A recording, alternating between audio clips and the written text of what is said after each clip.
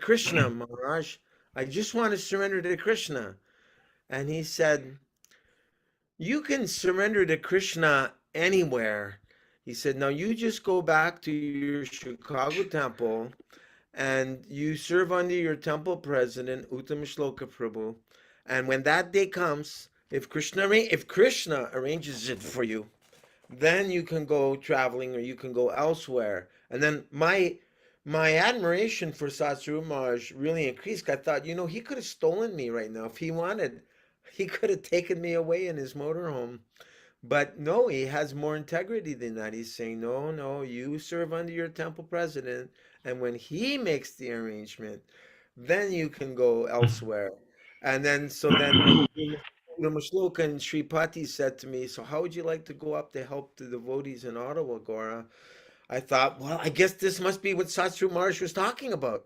Krishna's making the arrangement for me to go someplace else. So there was a devotee much, much greater than me. She had come from a little town called St. Andrews near Cornwall, Ontario. I drove through there. Every time I drove through there, I think, oh, this is Oh, a home of a great Vaishnavi, Karna Devi Dasi. that's right. And so Rupa Vilas Prabhu, he was like one of the first, like he's really high tech for his time because he'd give a walkie-talkie to Karna and she'd be distributing books in the shopping mall. And Rupa Vilas would there, security, security. And he'd be like, I don't know, what would you tell her? The security was coming for her? I'd beep her, beep, beep. And she would walk into a store and stop distributing until the guard passed. And then I'd give her another beep, beep, and she'd come back and continue distributing. Well, that's amazing. We never did that in America. We never had that kind of. That's the first time I've heard this. I've never heard devotees doing this. We did a few things. That's I remember amazing. when Srila Prabhupada visited in Toronto and Urimuna, and only, like 4 devotees could squeeze into the car with him. So we gave them a walkie-talkie, and we had one in our van following, and they held this walkie-talkie up to Prabhupada as he would speak, and we'd sort of hear it in the other vehicle. It wasn't the greatest, but it was interesting to listen in, following right behind them. Oh no, that's amazing. Yeah. Oh, I've never heard this. Oh, Gaura's got a This new is background today. Yeah, we've done a few other things too. That's amazing. I wish we would have did that. Not even Putin and his KGB knew about that. Uh, So did he send all the devotees to Siberia? no, but a lot came here. I don't know which part, but Huh. they definitely had their indoctrination camps here somewhere. Huh. It's a big place. Siberia is huge. Is it like the size of Canada or something, Siberia? It's massive. It's absolutely massive. Yeah. Actually, the people here are really nice. They're a lot different here than, say, I lived in Moscow for 20 years. The mood here is a lot different than in Moscow. It's just like if you go to America, you can be in New York. Then if you go to Mississippi, you get a whole different, the South of America, they're different. We go to California, they're different. It's the same way in Russia. Absolutely. People speak they're Russians, but it's kind of like a different flavor. You know what I mean? Yeah. What's your time zone there? What time are you? It's 20 minutes to 7 in the morning now. 20 to 7, and it's Tuesday for you? It's Tuesday, May 3rd. Okay, so wow, that's almost a full. You're 23 hours ahead of us on the East That's Coast. right. Yep. Cool. So nice to have you here, Jai Madhava Prabhu. Rupa Vilas, and thank you very much for coming, Nanda Patni and Prairie. Thank you for coming all the way from Montreal, about 7 hours away from me. She's my closest neighbor here, right? Montreal. Yeah, Jai Hare Krishna, Prairie. So happy you could come. Hare Krishna. Our godbrother Jaya Madhava Prabhu here, he's in Siberia. He's all the way in Siberia. 23 Wow. hours ahead of us. And Jai Madhava Prabhu, you joined in the Philadelphia temple, is that right? I actually, just to tell you real quick, I met devotees when I was 17 years old. I was a teenager in high school. And In I Philly? was like, yeah, Philadelphia. I'm from Philadelphia originally. And I started meeting the devotees on Harinam in downtown Philly and going to the temple, not just on the Sunday feast, but I would go during a weekday. And it was getting to the point where, when you went to the temple back in those days, back in 1971, the devotees would overwhelm you with attention. I mean, they'd give you armfuls, books, prasadam, they'd give you a flower garland. And I was living in my mother's house because I was just a teenager. So I would come home with a flower garland smelling like incense. My relatives absolutely freaked out. They didn't know what was going on. And then I would put all this prasadam. They would give me like extra prasadam. I would put it in the refrigerator next to the meat. And they didn't know what the hell it was. I mean, I didn't realize I was freaking out my relatives. But they saw me, getting sucked into the Hare Krishna movement. But I actually first met Prabhupada in 1974 at Henry Street Temple in Brooklyn. Oh, nice. Actually, I met him at the airport, and then we went to the Henry Street Temple. And the next year, when Prabhupada came to Philadelphia for the 1976 Rath Yatra, that was it. I shaved up and moved in. So, and Rupanuga Prabhu was our GBC, by the way, for the East Coast. Right. Rupanuga Prabhu, obeisance. All glories to Rupanuga Prabhu. Haribol. Jai Madhava Prabhu was talking about how he joined at 17 years old in 1974 in the Philadelphia temple. And the first time he met Srila Prabhupada, they drove up, I guess, from Philly up to Henry Street Temple. To the airport. We went first to the airport to greet Prabhupada. And then we waited for him when he got off the plane. It was an unreal experience. It's the first time I physically saw Srila Prabhupada. When he walked into the lobby of the airport, honestly, it was like the airport wasn't even the airport anymore. It was, besides the kirtan, it was just like a mystical transformation of the whole space. It was like something you can't even explain. You can't explain these things there's only so many things you can explain when you're physically in front of Prabhupada. It's so powerful. Some things you can't put into words. Anybody want to make a comment about that? It's Vaikuntha energy. Yeah, exactly. Sorry, I didn't cut you off. What did you say?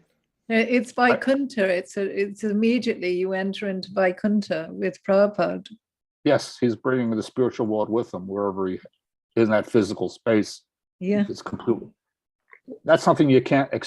Devotees always come up to Prabhupada disciples and say, "Oh, tell me something about Prabhupada," and it's like sometimes there's some things you just can't explain. We were just very fortunate to be able to be within his physical proximity because some things cannot be explained in words. I'm sorry, I can't explain it. It's too unbelievable. Beyond words. Beyond words, exactly. I remember the first time I saw Srila Prabhupada, we drove 13 hours from Winnipeg, Manitoba, my hometown. And I was there, I think we were there maybe 1 or 2 days, at least 1 or 2 days in advance. And the whole temple, which was the YMCA on Evanston, on Emerson Street in the suburb of Chicago, was being painted white. We're painting all the interior white. That's why Prabhupada said it's funny, every time he comes to visit a temple, it always smells like fresh paint. He said that at the Philadelphia temple when they walked up to it, because they were doing everything at the very last minute. As soon as he walked up to the porch of the temple on Woodlawn Avenue in Germantown, Prabhupada said, "I smell fresh paint." And the paint had just dried on the steps of the porch like a couple hours ago. Oh, what on earth he must have thought of all of us. And they planted flowers and marigolds, that were never there previously, Right. Want to make everything paka, everything first class for Prabhupada. That's right. So adorable. And then the excitement the day of actually Prabhupada arriving, which was for the July 4th weekend. Prabhupada is coming. Prabhupada is coming. And I remember everyone like rushing around to find a vehicle to drive to O'Hare Airport. And somehow or other, I got into one of them. And then we got there. and we had this huge kirtan. Like there was 108 uninitiated Radha Damodar boys on from the buses that were there, and Wow. deities were going to be installed on in all the vans that were connected to all the buses. And then it was either probably supposed to arrive at the American Airlines or at the United Airlines. But then so we were at one of those terminals, and our kirtan with like seemed like 400 devotees were there, was building and building, and then it was announced that such and such flight was actually arriving at the other terminal. So that caused the whole kirtan to go from one side of the terminal to the other side, and you could immediately see who were the pious stewardesses and captains, because some of them were like clapping their hands and they were smiling, and others were like giving this dirty look, like who let Yeah, these right. people in here? And then finally, so kirtan was building and building and building, and then the doors opened, and I can't remember if Prabhupada was the first. I don't think it was the first. I think a few other people came in, and then Prabhupada came. The kirtan was huge, massive, because it was resounding in the Mhm. air terminal. So by the sound of the kirtan, I expected Prabhupada to be like 7 feet tall, you know. And when he came in, he was, you know, physically speaking, uh, diminutive, or like Yeah, kind of like, 5'2" inches, but his presence filled the whole room, and yeah, he exactly. lit up with a big smile on his face. He was so happy to see all his sons and daughters, and devotees were crying and smiling at the same time, and everyone hit the deck and offered their obeisances to Prabhupada, and then the sannyasis made a kind of like a guard circle around Prabhupada so that we Yeah. wouldn't touch his feet. And they were When throwing flowers like crazy on Prabhupada. What were we going to say, Jai Madhava? when Srila Prabhupada came off the airplane at 1974 at JFK Airport, and he was walking towards me, the bhakta next to me said to me, he said, "Oh my God, he looks like he just walked out of his books." Very He said, insightful. he looked like he just walked out of his books. I'll never forget when he said that to Wow, me. That's a very good one. cool. And Very cool. when the devotees made their obeisances, I stood a little extra longer before I offered my. I was just Bhakta Michael, but I stood a little longer just to see him. And as he walked by me, it seemed like he wasn't even walking on the ground. And not just that, but considering all the hundreds of devotees that were there with the kirtan to give Srila Prabhupada so much attention, another thing that struck me was, you know, he's not taking this for himself. He's giving it to Krishna. In other words, he's not being. It's not. Usually when people get adoration, they can't hide their pride. They take. Right. But Srila Prabhupada was getting all this attention and worship, actually, and he was just detached completely. That thing I noticed immediately. No false ego. Yeah, it was stunning. I noticed that immediately. Absolutely detached. No narcissism, like seeing a big rock star or something. Yeah, no, completely detached. And I was like, wow, this is I've never met anybody like this in my whole life. I know, totally mind blowing. It's So not, Rupanuga Prabhu, he had Prabhupada's audience more than any of us for every morning for 2 years, from 1966 to 68. He sat in Bhagavatam class with Prabhupada, and 3 nights a week, just like we're doing, he was attending Prabhupada's Bhagavad Gita classes. So from a material point of view, one could say, well, if you see the same person every day, then, that wouldn't be like Vaikuntha all the time. But for you, Rupanuga Prabhu, I can't imagine. It must have been ever fresh. Well, it was obvious that you walk in the storefront and Shubha sitting on the dais. Was not actually a Shingasan or Vyasasan. It was a dais built up and covered with some cloth. And he was leaning his back against a cover from an overstuffed chair. That was his back of the dais. And in front of him, there was a little podium just big enough to hold the books. And the first level below that, there was a disciplinary succession. And the next level below that, there were two candelabras on either side. And so Srila Prabhupada was like, he was like the altar, he was like the worshipable deity. See, so that's what you saw when you walked in the storefront. And my first time I saw Srila Prabhupada there at the storefront, I'd seen him before at the Tompkins Square Park. The first time I heard him speak, a few minutes, I had the realization that my search was over. This is it. Yeah. Same thing here. Yeah. Same thing with me. No, Such a no, good no further research is required. That's it. Yeah. He said that he was speaking under the tree, under the elm tree there in Tompkins Square Park. That's the first time you heard him? Yeah, my first time I heard him, he was chanting there. It's the first time I saw him. I saw photographs of him in the East Village Other. It was a local newspaper. And they had a headline one day, "Save Earth Now."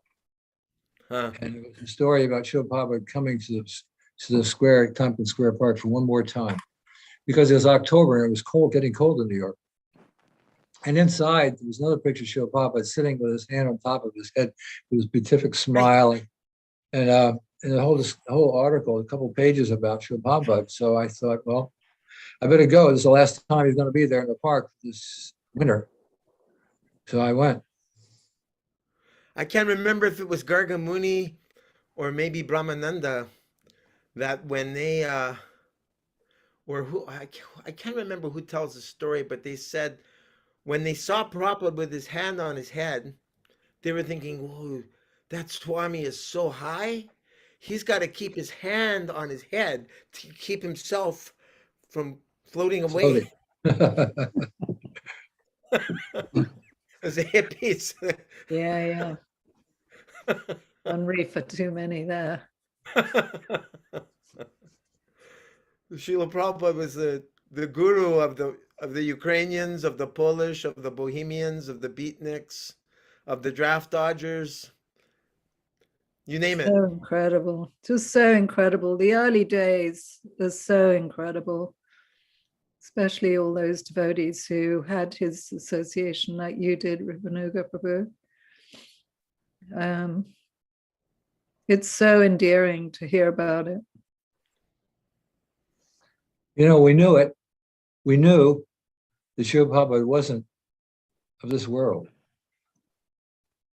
Mm. It was obvious.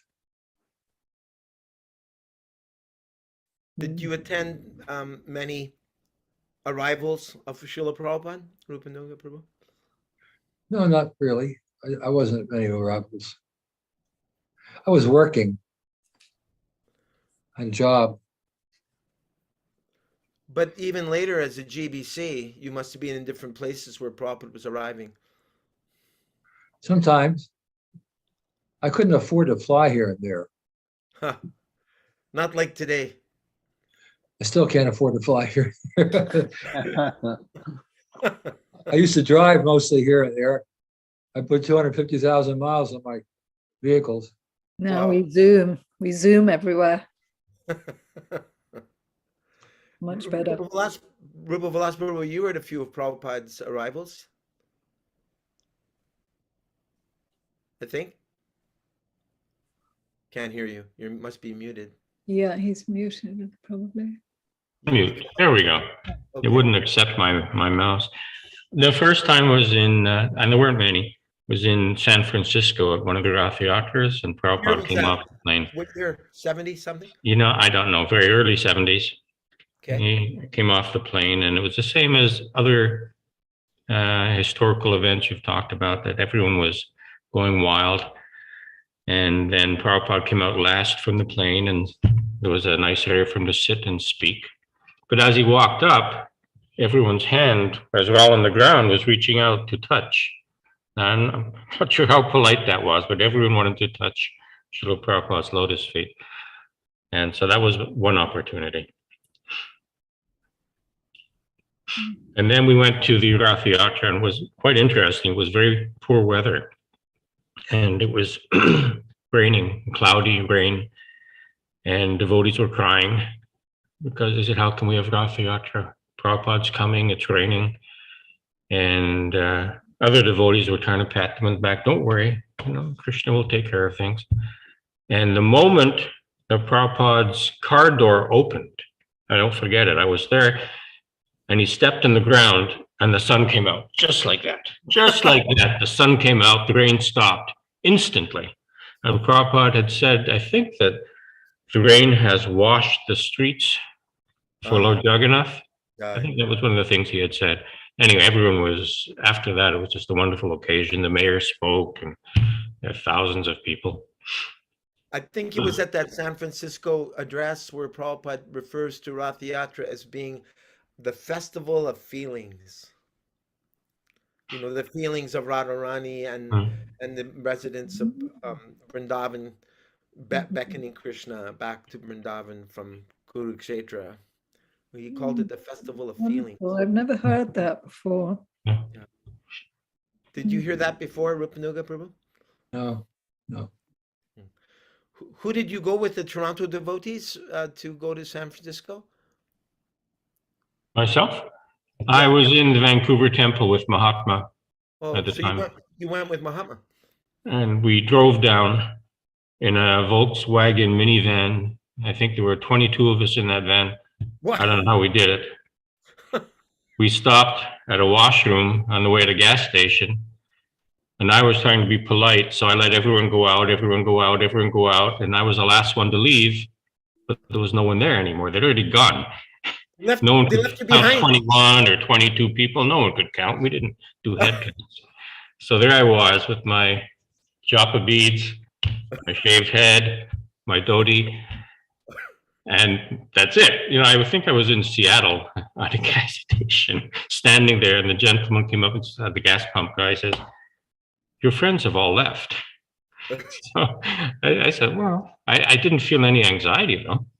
He said, no, we're going to go and I'll find a way. And somehow we got the phone number of the next temple they were going to stop at. It might have been Portland, I don't remember. We called them, they sent a car, picked me up, and we continued from there. Great. Wow. But I didn't have a penny on me at that point. You're stuck, beads, nothing else. You have ID and japa beads. In the middle of a foreign country, because I was not used to the United States. Anyway. Who did you go to that Rath Yatra with, Jai Madhava? Do you remember the devotees? Oh, it was the Philadelphia. Oh, are you talking about 1974? Yeah. It was the entire Philadelphia temple. Wow. We just got in the vans and drove 3 hours to New York to go to the airport. And left one pujari behind? And yeah, and we all went to the airport, and then we went to the we went to the airport, and I specifically remember after the airport, they took us to the New York Library, and we all jumped out and did a Harinam, and then we went to the temple. Okay. Where Prabhupada was staying. Okay. So they did a big Harinam in front of the New York Library. That was not for real. I never did that before in front of the New York Library. It was amazing. Transcendental. And then we saw Prabhupada at the morning program, and I was there when Prabhupada came down to give the Srimad Bhagavatam class. I was actually standing right in back of him, and it just amazed me because I never stood in front of Radha Krishna deities before, because I'm from Philadelphia, and in Philadelphia we had Jagannath deities, and there I was in front of Radha Govinda. The curtain opened, and there's Srila Prabhupada like just a few feet from me, and then the sannyasis, and it was just an otherworldly experience. But the thing I really noticed after Srila Prabhupada's lecture, when he was leaving and the devotees were throwing flower petals at the ground, and I was standing outside with my coat on, and I was thinking to myself, I hope Prabhupada doesn't look at me, because I'm just Bhakta Michael and some, hippie, and all these other devotees are shaved up and looking really nice. And here I am, I hadn't moved in the temple yet. And I was honestly thinking, I hope he doesn't notice me. And exactly this thing that happened that I didn't want to happen. Just as he got in the back seat of the car, he turned around and looked right at me. And I felt like I was hit with a bolt of lightning. I thought, oh my God, all these devotees, and he knows I'm here? That's the thing that struck me. I said, Prabhupada knows he knows everything. He knows all the devotees. He knew I was there. It Yeah. shocked me, actually. And it gave me this look of compassion that I just can't even describe. I was so embarrassed that he was You staring felt- right at me. You felt included. Yeah, I was. Yeah, I mean, I knew there was no doubt in my mind. He knew I was there. So it stunned me Wonderful. because Prabhupada's disciples always told me about Prabhupada's mystical powers, but he never showed them. And here I was getting a glimpse of it. And I was like, wow, this is so this pretty much started to push me over the edge. That's why I ended up joining. Sealed the deal. Yeah, next year, same thing. When it came to Philadelphia, I had the same thing. When they were pulling Prabhupada on the Rath Yatra cart,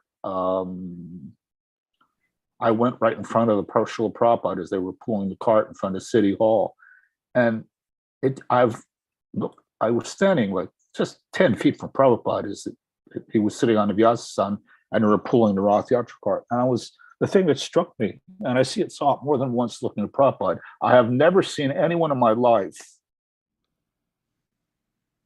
with such a look of gravity.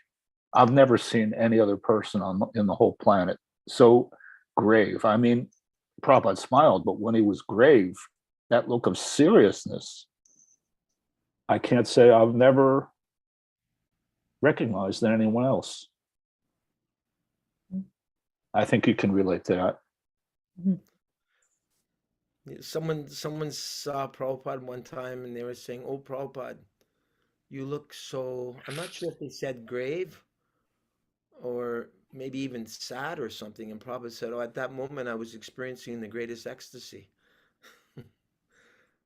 So with Yeah. gravity, you can't really understand someone's mind. No. I'm not trying to speculate. I just told you what I saw. Yeah, no, I'm not Yeah. saying you're speculating. I'm just saying the quality of gravity is you can't really tell what's going on with that person. Yeah, it's just otherworldly. It's amazing. So I'll just start, since the tradition is to start with the Krishna book song, and I'll just sing it through once because if we try to sing it together, everything collides.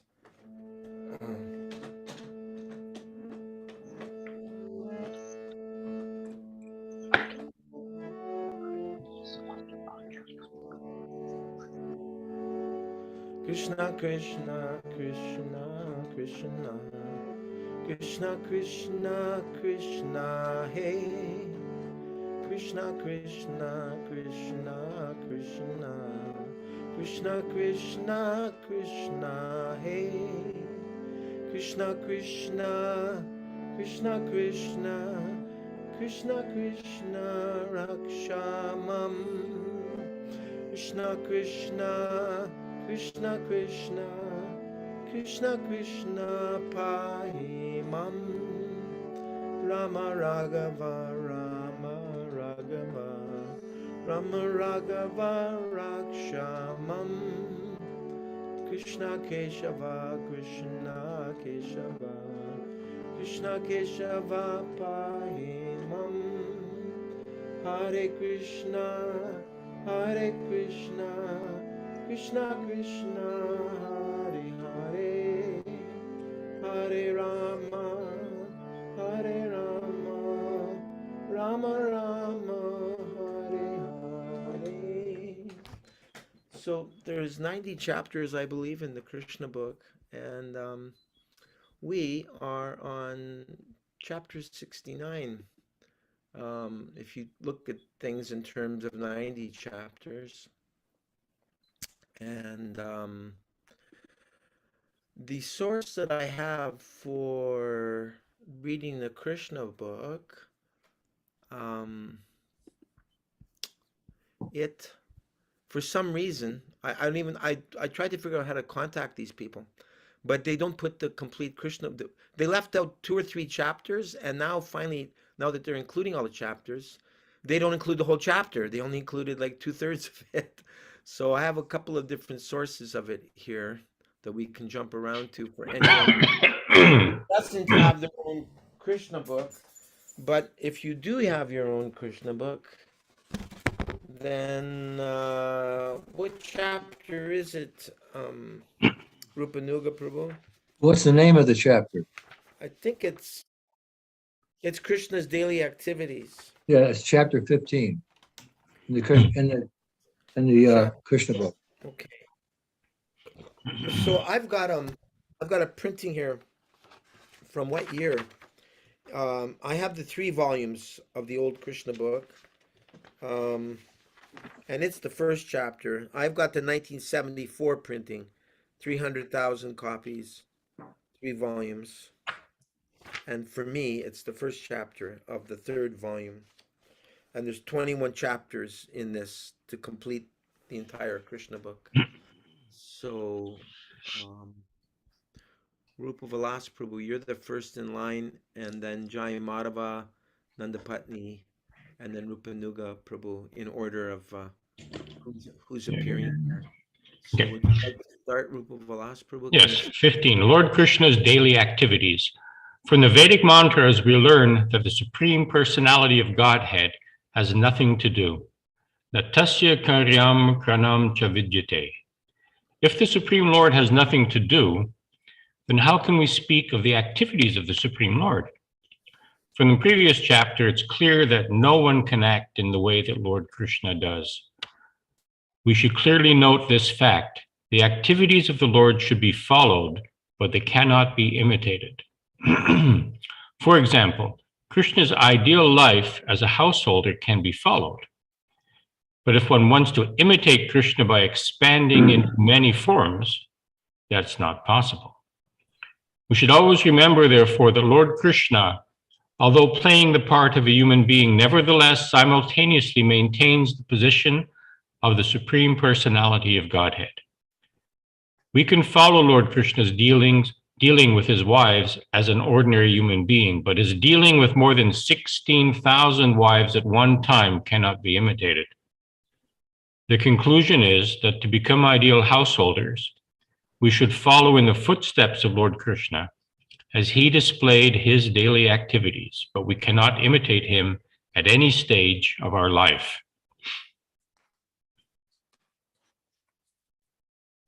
Madhava?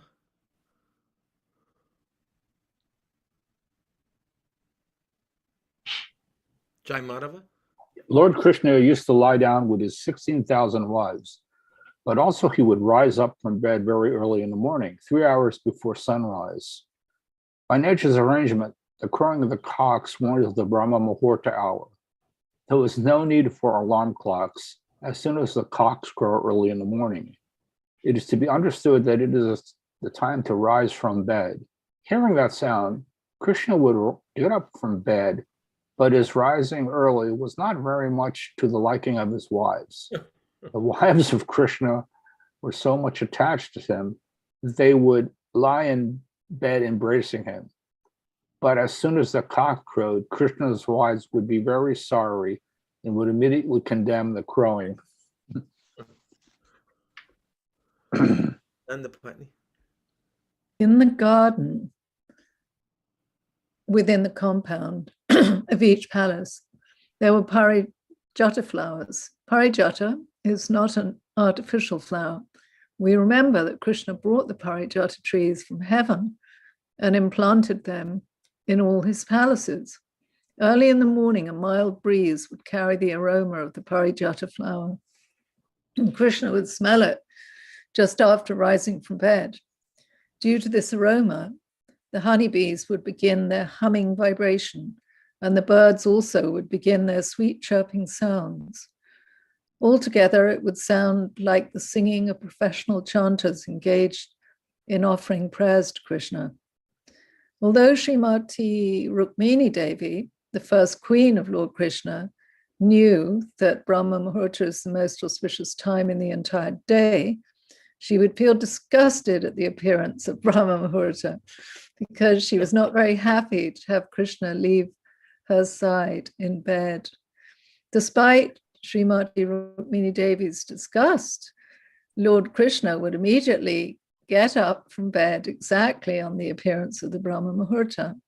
An ideal householder should learn from the behavior of Lord Krishna how to rise early in the morning however comfortably he may be lying in bed embraced by his wife. Cute. Rupanuga. Oh, I was going to ask you, Nanda Patni, did we say in an earlier session that the Parijata flower is related to the jasmine flower, or am I imagining? I can't remember if it was that or something else. We sometimes, try and look them up. If you have a second, Yeah, I can have a note. you look up Yeah. Parijata? Yeah. See if it has a Latin name or Rupanuga Prabhu. After rising from bed, After writing. after rising from bed, Lord Krishna would wash his mouth, hands, and feet, and would immediately sit down and meditate on himself. This does not mean, however, that we should also sit down and meditate on ourselves. We have to meditate upon Krishna, Radha Krishna. That is real meditation. Krishna is Krishna himself. Therefore, he was teaching us that Brahma Muhurta should be utilized for meditation on Radha Krishna. By doing so, Krishna would feel very much satisfied. And similarly, we will also feel transcendently pleased and satisfied if we utilize the Brahma Muhurta period to meditate on Radha Krishna. And if we think of how Shri Rukmini Devi and Krishna acted as ideal householders to teach the whole human society to rise early in the morning and immediately engage in Krishna consciousness.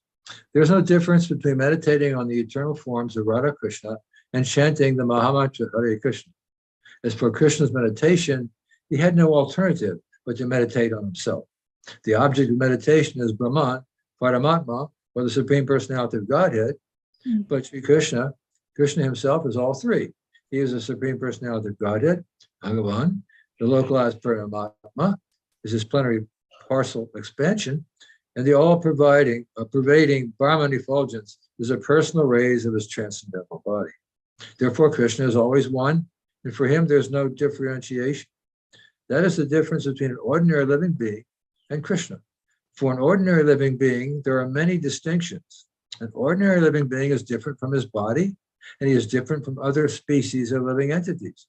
A human being is different from other human beings and different from the animals. Even in his own body, there are different bodily limbs. We have our hands and legs, but our hands are different from our legs. The hand cannot act like the leg, nor can the leg act like the hand. The eyes cannot hear like the ears, nor can the ears see like the eyes.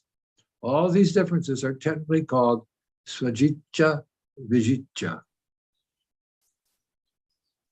This reminds me of, when we sang when the greet the deities in the morning, there's that Brahma Sanghita verse. Anganiyasya sakalendriya vritti manti pasyanti panti kalyanti chiram jaganti ananda chinmaya sadujvala vigrahasya govindam aripurusham. And that verse describes how Krishna can do anything with any one of his senses. So I guess the term omniscient describes that, correct? Omniscient, omnipotent. He can do anything with any one of his limbs. He can. Omniscient would mean all-knowing, so I don't think that's the word. So omnipotent then. All-powerful. Omnipotent. That just by glancing at some food before him, he can relish that food, the bhakti that's within that food, with his eyes instead of having to eat it with his mouth. Did you find that information, Nandapatni? I did actually, you're right. It's the Latin botanical name is Nysacanthes arbor tristes, which is really interesting that arbor tristes, because a trist, as it came down into English vernacular, a tryst was like a love affair. So it's funny that the night flowering jasmine, is very what's the word? Very, very dear to Krishna. Mm-hmm. It's also said that that's when he smells the night flowering jasmine on the Sharad Purnima, it incentivizes him to have the rasa dance. So it's a very significant flower. when I lived in Florida, I opened a preaching center in Clearwater Beach, and I remember when I first moved there, at night, this amazing aroma filled my bedroom, and I couldn't figure out Mhm. what is that? Where is that coming from? And next morning, I noticed there was this jasmine flower growing just outside the window. So I guess that's why they call it night blooming jasmine. Yeah, I mean, it's we have jasmine in the northern hemisphere as well, but this particular, the tropical one, I've actually sold it as a house plant, curiously. It's all over South Asia and Southeast Asia. So in those warm climes, you know, in those warm nights where the temperature doesn't drop like it does in the northern hemisphere, Right. that's when the aroma really, really carries. It just doesn't drop, like, you know, it stays the same potency as it goes into that nightfall. Mhm. So it's really kind of balmy and exotic. Yeah, amazing. Yeah, yeah. Prairie, Prairie, it's your turn. Um, the bodily limitation. I have a Okay. I have a comment. It's Yes, Yes. please. oh, Yes, please. there's that verse in the Bhagavad Gita, I don't remember exactly, but it says that living entity will attain a nature like unto mine.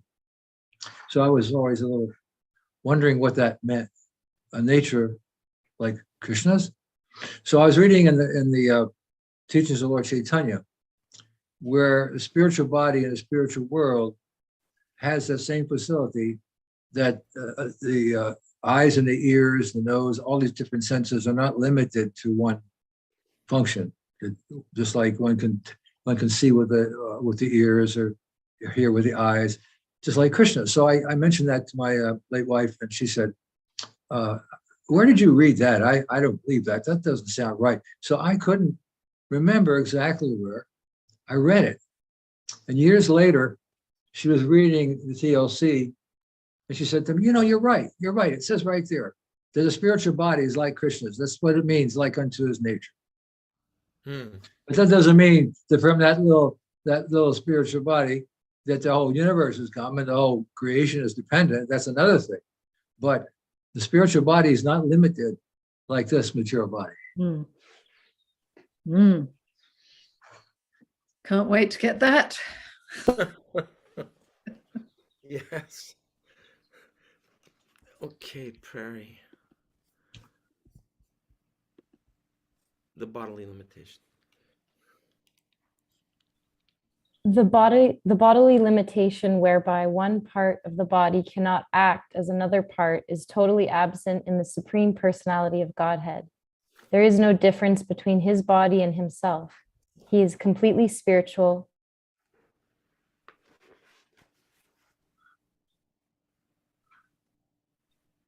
And And therefore, therefore, Baladeva is the first expansion of Krishna. wait a minute, wait, we missed a whole chunk there. You went out. and therefore, Sorry. And therefore, there is no. Sorry. And therefore, sorry, my internet was cutting out. And therefore, there is no material difference between his body and his soul. Similarly, he is not different from his millions of incarnations and plenary expansions. Baladeva is the first expansion of Krishna, and from Baladev expansion Sankarsana.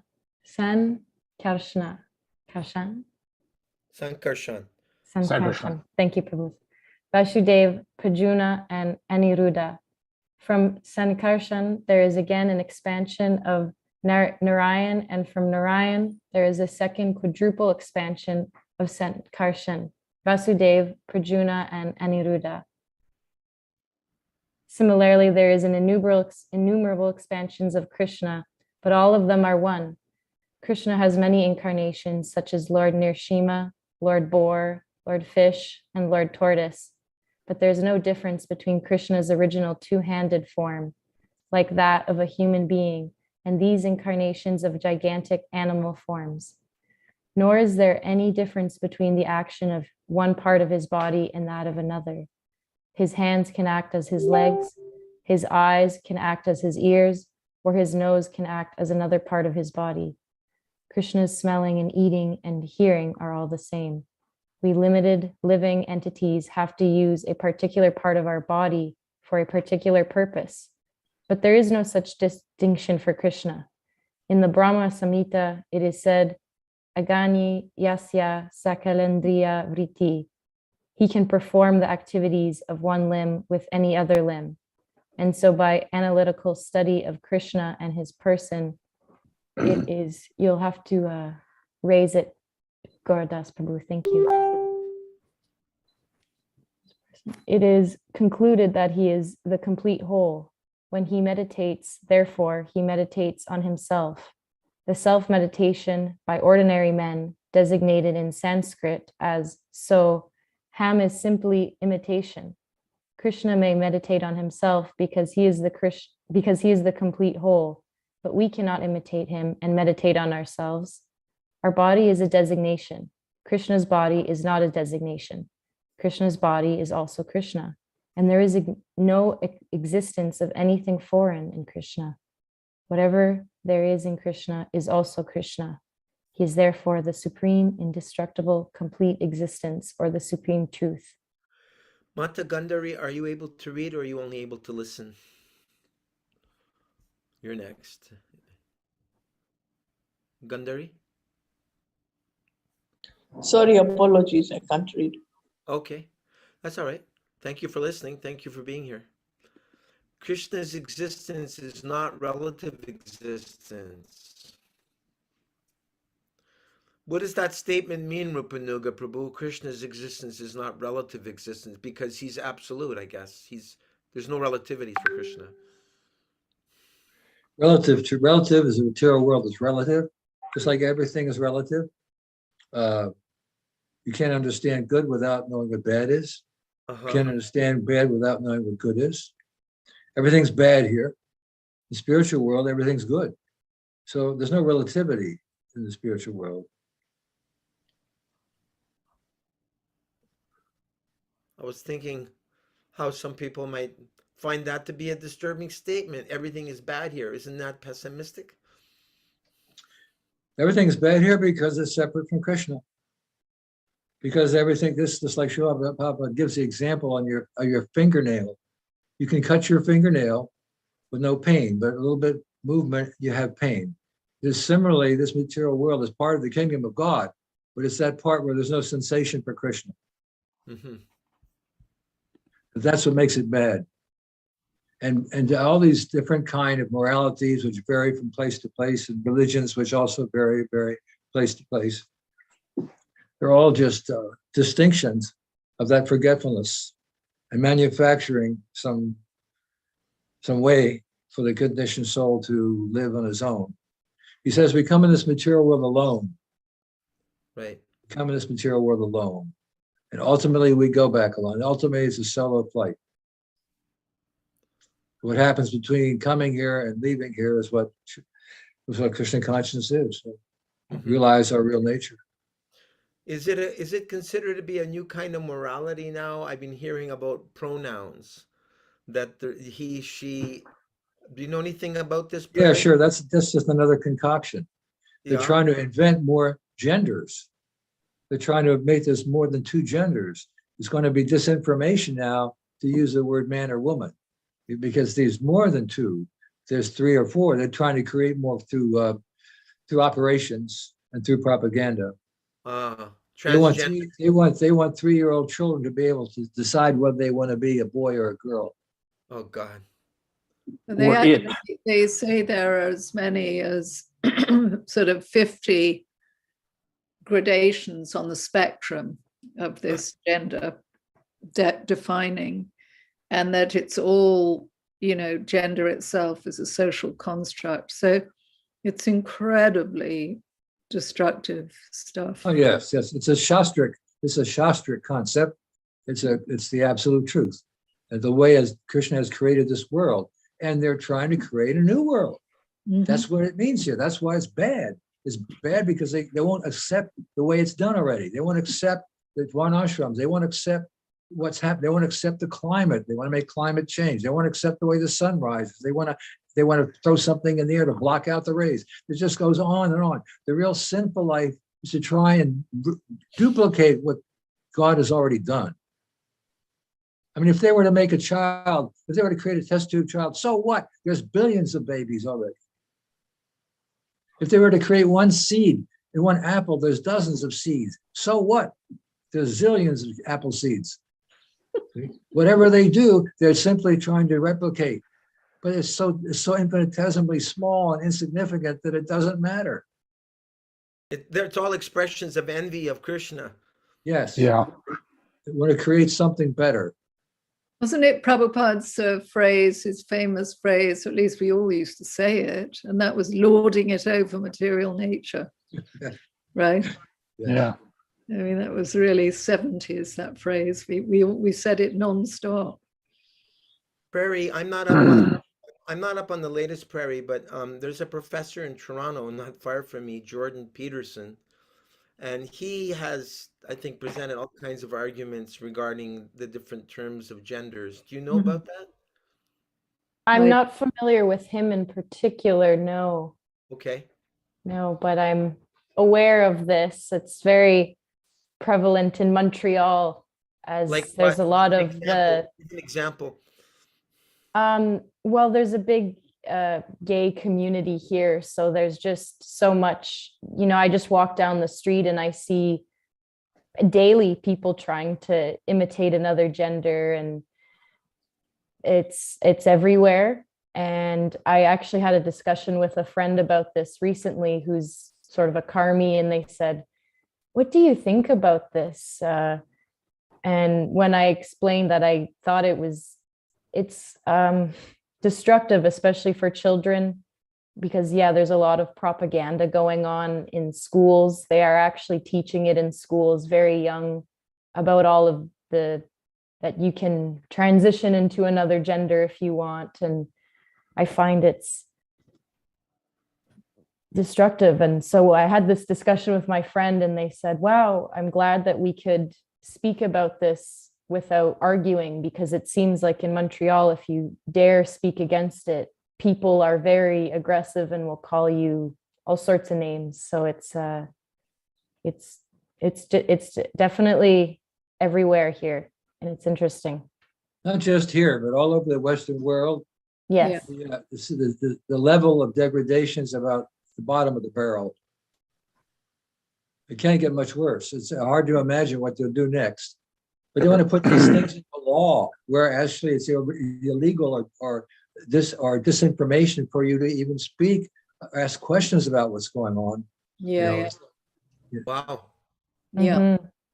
Yeah. And I know I actually know of some people, sort of friends of friends, who have done some of these medical transitions, and they have actually come out publicly saying that they regret it, and that it's only made their dysmorphia or whatever even more confusing. And they said that this really shouldn't be made into laws, and they're trying to, after having experienced it. And I thought, well, that's interesting. But I think it's very much a lot of envy of Krishna. And I think behind it all, we have to remember what Srila Prabhupada told us in 7th Canto and in Rajavidya, King of Knowledge, that the Rakshasas are in control of society. So we just can't expect anything good. Yeah, they're not even trying to hide it anymore. They're right out in the open. No, they're very confident now. They don't care. Old. They've been writing about this in books for decades, but now they've reached such a level of accomplishment that they don't care if it's all in the opening, because they feel no one's going to be able to stop them. It's too late. Yeah. Yeah, it's unbelievable. Giving They us, just don't realize. Of course, they don't realize that this is the year 535 Garubda, the 535th year of the Golden Age. And their apparent victory is short-lived. because of Lord Chaitanya's influence. That's why Harinam is so important. because we have to vibrate the holy name and purify the atmosphere.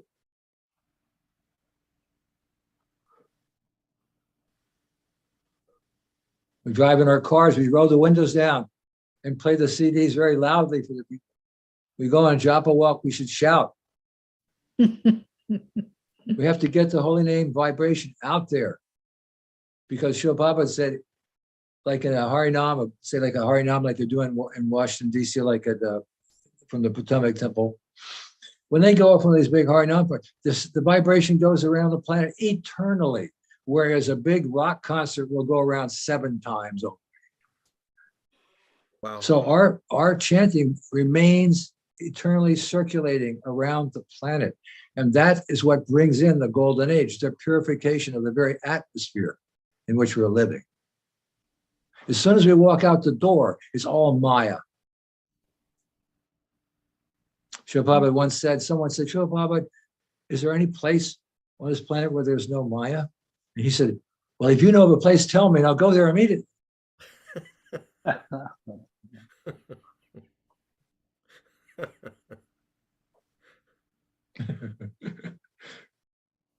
I was just hearing from a devotee today that at the Detroit temple, the temple president has forbade the devotees from going on Harinam. What? And I was thinking, Yeah, oh my that's God, crazy. they're under the influence of the demons to ban Harinam. Oh, this is going on in this is not just Detroit. This is going on in a lot of places. Sad. Really? Yeah. Why would they not want people to go on Harinam? What's the COVID. Oh, that's silly. Yeah, there was in London in the big lockdown. There was this extraordinary scene of Oxford Street, which of course Rath Yatra has gone down this great big long street. It's about two miles long, and anyway, it was all completely in lockdown, like some weird kind of post-apocalyptic thing. And the devotees went out on Harinam, even, just against all odds. And what was so fantastic about it was that the name and the mridanga and the kartals, they just kind of ricocheted off all the buildings because there was no traffic. So it was just echoing all the way down Oxford Street. And there was some sort of lone motorist who went past in his car and he was like, yes. It's just so fabulous. This was a cartoon or actual? No, it was for real. In the first lockdowns, the British were big on lockdowns. I mean, wow. The whole world was, but it was one of those kind of like weird apocalyptic scenes. But then there was Lord Chaitanya's movement. It was just so fantastic. It was it's so amazing great. when you're a multi-billionaire and you can buy the media, how you can seemingly control the world, strike fear into everyone. People actually love the devotees, even if they go all wiggy, when they go past them and everything. They actually love the Krishnas. They do. You see it all over the world. They get all kind of weird, when they go by like, whoa, but actually they love seeing the devotees. They really do. It's like, they're the Haris, whoa. They love it. Many times they ask, where have you been? Where have you been? Yeah.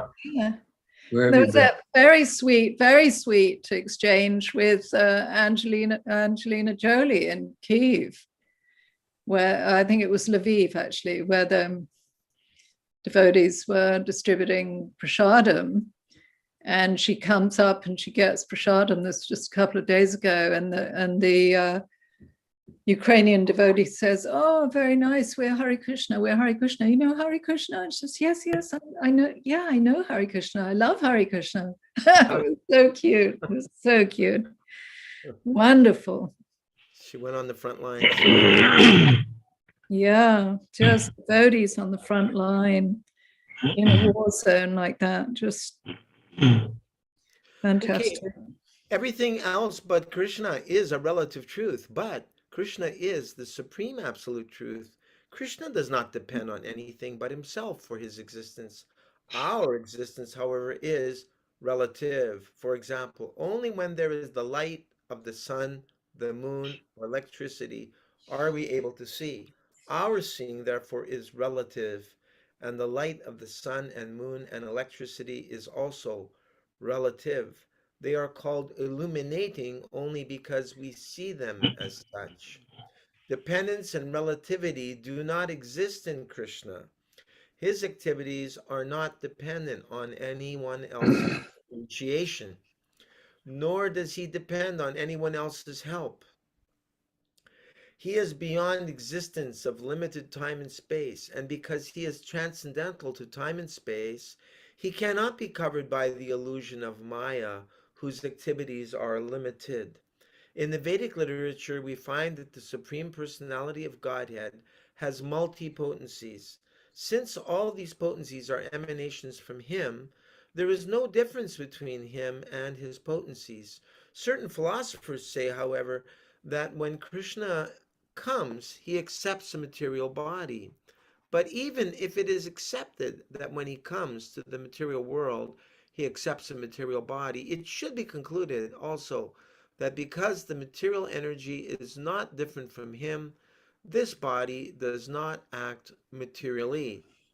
In the Bhagavad Gita, it is said, therefore, that he appears by his own internal potency, Mamaya.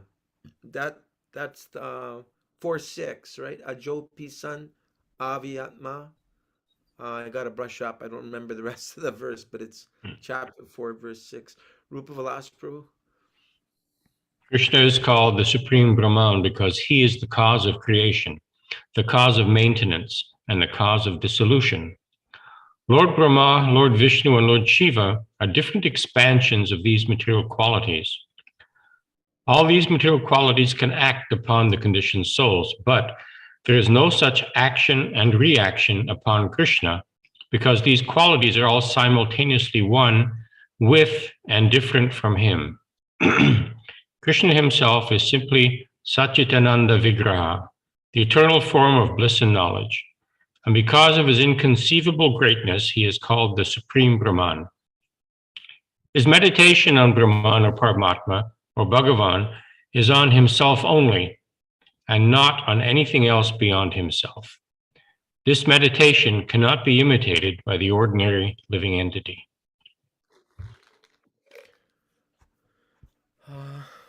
Let's see who's next in the row here. Oh, it's I think Nanda Patni. Yeah, no, excuse me, it's Jai Madhava, then Nanda Patni, then Rupanuga. After his meditation, the Lord would regularly bathe early in the morning with clear sanctified water. Then he would change into fresh clothing, cover himself with a wrapper, and was to offer obligations to the sacrificial fire and silently chant the Gayatri mantra. Lord Krishna, as the ideal householder, executed all the religious functions of a householder without deviation. When the sunrise became visible, the Lord would offer specific prayers to the sun god. The sun god and other demigods mentioned in the Vedic scriptures are described as different limbs of the body of Lord Krishna. And it is the duty of the householder to offer respects to the demigods and great sages, as well as the four fathers.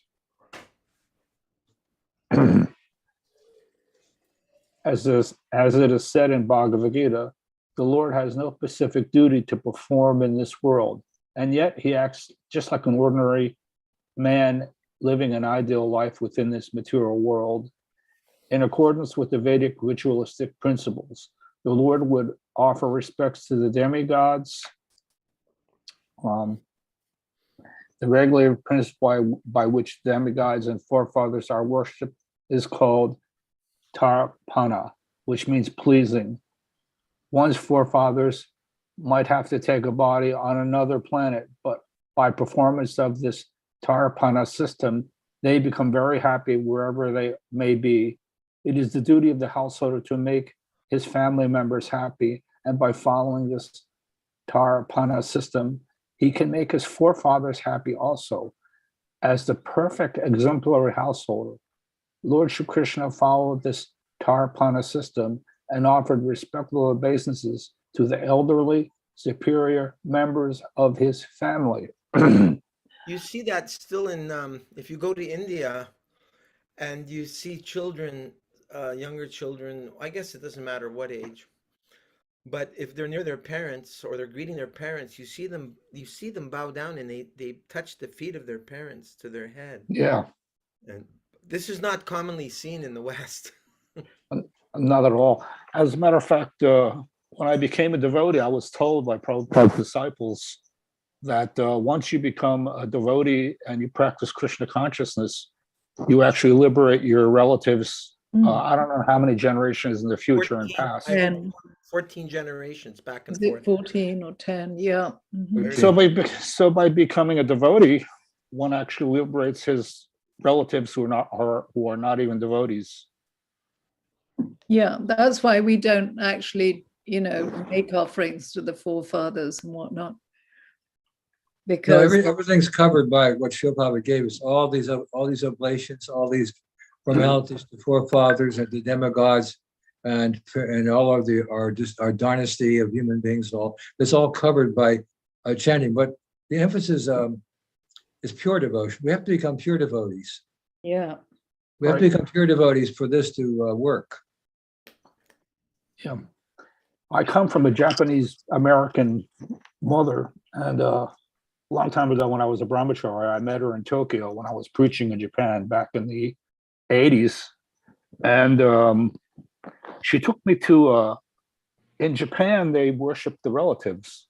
So I had to light some candles and pour some water over my grandfather's grave and talk to him. I didn't want to insult my mother, I mean, I couldn't do that. But as she walked away from his tombstone, I chanted the Hare Krishna mantra right to him. And here's the thing. My mother took a photograph of me standing next to my grandfather. I never met my mother's father. My grandfather, he died when I was born in Tokyo in 1953. He died right after I was born. And then they took me to America as a baby. But my mother took a photograph of me standing next to my Japanese grandfather's grave. And I swear to you, in that photograph that she showed me, there was me standing next to his tombstone. And in the right-hand side was his face. Like, you get these paranormal photographs of ghosts. He actually was there when I was chanting his name. What? No, he was there when I was chanting the Hare Krishna Maha Mantra to his tombstone. I didn't do it when I didn't want my mother to hear it, but I did it when she walked away. I walked right up to his grave and I chanted the whole Hare Krishna Maha Mantra. And then before we left, she took a photograph of me standing next to his tombstone. And when the photograph was developed, it was me, his tombstone, and his face was in the picture. Wow. Absolutely. It stunned me. It's like one of these paranormal photography things, It's real, That's a true story. The worship of the relatives is a real phenomena.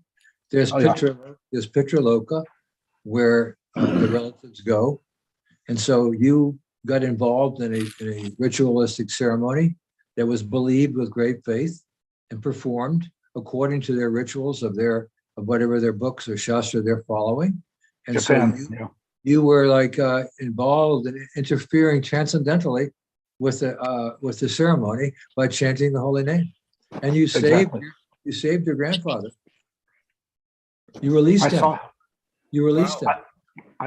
I'm telling you, I actually saw this.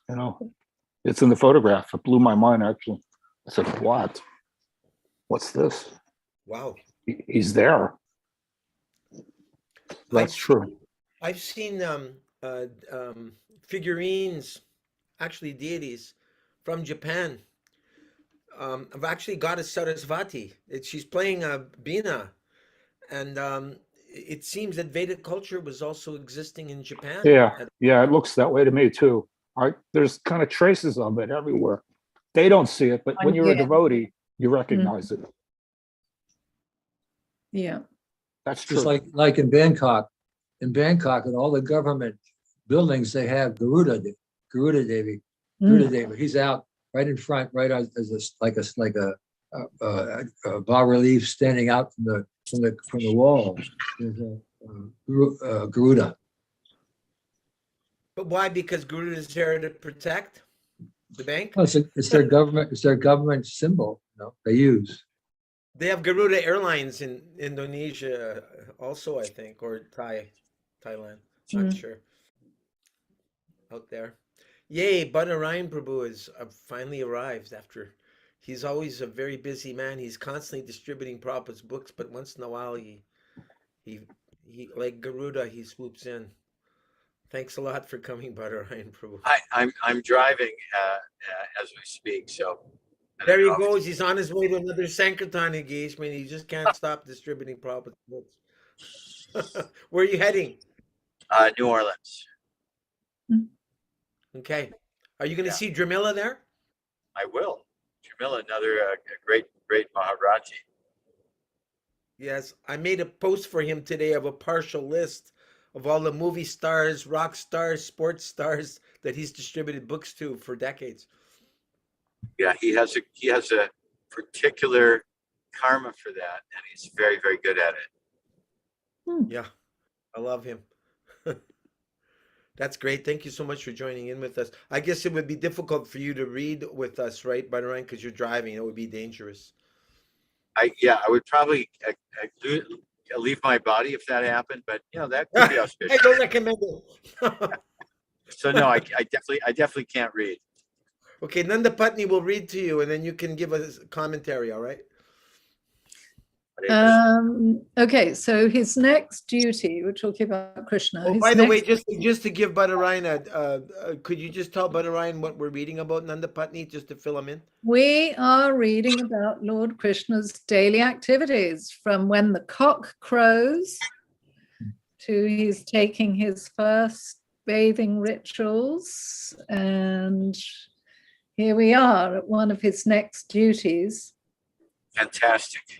I'm all ears. Oh, you're all ears. Was to give to the cows in charity to the Brahmins. Lord Krishna used to give as many as 13,084 cows. Each of them was decorated with a silken cover and pearl necklace. Their horns were covered with gold plating and their hooves were silver plated. All of them were full of milk due to having their firstborn calves with them, and they were very tame and peaceful. When the cows were given in charity to the Brahmins also were given nice silken garments, and each was given a deer skin and sufficient quantity of sesame grains.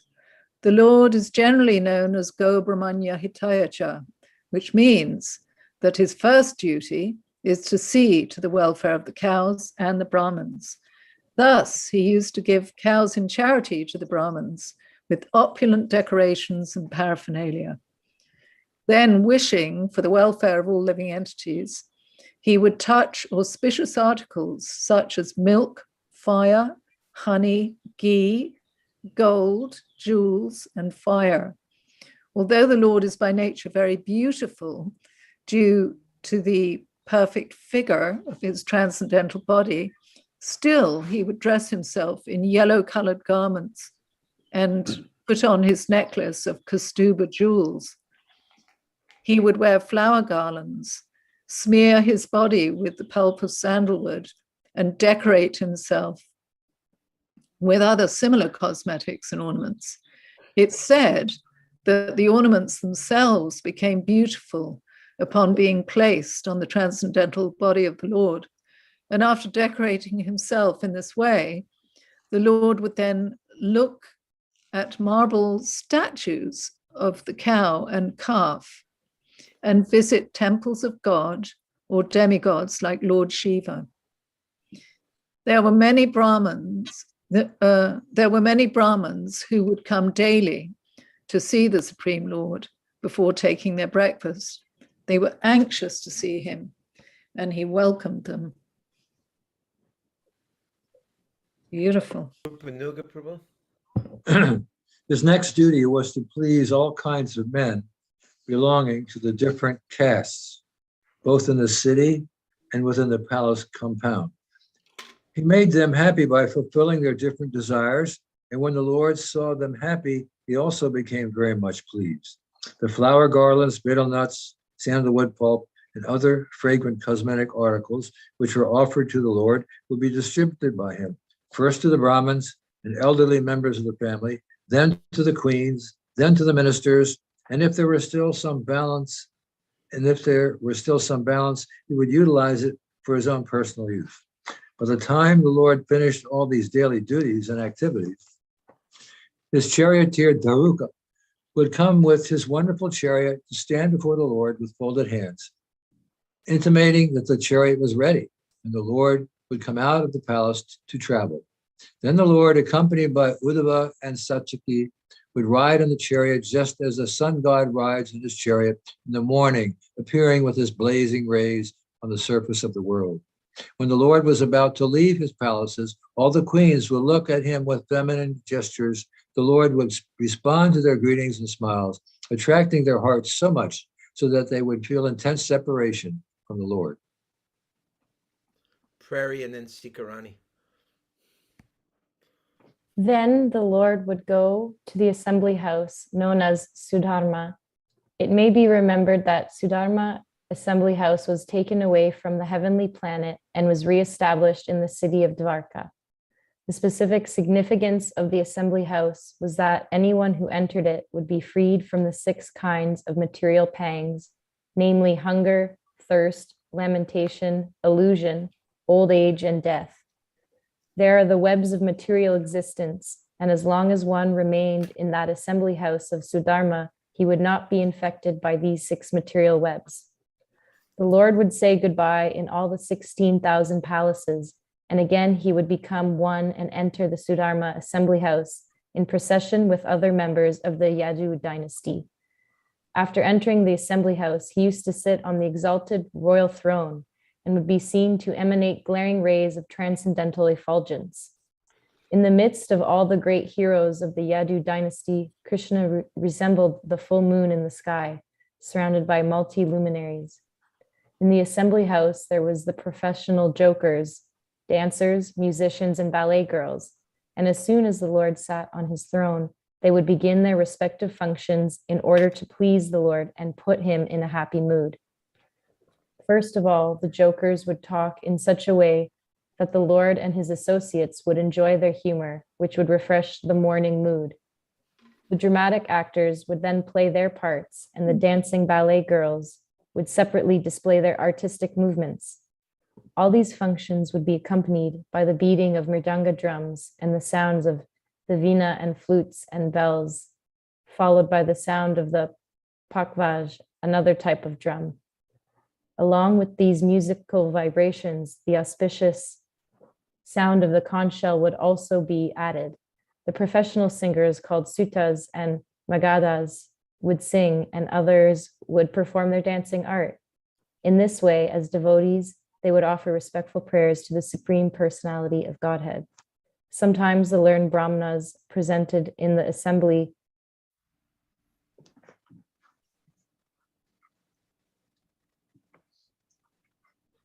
You cut out. Present in that assembly would chant. Are you there? I think Hello? her internet dropped. Okay, I'll finish the paragraph then. Sometimes the learned Brahmins present in that assembly would chant Vedic hymns and explain them to the audience to their best. Are you back? Yes, sorry. I just realized my internet's been very unstable tonight, so Okay. I'm not sure what part I cut out. You can, if you want to. Just finish and explain them to the audience. In that assembly, they would chant Vedic hymns. Oh yes, sometimes the learned Brahmins presented in that assembly would chant Vedic hymns and explain them to the audience to their best knowledge. And sometimes some of them would recite old historical accounts of the activities of prominent kings. The Lord, accompanied by his associates, would be very much pleased to hear them. Thank you. Sikarani, before Bibo. you begin, I just wanted to run this by some of the old-time devotees here. Nanda Sure, Patni, old-timer, Nanda Patni. Rupanuga Prabhu, Jaimadava Prabhu, and Rupa Vilas Prabhu. Do you recall? I'm sure you'll recall that at one point, Srila Prabhupada instituted, I believe he instituted, because I noticed in Chicago Temple, starting in 76, and then we continued in Ottawa Temple and Montreal Temple, we would have, because we were just been hearing about Krishna enjoying the musical sounds of various musical instruments, and we would hear da, da, da, da, da, da, da. It was the Shania playing morning raga, and there would be an Yeah, evening. I remember. I remember when they started doing that. Yeah. Do you Yeah. remember? Rupanuga? Yeah. Well, it started in Mayapur, I believe, when they played a LP record. The artist's name was Khan. He was a Muslim artist. Ali They Akbar played, Khan. and they Bhishma- played. Bhishmo Khan. Bhishmo. They played the record for Srila Prabhupada to get his opinion, and he said it is completely spiritual.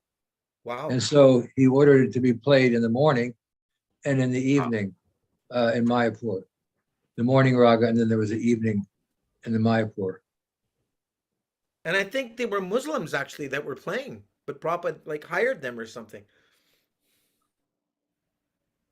It was wonderful when it was played in Mayapur. It was so incredibly atmospheric. And I Yes. remember also actually when I first arrived in Bombay in 1979, and for some reason I was put in one of the hotel rooms. And when I woke up in the morning, the very, very early morning, there was a Shania playing under my window there. I mean, it was just extraordinary. And again, it was so atmospheric in those early hours. I Yeah, remember they used to play it also. I remember in the same year. your voice is breaking up, Bhadarayam Prabhu. 79, we were in Los Angeles. Okay. Can you hear me now? 79. Los So yeah, they Angeles. used to play the Shania after Mangalartik in Los Angeles on Watsika Avenue, Yeah. 1979, and it was also just magically sublime. Just created this incredible spiritually surcharged atmosphere, and on the whole block. It was so wonderful. It Yeah. has a sense of yearning about it. The instrument, it's almost to me a little bit like the peacock cry. It has this very, Plaintive. yes, but yearning. No, but I actually believe, I'd have to search it out, but I believe that Prabhupada actually instituted this in ISKCON. He wanted this played every morning. I think it's died out in most temples. It's gone. It's gone. Morning and evening. Yeah. Actually, it has to do with Mother Radharani's separating in the morning and then again coming together with Krishna in the evening. Really? That makes sense. Yeah. Wow. Yeah. You really could feel that mood. Yeah. Yeah. It's something, it's one of a few things that needs to be stored in our beloved Entered ISKCON. into that mood, especially commitment. Yeah, you really felt that. Yeah. We would chant our japa also, because Yeah. it was only played Yes. at half an hour. It was only half an hour long. And then someone put the japa tape on. I know that Jayad Swami, I heard he didn't like the japa tape because it was, that japa tape was made during the marriage of Bali Mardan and Tritriya, Miss Toyota. So whenever Jayad Swami hears the japa tape, he thinks of that marriage. So maybe I shouldn't have told you about it. I don't want to spoil Silly it. him. Okay, Sikarani, you're up. Thank you for coming, Sikarani. Better late than never. No worries. Once upon a time. Yeah, 1 second.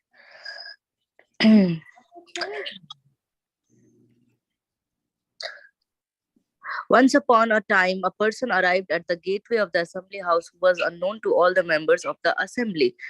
And with the permission of Lord Krishna, he was admitted into the assembly by the doorkeeper. The doorkeeper was ordered to present him before the Lord. And the man appeared and offered his respectful obeisances unto the Lord with folded hands. It had happened that when King Jarasandha conquered all other kingdoms, many kings did not bow their heads before Jarasandha. And as a result of this, all of them, numbering 20,000, were arrested and made his prisoners. The man who was brought before Lord Krishna by the doorkeeper was a representative messenger from all these imprisoned kings. Being duly presented before the Lord, the man began to explain the actual situation as follows. My dear Lord, you are the eternal form of transcendental bliss and knowledge. As such, you are beyond the reach of the mental speculation or vocal description of any materialistic man within this world. A slight portion of your glories can be known by persons who are fully surrendered unto your lotus feet. And by your grace, only such persons become freed from all the material anxieties. My dear Lord, I am not one of these surrendered souls. I am still within the duality and illusion of this material existence.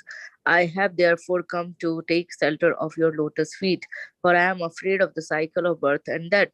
My dear Lord, I think that there are many living entities like me who are eternally entangled in fruitive activities and their resultant reactions. They are never inclined to follow your instructions by performance of devotional service, although it is pleasing to the heart and most auspicious for one's existence. On the contrary, they are against the path of Krishna conscious life, and they are wandering within the three worlds implied by the illusory energy of material existence. Prairie? Yes. My dear Lord, and I apologize if my internet cuts out. Yes, it's been it's been rocky tonight, but yes. My dear Lord, who can estimate your mercy and your powerful activities? You are present always as the insurmountable force of eternal time, engaged in baffling the indefatigable desires of the materialists, who are thus repeatedly becoming confused and frustrated. I therefore offer my respectful obeisances unto you in your form of eternal time. My dear Lord,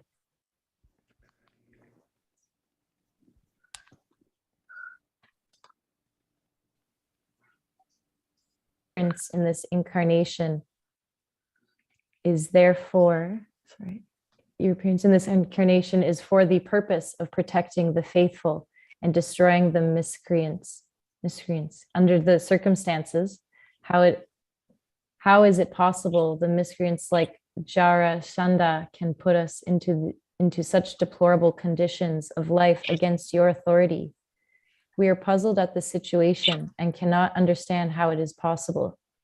It may be that Jarasandha has been deputed to give us such trouble because of our past misdeeds, but we have heard from revealed scriptures that anyone who surrenders unto your lotus feet immediately becomes immune to the reactions of sinful life.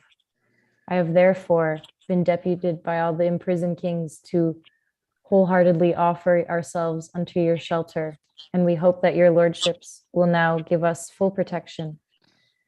We have now come to the real conclusion of our lives. Our kingly positions are nothing but the reward of our past pious activities, just as our suffering imprisonment by Jarasandha is the result of our past impious activities. We realize now that the resultant reactions of both pious and impious activities are temporary and that we can never be happy in this conditioned life. This material body is awarded to us by the modes of material nature, and on account of this, we are full of anxieties. The material condition of life simply involves bearing the burden of this dead body.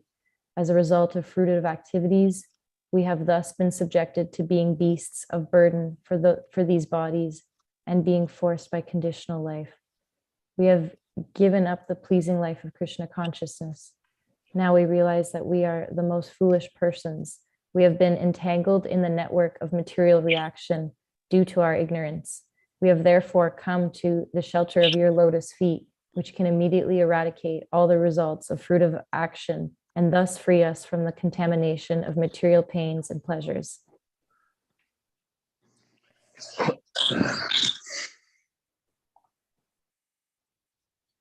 Dear Lord, because we are now surrendered souls at your lotus feet, you can give us relief from the entrapment of fruit of action made possible by the form of Jarasandha. Dear Lord, it is known to you that Jarasandha possesses the power of 10,000 elephants, and with this power he has imprisoned us, just as a lion hypnotizes a flock of sheep. My dear Lord, you have already fought with Jarasandha 18 times consecutively, out of which you have defeated him 17 times by surpassing his extraordinarily powerful position.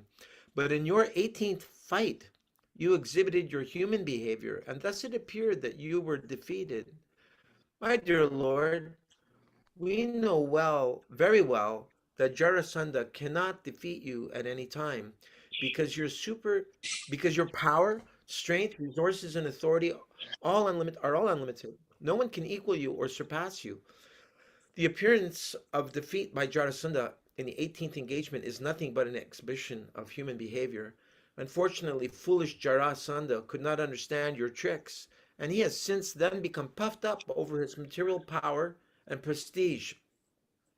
Sounds like Klaus Schwab. Specifically, he has arrested us. I just had to squeeze that in there. That's funny. Specifically, he has arrested us and imprisoned us, knowing fully that as your devotees, we are subordinate to your sovereignty. I'm just going to finish this because unfortunately, whoever's producing this PrabhupadaBooks.com site, they're not finishing these chapters. They're leaving out a few. So I have another page ready to go after we come to the end of this unfinished section. Now I have explained the awful position, and your lordship can consider and do whatever you like. As the messenger and representative of all those imprisoned kings, I have submitted my words before your lordship and presented our prayers to you. All the kings are very anxious to see you so that they can all personally surrender at your lotus feet. My dear Lord, be merciful upon them and act for their good fortune. Rupa Vilas, are you still with us? Are you there, Rupa Vilas, bro? Maybe not. Let me have a look. Is Rupa Vilas here? I can't tell. Oh yeah, Rupa Vilas is here, but he's silenced or muted. Rupa Vilas, come out from wherever you are. Can you unmute yourself, please? Rupa, Hare Krishna. We'll catch you on the rebound, I guess. So, Jai Madhava usually reads next. Does it start at the very moment? At the very moment, yeah. Okay. Okay, at the very moment, the messenger of the imprisoned kings was presenting their appeal before the Lord. The great sage Narada arrived. Because he was a great saint, his hair was dazzling like gold. And when he entered the assembly house, it appeared that the sun was personally present in the midst of the assembly. Lord Krishna is the worshipful master of even Lord Brahma and Lord Shiva. Yet, as he saw the great sage Narada had arrived, he immediately stood up with his ministers and secretaries to receive the great sage and offer his respectful obeisances by bowing his head. The great sage Narada took a comfortable seat, and Lord Krishna worshipped him with all paraphernalia as required for the regular reception of the saintly person. While trying to satisfy Naradaji, Lord Krishna spoke the following words in his sweet and natural voice. I'd just like to bring everyone's attention. Can you see this painting on your screen? No. No? No. I see the text only. Okay, I'll start it again then. I'll start from scratch. Okay, I'm there. And I will share the screen on this painting. This is the only painting for this whole chapter. I looked it up in the Krishna book to see which painting corresponded with this chapter, and this is the painting. Can you see it? Oh yeah, now I see it. Lord Krishna immediately stood up along with his ministers, and they're greeting Narada Muni. Here in this painting, Narada Muni's he's just on the far left there. Yeah, he's approaching. And I was just thinking, wow. Yes, he's approaching. Yeah, I was just thinking, wow, just look at that. The Supreme Lord, out of respect for his devotee, he gets up and greets his devotee. I mean, what's our problem in showing respect to, one another or to our elders? Yes, yeah, good point. Krishna himself is doing it. Exactly. Yeah, and that's why he's doing it as an example. Uh-huh. Yes. So that's one of the original Krishna book paintings. You see the musicians there on the right playing the drum. And I don't know what there's someone on a lute actually on the left there, just right to the Isn't right. that the Gita verse, Yad Yad Acharati Shrestha? Oh. Whatever a great man does. Yes. Yeah. Good point. Yeah. So I think this is a very significant point in this whole chapter. There's a few references to the Tarpana, showing respect to the forefathers, and now Krishna showing respect to Narada. A lot of etiquette being discussed. And also the Gaura Hitacha, which we say with the food offering, but here in this chapter, it gives this beautiful description of how Krishna decorates the cows and gives them. Rupa Vilas Prabhu, are you able to read now? Yes, if I can see it, I'll read it. Hey, great. All right, where did we leave off? Okay. You just finished this, right? Jai Mahaba Prabhu spoke the following words. Now, okay, spoke the following words. Okay, now the Lord is going to speak to Narada. Why don't you read 2 paragraphs because they're really short. My dear great sage among the demigods, I think that now everything is well within the 3 worlds.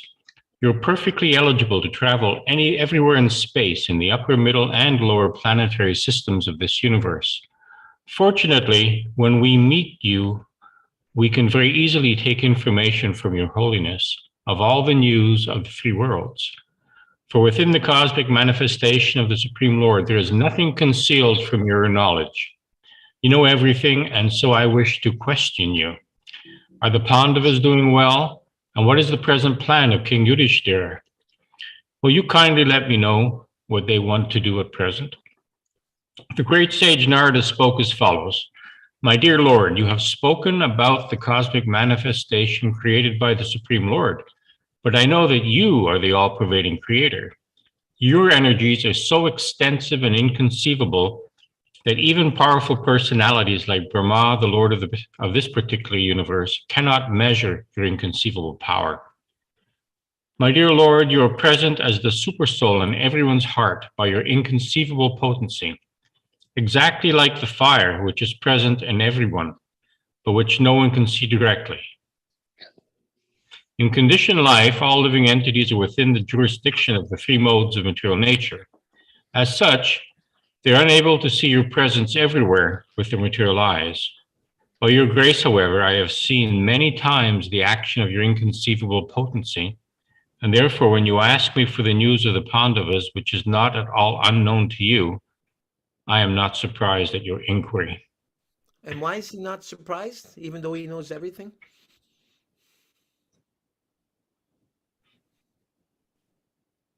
What? I'm just asking the question here. Can't hear you very well. Nard is saying he's not surprised at the Lord's inquiry. Oh, probably because of affection, because of his affection for them. I see. And although Narada knows that he actually knows everything, Right. Still he's asking. Right. Yeah, it's probably his affection. He knows of their relationship. Okay. Nanda Patni, next, please. Why don't you read the next 2? They're other one's short. Okay. My dear Lord, I guess this is Narada still. You You are the supreme Parabrahman, and your pastimes as an You missed, ordinary you missed the human. previous one. I think you missed the previous one. My dear Lord, by your inconceivable. Oh, sorry. My dear Lord, you scrolled it. Yeah. By your inconceivable potencies, you create this cosmic manifestation, maintain it, and again dissolve it. Only by dint of your inconceivable potency does this material world, although a shadow representation of the spiritual world, appear to be factual. No one can understand what you plan to do in the future. Your transcendental position is always inconceivable to everyone. As far as I am concerned, I can simply offer my respectful obeisances unto you again and again. In the bodily concept of existence, everyone is driven by material desires, and thus everyone develops new material bodies, one after another, in the cycle of birth and death. Being absorbed in such a concept of existence, one doesn't know how to get out of this engagement to the material body. By your causeless mercy, my Lord, you descend to exhibit your various transcendental pastimes, which are illuminating and full of glory.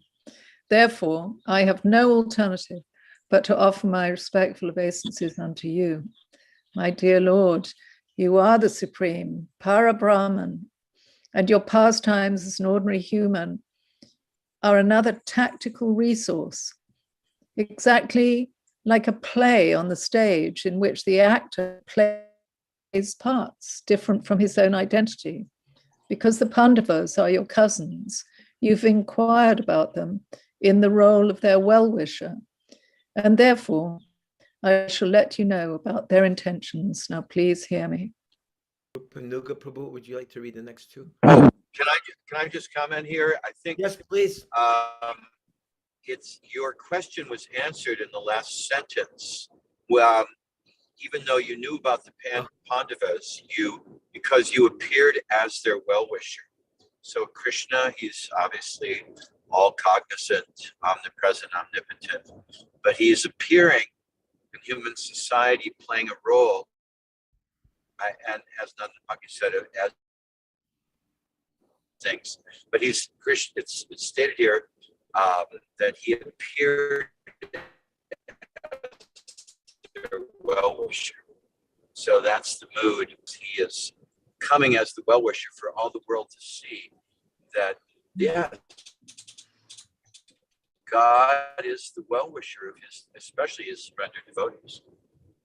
Very nice. So he's especially emphasizing that and acting that out, so to speak. As did Srila Prabhupada. Yes, very nice. Wonderful analogy. As Krishna is our well-wisher, Suridam Sarvabhutanam. So Srila Prabhupada is Lord Krishna's representative, is our very dearmost friend. And Prabhupada, locked that in stone every time he signed a letter. Yeah. Your ever well-wisher. Yes. Yeah. And he's our ever well-wisher for all eternity and all souls that come to the Krishna consciousness movement. He's everyone's well-wisher. Everything needs to be emphasized more than it is. Mm-hmm. Yeah, In the as current Sankirtan devotees, spread, trying to preach or give Krishna consciousness to others, that it's a very wonderful phrase to and mood to embrace oneself, to be the well-wisher of anyone who has any kind of receptivity towards Krishna consciousness, and even if they don't, to be their well-wisher. Every time Sankirtan, I was going to say, every time a Sankirtan devotee goes out and distributes a book, they're showing their gratitude to Srila Prabhupada. It's the mood of Lord Nityananda. It's the mood of magnanimity. And just like he showed to Jagai and Madhai, they weren't necessarily, qualified recipients, but they were qualified recipients by dint of them being just fallen souls of Kali Yuga who were absorbed in sinful activities. Lord Nityananda and Lord Chaitanya showed their compassionate magnanimity upon them. And that's Prabhupada's mood that he emphasizes, not that you go and meditate on Raganuga Bhakti. That will come as we give the mercy. Prabhupada said, Rameshwar asked Prabhupada, how can we ever repay the debt to the spiritual master? And Prabhupada responded to him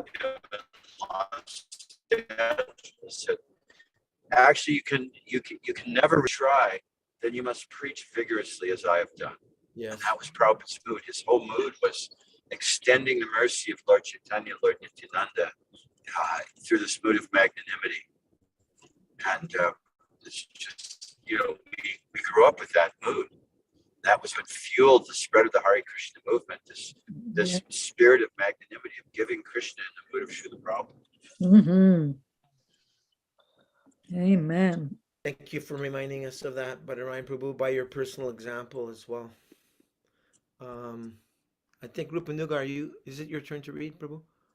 Yeah, I'm a little confused because there's some changes in my book, and also I'm not sure where we left off here. It seems like we left off some of the paragraph unfinished.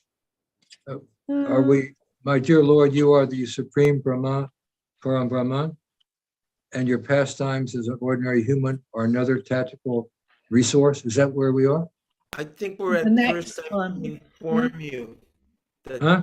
King Just before the Yudhishthira has great says Narada, that one.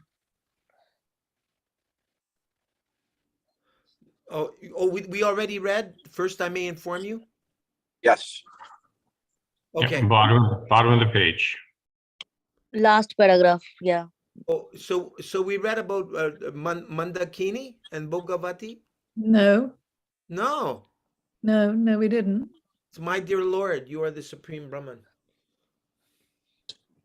Yes, my dear Lord, you are the supreme Brahman, and your pastimes as an ordinary human are another tactical resource, exactly like a play on the stage in which the actor plays parts different from his own identity. You have inquired about your cousins, the Pandavas, and the role of their well-wisher, and therefore I shall let you know about their intentions. Now, please hear me. First of all, may I inform you that King Yudhishthira has all material opulences which are possible to achieve in the highest planetary system, Brahmaloka. He has no material opulence for which to aspire, and yet he wants to perform Rajasuya sacrifices only to get your association and please you.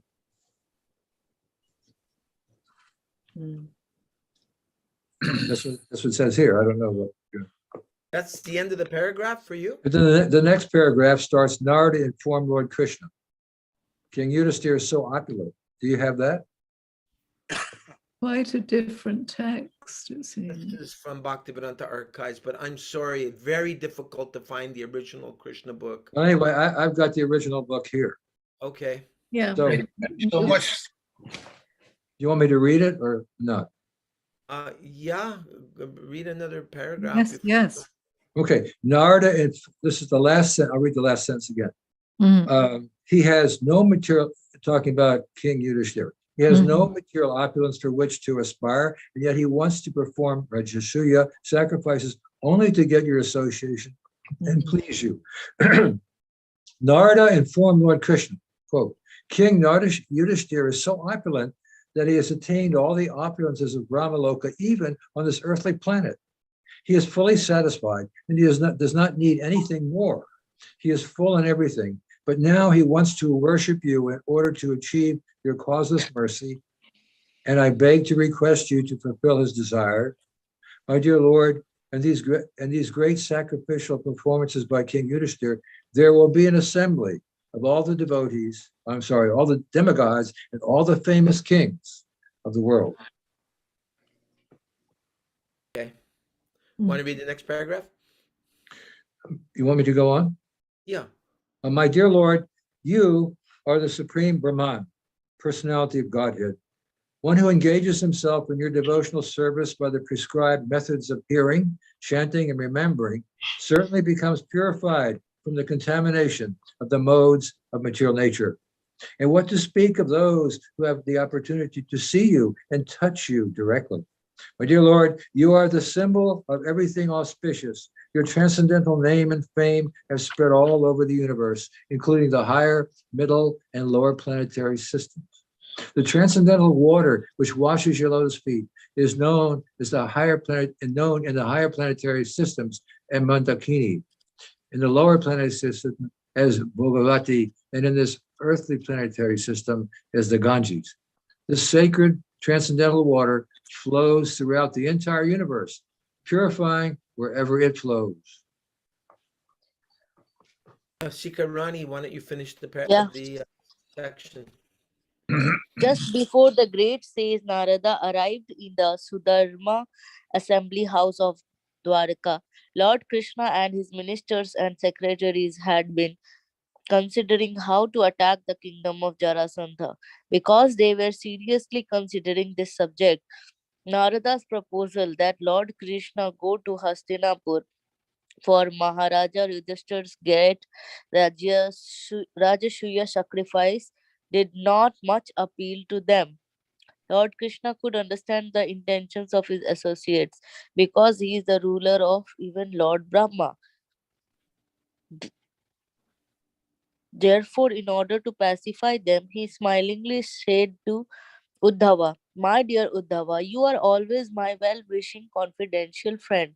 I therefore wish to see everything through you because I believe that your counsel is always right. I believe that you understand the whole situation perfectly. Therefore, I'm asking you your opinion. What should I do?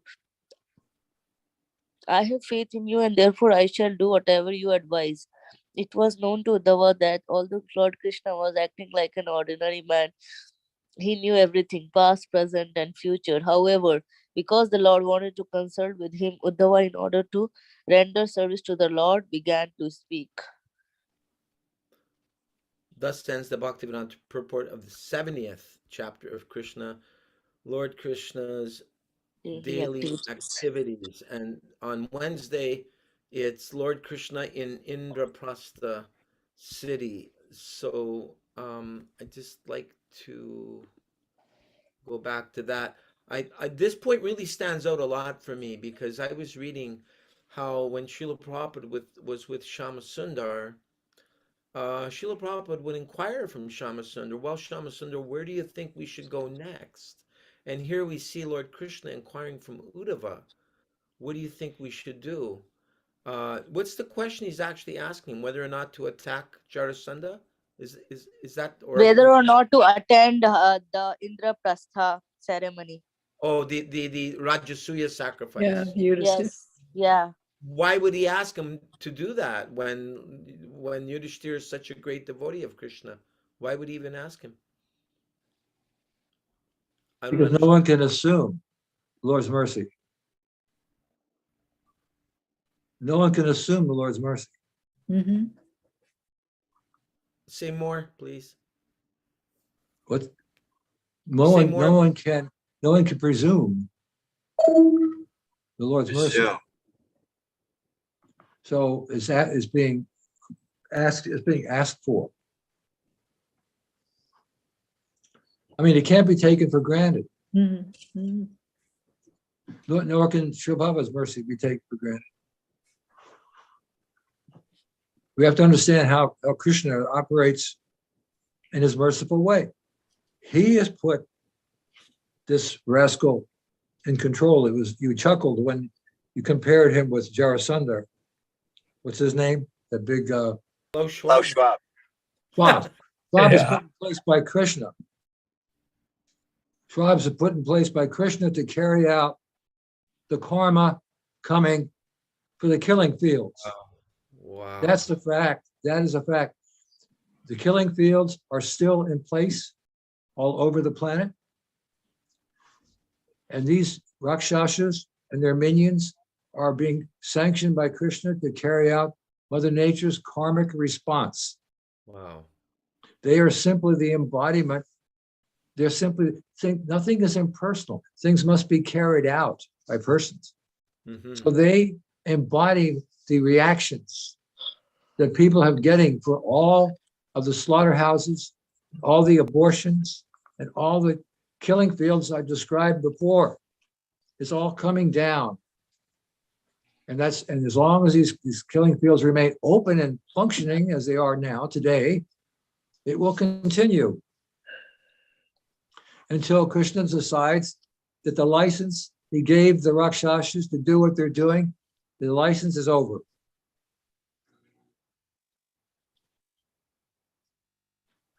Mm.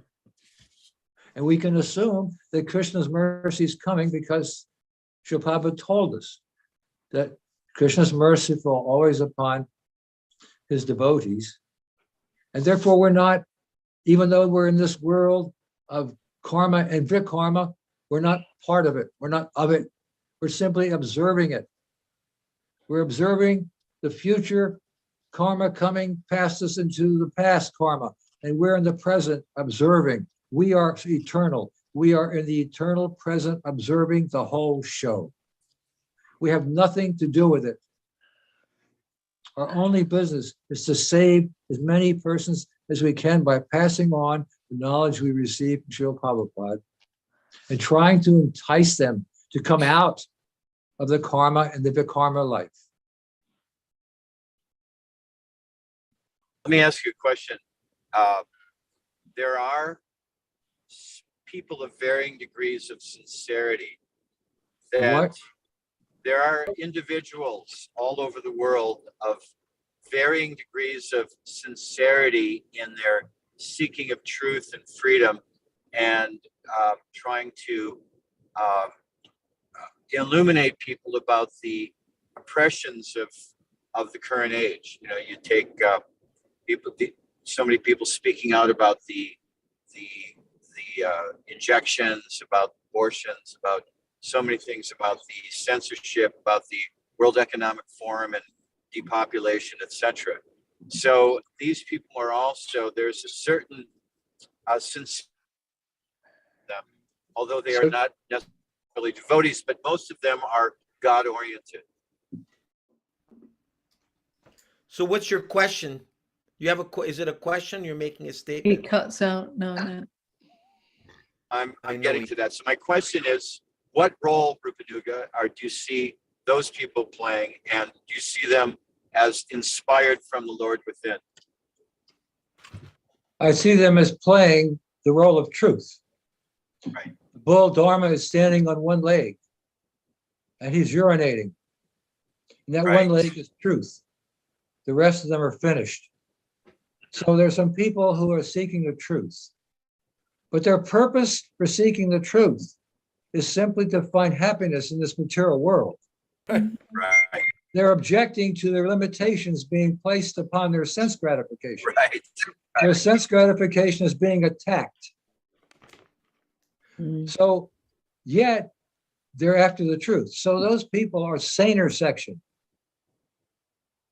They're the saner section. And so they're good prospects.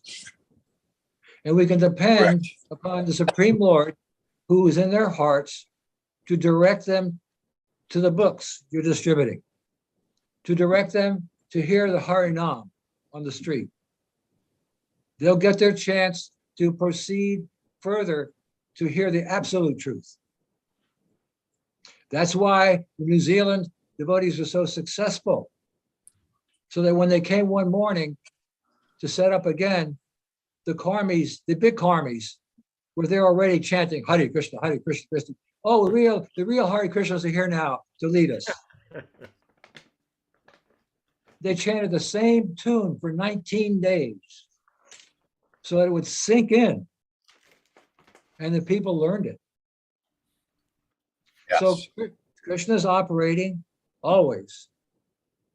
Everything is under his sanction. Not a blade of grass falls without his approval. So this is a lesson we can learn. There's no peace, there's no prosperity in this world without Krishna consciousness.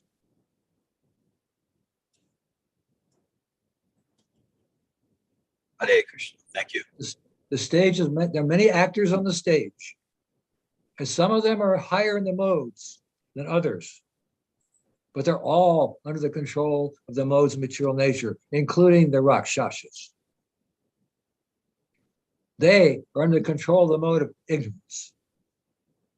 And those people who follow them are coming under that control of ignorance, the mode of ignorance. Now, let me ask you another question in this regard. So we see that there are devotees within the, you could say, we'll just say ISKCON as an example, that are sincere preachers and that are preaching the eternal message of the Bhagavad as under the, they feel they're getting inspiration from Srila Prabhupada. They're trying their best to follow Srila Prabhupada.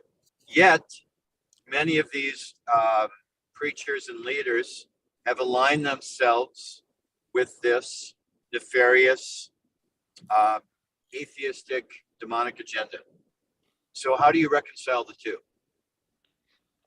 Good point. Great They don't, question. they don't reconcile. Say that your again. answer.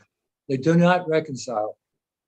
You cannot reconcile the criminal admonitions by certain leaders to the devotees to take the jab. It's a calling to play Russian roulette. It's a calling to risk your life. That's not Vaishnav. Right. Now, I understand that. I think that's very clear.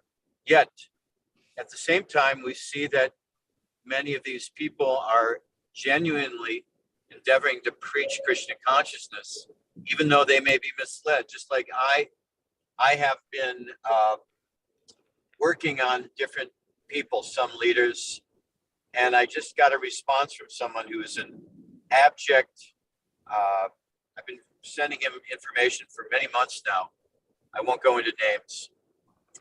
But this person wrote me back just the other day, and with a little, like I detected a crack in their armor, and they said, oh, I'm seeing that there are actually indications of acute hepatitis from the jabs. Now, that was amazing for this person even to say that, because he's a leader and guru in ISKCON who is vigorously promoting the jabs. Huh. So I opened up a dialogue with him, and it's kind of, at a certain point, relentlessly kind of hammering on him in a nice way, but in a very steadfast way with a lot of information. And there was a crack in the armor. So I'm kind of endeavoring to reconcile this, and I don't think it's black and white in one sense, but the gray area is that Krishna is seeing their service, and many of them are doing great sincere service, but they have this anomaly of aligning themselves due to either their own misconceptions, sentimentality, or lack of information, or some other more nefarious agenda. They've aligned themselves wittingly or unwittingly with this agenda. I do feel that Lord Krishna is seeing the good of their good side, and at the same time, there's this other side which is purely demonic. So I do see that that maybe it's not just black and white, but because I do feel there's hope for some of these people.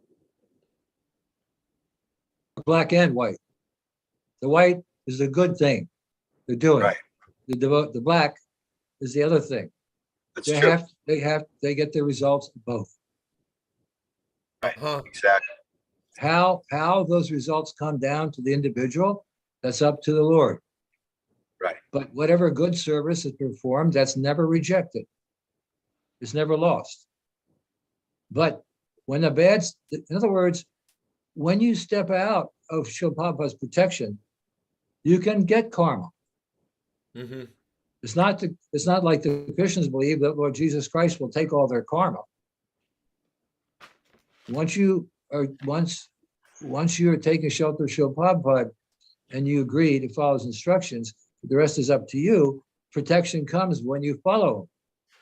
If you don't read the books and understand that the modern society is being controlled by the Rakshasas, then you won't ask any questions about the jab. If you don't know what Srila Prabhupada said about the world and how it's actually operating, the leaders are all rascals. then you won't ask the question. But if you understand Srila Prabhupada's perspective as he's explained it in his books, then you look askance at anything that rolls out under the control of the Rakshasas. And you do your homework. You do a little investigating. And you find out that, hey, under the microscope, things don't look so good. I agree. I agree wholeheartedly. And some have abjugated their doing that research. They've got, oh, well, I'm depending on, so-and-so, the devotee doctors. Of course, those same very doctors have been indoctrinated by the big pharma machine. And Okay. The question is, how come they have been indoctrinated? Why have they been indoctrinated? Are there no resistance to indoctrination? Their resistance is Srila Prabhupada's protection. If anyone is falling under the indoctrination of this mode of ignorance proposed by these so-called leaders, they have a defect. That defect is they're not under Srila Prabhupada's full protection. Why? They haven't taken it. They haven't submitted to it. They haven't accepted it in toto. They haven't accepted. I think that's the, when you understand these things. I'm just saying the key word here is in toto. Anyway, go ahead. Thank you. I have a just slightly different question. I want to try to understand Rupanuga from your point of view.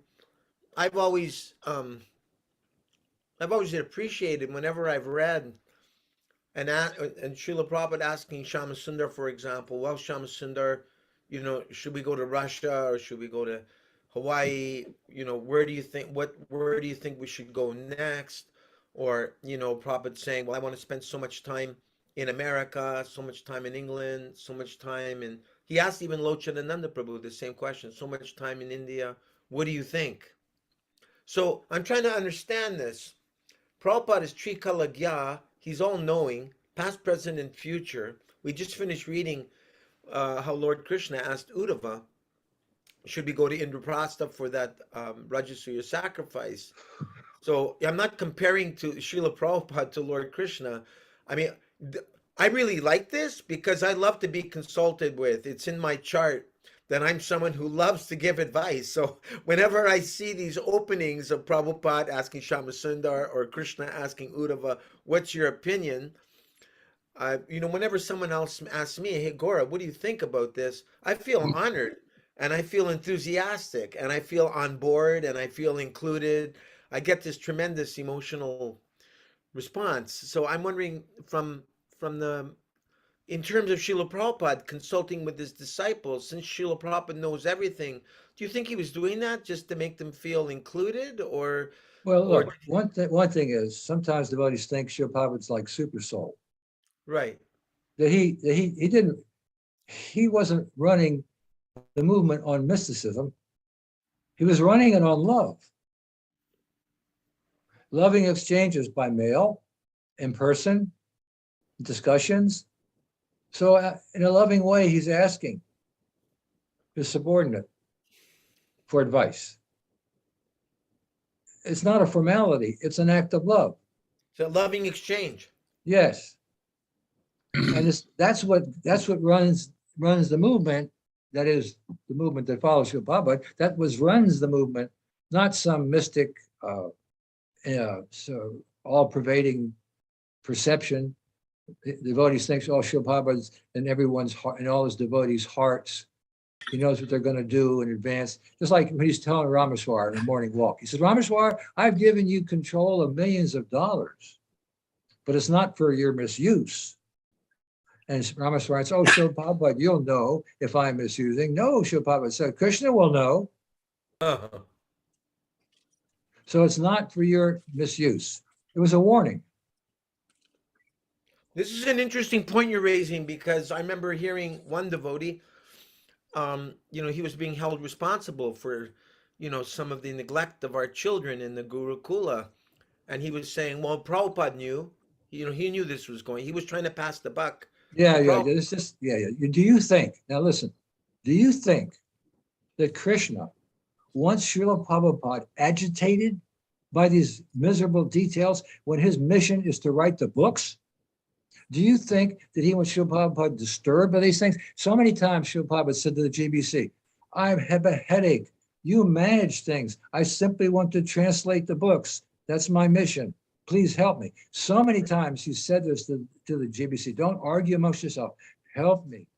I need to have my time to translate these books. Krishna didn't want to burden Srila Prabhupada with all this other stuff. He left it up to the leaders to maintain the standards, to make sure everyone was accordingly behaving as to their assigned duties, and so on. He delegated authority to give himself time not to be interrupted in his mission. And Krishna made that arrangement also. It's not that Srila was super soul and he had to be bombarded with all the stuff that was going on. You know. Yeah, Now because he he- said one time, he said, someone asked him a question about, how omniscient he was. Like, do you know everything? And he said, I know whatever Krishna wants me to know. Exactly. And Exactly. I don't know what he doesn't want me to know. Uh-huh. Very good point. Who said that? Rupa Vilas. Rupa Vilas, you have something else to say about that? But surely Krishna would want Srila Prabhupada. I don't want to speculate here, but this has been a big issue in ISKCON over the years, that what has happened to the children. And so surely Lord Krishna would want Srila Prabhupada to know these things. And when he found out, he would do something about it. Several Right. times he was approached. We want to use corporate punishment. No, absolutely not. You can raise your finger, you can raise the stick. Any teacher who does not love the children should not teach. Uh-huh. And several times he was approached by the minister of education or whatever. They want to make some corporal punishment. Srila Prabhupada would not allow it, Right. but they did it anyway. Did a lot of things that Srila Prabhupada didn't know about because, in my humble opinion, Krishna didn't want him to know about it because it was such a disturbance. They actually had to close Dallas. They had to close that. They had to close that school down. Mm-hmm.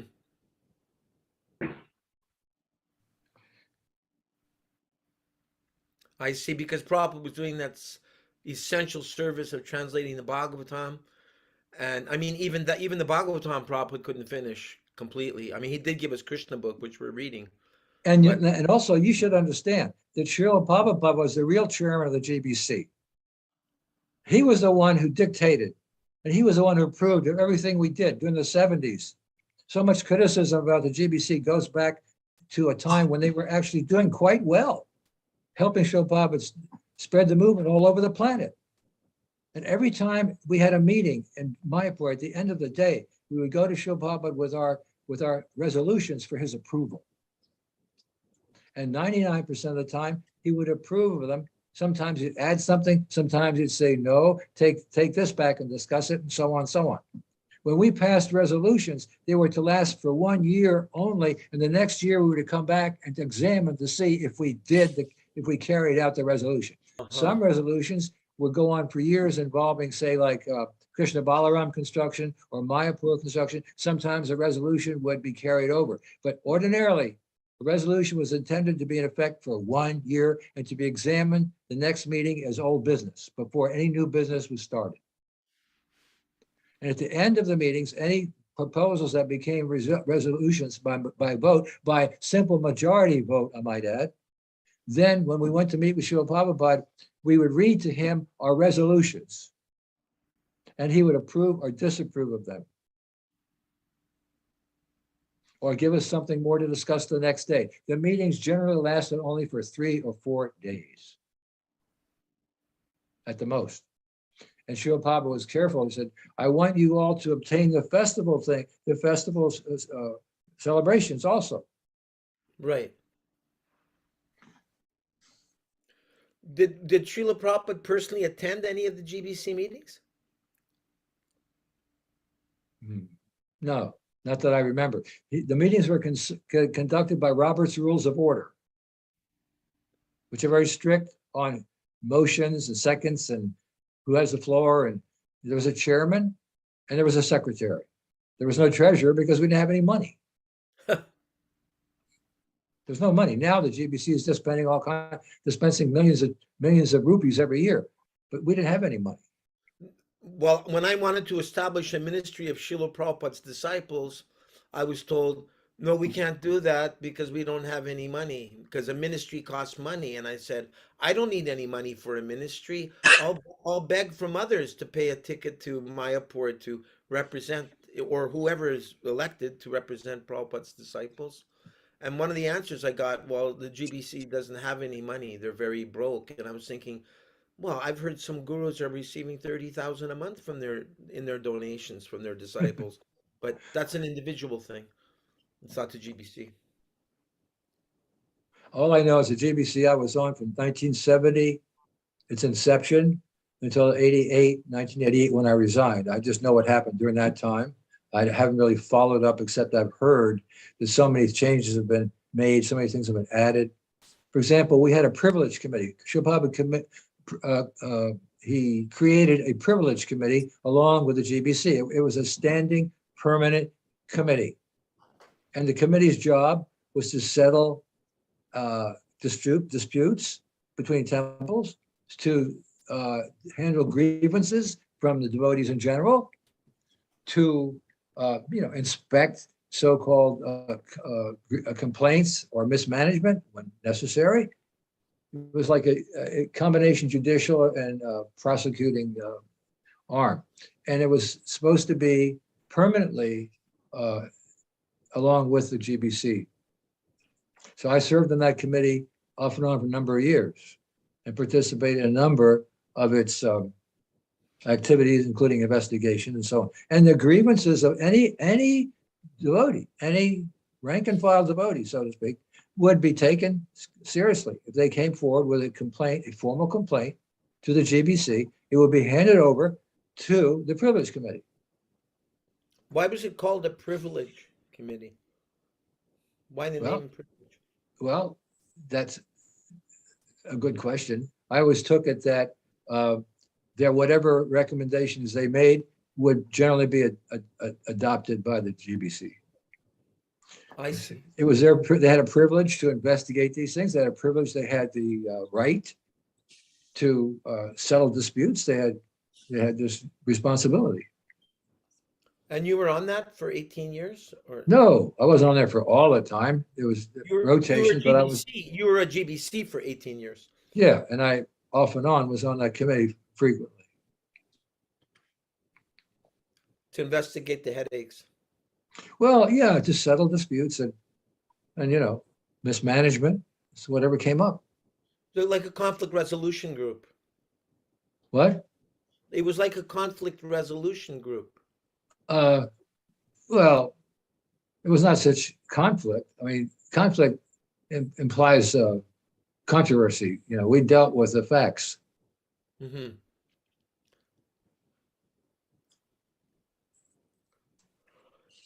Yeah, most devotees, I mean, that sounds like a whole sphere of ISKCON that majority of members have no privy to, that like that 18 years as a GBC, that sounds like a whole life in of itself. You know what I mean? No, I don't know what you mean. I'm trying to understand what you mean. Well, I mean, it was all done, so to speak, behind closed doors. You're dealing with some of the most influential people in all of ISKCON on an ongoing basis, and you're making decisions. You're dealing with personalities. Yeah, I mean, the idea was things which should go on smoothly. The devotees should not be disturbed in their service, whatever it was. Things should go on peacefully and with a cooperation and affection. We wanted things to run smoothly to carry out Sri Prabhupada's instructions. So that was the basis of the idea. Mm-hmm. It wasn't controlling things or lording it over things or like that. It was facilitating. There was one time I heard that Prabhupada dissolved the GBC or he put them on hold. Is that correct? That happened in, uh, I'm not sure. Let's see, 72 or 73 in New York. There was a meeting called, I was the temple president in New York at the time, the GBC of the East Coast. And some of my godbrothers called a meeting and just told me, we're having a meeting here. So I was surprised. So I said, well, you're having a meeting here of the North American GBC. Basically, I'll be there too. That was the first I heard of it. And so, but Hansaduda came over from Germany and he was there. And so the meeting was, what happened was he suspended the GBC for several months. He didn't disband it, he suspended it for several months because of the meeting that took place. And in that meeting, there was all kinds of proposals for centralizing the money in the country. It was like a whole centralizing proposal. I was going to give up my presidency according to what they wanted. I was going to be sent to Los Angeles to be the director of public relations because of my success with the media, the David Susskind show and other things. Right. I was going to be sent to LA and I was going to be relieved of my duties in the temple president by Hansaduda. And so all this was part of a preconceived meetings, which I had no knowledge of, and which was taking place there as a finalization of things, they thought, at the New York Temple. That's the first I heard of it. Wow. And Srila Prabhupada caught wind of it somehow or other, and he he suspended and told all his temple presidents to communicate with him directly and not go through the GBC. And that went on for several months while things got ironed out and all the centralization that they had started was dissolved. This was mostly an initiative of Hansaduta Prabhu. Oh, it was Balamirdan, Karandar, Hansaduta, Satsarup. They all knew about this meeting before I did. I see. They had all discussed it and included Atreya Rishi, who was not a GBC member, and to make him the national treasurer of a centralized treasury. Right? They had all been discussed before the meeting because when they were talking about it, I could understand this is nothing new to them. I get it now. And that's where that letter to Karandar comes in, where Prabhupada said, this bureaucracy will spoil everything. I want my disciples to be independently thoughtful men. I'm not sure about the date on that. 72. I think that was a separate issue from Karandar raised the question. I don't think that was related to that suspension. Okay. But it's just a symptom of the way that some of these leaders in North America were thinking. Mm-hmm. Srila Prabhupada never wanted that kind of, he wanted the local temples to be registered separately with IRS and with the government. He wanted all the local devotees to become expert in managing on the local level. He never cared for, except for centralizing the BBT. He didn't want to centralize anything. And now today, the GBC is registered in India. So many things have changed. I haven't kept up with it. But the GBC was not a separate legal entity in Srila Prabhupada's time. And it is now. Apparently so. And at least it's registered in India. The GBC body is a registered society or whatever. I don't know what their reasoning is for that. I don't know anything about why they would do that. Yeah, I give up on the management configuration that had been taking place in Srila Prabhupada disappeared. I just gave up on that a long time ago, so I haven't been following it. But I know what Srila Prabhupada wanted. I know what he wanted while he was here. And I know he didn't change anything about the way the GBC is running after I leave. What's the main difference now that you've seen? The main difference is centralization and bureaucracy. They've invented so many different levels of management. Co this, assistant that, uh, regional this, regional that. All these Did things they didn't exist. All these things they didn't have- exist. Did they have GBC deputies in those times? Yeah, no. And no, we didn't. He said the GBC can have a skyscraper building and 200 clerks. Okay. He wanted the GBC to be responsible, personally responsible, as his personal representatives. That's what he called the GBC. These men are my personal representatives. And that's why we had clout in our jurisdiction, because devotees knew that. They knew that these GBC men were Srila Prabhupada's personal choice. He picked them. They weren't elected. He picked them. And so he could say that. But then later on, we see after Srila Prabhupada disappeared, such responsibilities, such delegation of responsibility became very, very complex. I mentioned this concept of personal representative the other day, and a godbrother said to me, well, aren't we all personal representatives of Srila Prabhupada? But I'm just telling you exactly what Srila Prabhupada said in the directions, the governing body commission directions of management. He says it in print. I got it here. I got the original right here. He says it. And these are considered my personal representatives. Now, that gave a responsibility. That gave an obligation. That was not a cheap thing. There was And a weight. it's always been a burden for me. I never have given that post up, although I resigned from the GBC. But I felt so much responsible at that designation, at that obligation, which I considered Yes, go on. I considered to be an obligation to facilitate the devotional service of the devotees. Right. Servant of the servant. Can I make a point? Go ahead. To be a GBC to me is to be a personal representative of Srila Prabhupada, means to only represent what he wanted. So when current people who call themselves GBCs now do something else, it's completely opposite of what Prabhupada wanted.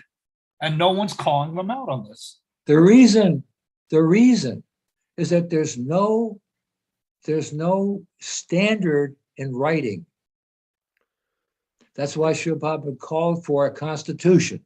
Right. In 1976. He said, and I was on the Constitutional Committee, he said, take a look at the Catholic Code of Common Law to get an idea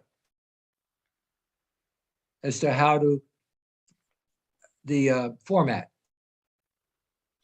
And then he disappeared. And after he disappeared, the Constitutional Committee was very inactive. And in the early 82 or 83, I think it was 83, I got a copy of the Catholic Code of Canon Law, which was revised. The one Srila Prabhupada was referring to was in 1917. It was revised again in early 80s. And I got a copy of that, which was available as a paperback in bookstores. Now I leafed through it. And I could understand, I mean, I didn't study it carefully, but I could understand that what it was a guideline for the responsibilities, the qualifications, the disciplinary actions of everyone from the cardinal down to the altar boy. It was a clear distinction of everyone, just like Varnashram. It was their version. So if the Constitution had been constructed properly, it would delineated the responsibilities, the characteristics, the qualifications, and so on of everybody and whoever claimed to be a post, whether it was a president or pujari or cook or whatever. All these things would be clearly delineated. For example, the cook could not engage a non-initiated person or a first initiation person for the fire. Right. Only the Brahmin, the second initiation, could cook on the fire. So that's important. There's a whole section of the Constitution would include the protocols for offering boba, that it would not be kept in the same refrigerator as offered prasadam. So there would be a separate refrigerator outside the kitchen in which leftover prasadam would be placed. And it would not be brought back into the kitchen. There was a number of different things that were made very, very clear and simple things. From what you told me, or at least I think you said this, in the original direction of management, once a GBC, always a GBC. Prabhupada said Yes, GBC. yes. The last meeting of the GBC was on May 28th, 1977, in Srila Prabhupada's quarters, where the GBC sent 6 of us in who were the charter members to see Srila Prabhupada instead of everybody piling in to the room. Srila Prabhupada was much disposed. He was indisposed. So 6 of us went in. Satsuri Maharaj was assigned the task of reading the questions that we had. He had them written out, and he asked the questions. The whole thing was recorded, and he recorded Srila Prabhupada's answers in the record book. And when it came up to the question of how long the GBC is to remain in office, he made it clear 3 times they were to remain for good. They were not to be changed. They are chosen. I have chosen them, and they're not to be changed. This is contrary to the original GBC direction of management, where it says there are elections every 3 years and outline the detail of how that would be done every 3 years. Now, 73 came up. The GBC was formed in 1970. 73 came up. There were no elections. 76 came up. There were no elections because Srila Prabhupada superseded that. He made it very clear. But temple presidents are always meant to be elected locally, correct? No, that wasn't part of any instruction. In fact, Srila Prabhupada wanted men to stay in post for good. He didn't. We had so much difficulty in finding people to stay in place, good leadership. It was really a problem for temple presidents to stay in place, for everyone to stay in their post. It wasn't. We didn't even have. If there were elections, it would have been a catastrophe. We didn't have enough persons to choose from. It would have been all politics. Americans love politics. It was just all politics. Can you imagine every 3 years to electing some of the GBC, what it would turn into? Just preparing for the next election, like they do now in Congress. They get elected for 2 years and then they just preach for 2 years for the next election. So anyway, it didn't happen because Srila Prabhupada saw that it took a lot of experience and determination to carry out the duties of the GBC. He didn't want to change them unnecessarily by vote. So, if you don't mind me asking, you don't have to, and you're not obliged, of course, but after putting in 18 solid years as a GBC yourself, would you mind sharing why you resigned after that? Or were you just tired, or you were fed up, or a little bit of both?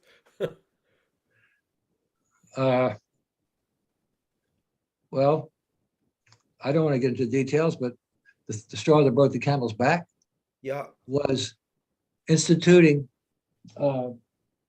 time zones. Oh, over the codices? Time zones. We had, in my mind, we had enough zones. We had enough zones. We had zonal acharyas. We had enough zones, and now you want to divide up into time zones, making things more difficult. For the whole time Srila Prabhupada was here, and for 12 years afterwards, we all followed the Mayapur calendar. Hold on a second here. I still have the last one. It's just a little pink booklet that was printed in Mayapur. Every year, it's sent all over the world. And then in 1988 or 88, they changed it all to computer calculations for around the world. And I observed it doesn't really work out very well. Like here in Alachua, a few years ago, they celebrated Radhashtami before they did. They celebrated Radhashtami in Alachua before they did in India. That's not possible. So mistakes are being made. And so we just used the Mayapur calendar, and that was just one of the reasons which I felt that the fracturing of the movement, the divisions, the different problems were going to simply be exacerbated by time zones. I see. But I had other reasons, but that I don't want to discuss them. Sure. There was reasons of I call spiritual turpitude. Okay. that were being ignored. They were Turpitude being, means, well, I don't use that word. What does it mean? well, that's a word meaning, Disruption? let's say moral impropriety on that level. And spiritual turpitude meaning not following the guidelines for your duties, I see. engaging in illicit activities. Uh-huh. In other words, sounds like things are getting a little unmanageable. For Um, me, I have a question, if I may, Please. regarding some information that just came out, something that many people have been privy to, but was more clarified in somebody kind of chronicled this in a post today, is and I'm just wondering from your opinion how Srila Prabhupada would deal with this. But of course, he's not here, so it's kind of almost like a moot point. But on the GBC now, serving on just about every committee, every leadership committee, every research committee, is one of the richest men in India, who's a disciple of Radhanath Swami. His name is Anjay Piramal. He's a multi-billionaire, and he runs a pharmaceutical company. And he is vigorously pro-vaccine and feels, and he's a member of the World Economic Forum and has been at Davos for the last 25 years. He won a Young Leader Award in 2004. And he sits on just about every GBC committee that makes major decisions. And he's a huge financial benefactor of ISKCON. so what's the question? The question is, this is a massive conflict of interest with the atheistic agenda of the World Economic Forum. How do you think, Prabhupada, can this be undone? And how would Prabhupada deal with this, with such a man of great influence and financial benefactor, etc.? Okay, undoing it is another question. The fact that it exists is the question. If there's a comparison with Srila Prabhupada's teachings, an awareness of his teachings, it would not exist. Yes. The point is that his instructions of management and his books have been neglected, which is an offense to the holy name, to neglect the orders of the spiritual master. That's the problem. The orders of Srila Prabhupada are explicit in both his books and with the letters and instructions he's given the GBC over the years. I have 100 letters from Srila Prabhupada, many of which deal with my duties. It's no secret, just like the GBC directions of management is no secret. It never has been a secret, nor are the official papers organizing the BBT. They're not a secret either, but they're kept that. Okay, so you're talking about a person who has wheedled their way in to positions of responsibility and authority, who is obviously not acting in Krishna consciousness. Now, part of the question as to how to undo that, I don't think it's practical to undo it. I think it's practical to leave it behind. Just like Bhaktivinoda Thakur said, let the past sleep, ne'er dwell in the future at all, but act in times that are with thee, and progress thou shalt call. I do not see the GBC as progressive. I see it as regressive. Otherwise, such a person would not be in position to be influential upon this idea of the inoculations, this worldwide inoculations, which must be under the control of the Rakshasas, or it wouldn't exist.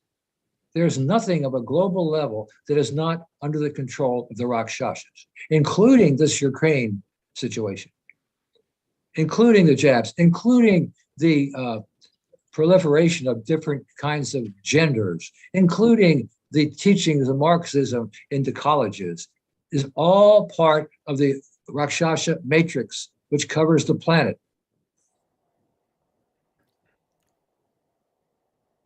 And anybody who reads Srila Prabhupada's instructions in the 7th canto about this can understand adding 2 plus 2, that everything is emanating from the sinister direction of the Rakshasas. How long it's going to go on, because it's sanctified, it's sanctioned because it's happening. How long their contract, how long their it will last remains to be seen. But the killing fields have been going on for decades and decades and decades. And all the innocent animals, land animals, and sea creatures continue to be murdered in arranged slaughterhouses. What to speak of human beings? The payback is coming through the Rakshasas. They are also under the control of material nature, the 3 modes of material nature, like everyone else in this karmic action, this worldwide, like Shakespeare said. Srila Prabhupada said, if you want to understand human character, study Shakespeare. And Shakespeare said, all the world is but a stage and we all but actors upon it. But he didn't understand who was directing things. And the direction is coming from the Rakshasas, and above them, the direction is coming from Krishna and the modes of material nature and Mother Nature. So the real situation is very simply explained in Srila Prabhupada in 1 paragraph in the Srimad Bhagavatam. He says, the world is very, very dangerous place because these persons are in charge of society. Yeah. Anything that comes down from them is sinister, because the Rakshasas do not have the good wishes for the human race. They are cannibals. And Srila Prabhupada remarked that there's a place in Africa where sometimes they capture a white man because they consider white meat a delicacy. God. So I'm telling you, we're dealing, people, if cannibals are in charge, what morality is there? What can you expect? And that's why you're always stressing the Perfection at Home program, because you're saying you can't fix ISKCON. For example, our godbrother Daneshwar Prabhu, he told me he's not welcome to come to the Alachua community because he's written this book about the divine and demoniac nature, because Srila Prabhupada himself stated that the sinister movement has entered into our ISKCON society. And so Daneshwar Prabhu has elaborated on that, and they've banned him from coming to the temple. Well, one time Srila Prabhupada remarked to Shruta Kirti, his personal body servant, one day he said, 2 demons have just joined the movement. That's where, and Shruta Kirti didn't say anything, but he said that. So that means demons can join the movement and be accepted simply by their dress in the tilak, and they're going to Mangal Arti. Wow, but Prabhupada didn't disclose? No, he didn't. Had it been me, I would have said, Srila Prabhupada, tell me who they are. Let's go. Yeah. Yeah, of course. I would have said that, but Shruta Kirti was much more passive. He didn't say anything. So we don't know who they were. There's been a lot of conjecture as to who they were according to when that was said, but that's all conjecture because Srila Prabhupada did point out who. But we can see there's a lot of demoniac protocols unfolding in ISKCON. And if you point that out, you're not welcome. Well, good. I don't care. I'm not welcome. I don't mind not being welcome. I wouldn't join such a society. I had a son, a 2-year-old son. Do you think I would have joined this movement if I thought that they were going to require a office of child protection who was going to protect my son from the adult members of the movement? Do you think I would have joined the movement and sent my son to a Gurukul? Absolutely not. Right. But that's the situation. I have a question that I've been wanting to ask for a long time. I overheard that when Prabhupada was in Los Angeles, not only were they censoring Prabhupada's mail, whoever that they were, but some devotees even locked Prabhupada in his room. Is there any truth in this? As far as I know, there's a little truth. they had arranged for a house for Srila Prabhupada to stay where he would not be interrupted. Srila Prabhupada went there so he could do work without interruption. And there was a lot of, shall we say, scrutiny as to who could see Srila Prabhupada there. There was a lot of, wanting to protect Srila Prabhupada from, unnecessary inquiries or visitors, things like that. That I know was going on. As far as locking him, I said, that's ridiculous to think that Srila Prabhupada would be locked in a room. Who could do that? And Srila Prabhupada would certainly be able to get out of the room. But I don't know about that, but I do know that he was a little overly protected from associating with the devotees on the plea, that he had work to do. Okay, so it was a case of overprotection. It wasn't, but I can't remember who told me this, but they said that Prabhupada said, "Get me out of here." And then the devotee said, "Well, we can go to Dallas, Prabhupada." And Prabhupada said, "That's not far enough away." I have no idea about that. Okay. I never heard that. Listen to what I'm going to quote this from Srila Prabhupada in Vrindavan, 1977.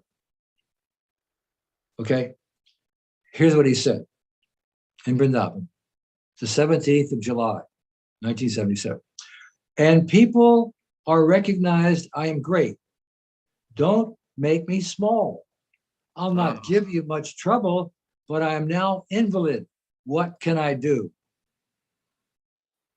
It was like reading this statement that Srila Prabhupada made that made a very deep impression upon me. I was mortified when I saw that my spiritual master had to say this. He had to make this statement. And so, obviously, at this point, Srila Prabhupada was very much protected, and very few people could come and see him. And he was more or less confined to his room. And when he wanted to go on parikram in November, the middle of November, he passed away November 14th. Right. They wouldn't take him. Because They were worried he would expire. He would leave his body. So they made that argument. But Srila Prabhupada said, better I go on parikram and be killed by Ram than stay here and be killed by Ravan. Yeah. Let me ask. He said it. And he told one sannyasi to go and get him an ox cart, make all the arrangements, and bring it back. But that sannyasi never came back. Wow. Why? My opinion is he was told, never mind, we're not taking Srila Prabhupada on parikram.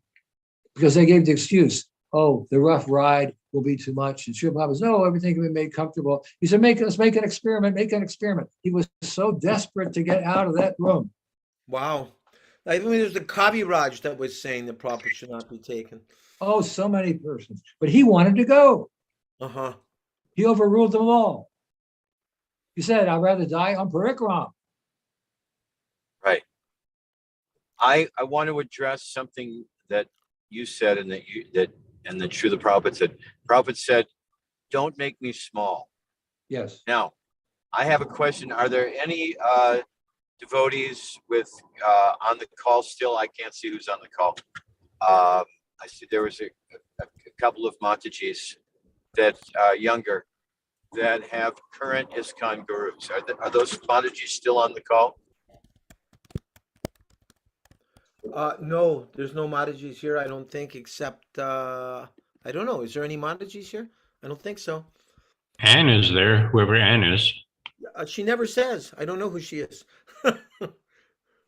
But I wanted to, this point, it's, as you said, it mortified you that Prabhupada had to say, don't make me small. It's so telling of the future also, because concern that I see is the tendency of the current modern ISKCON gurus.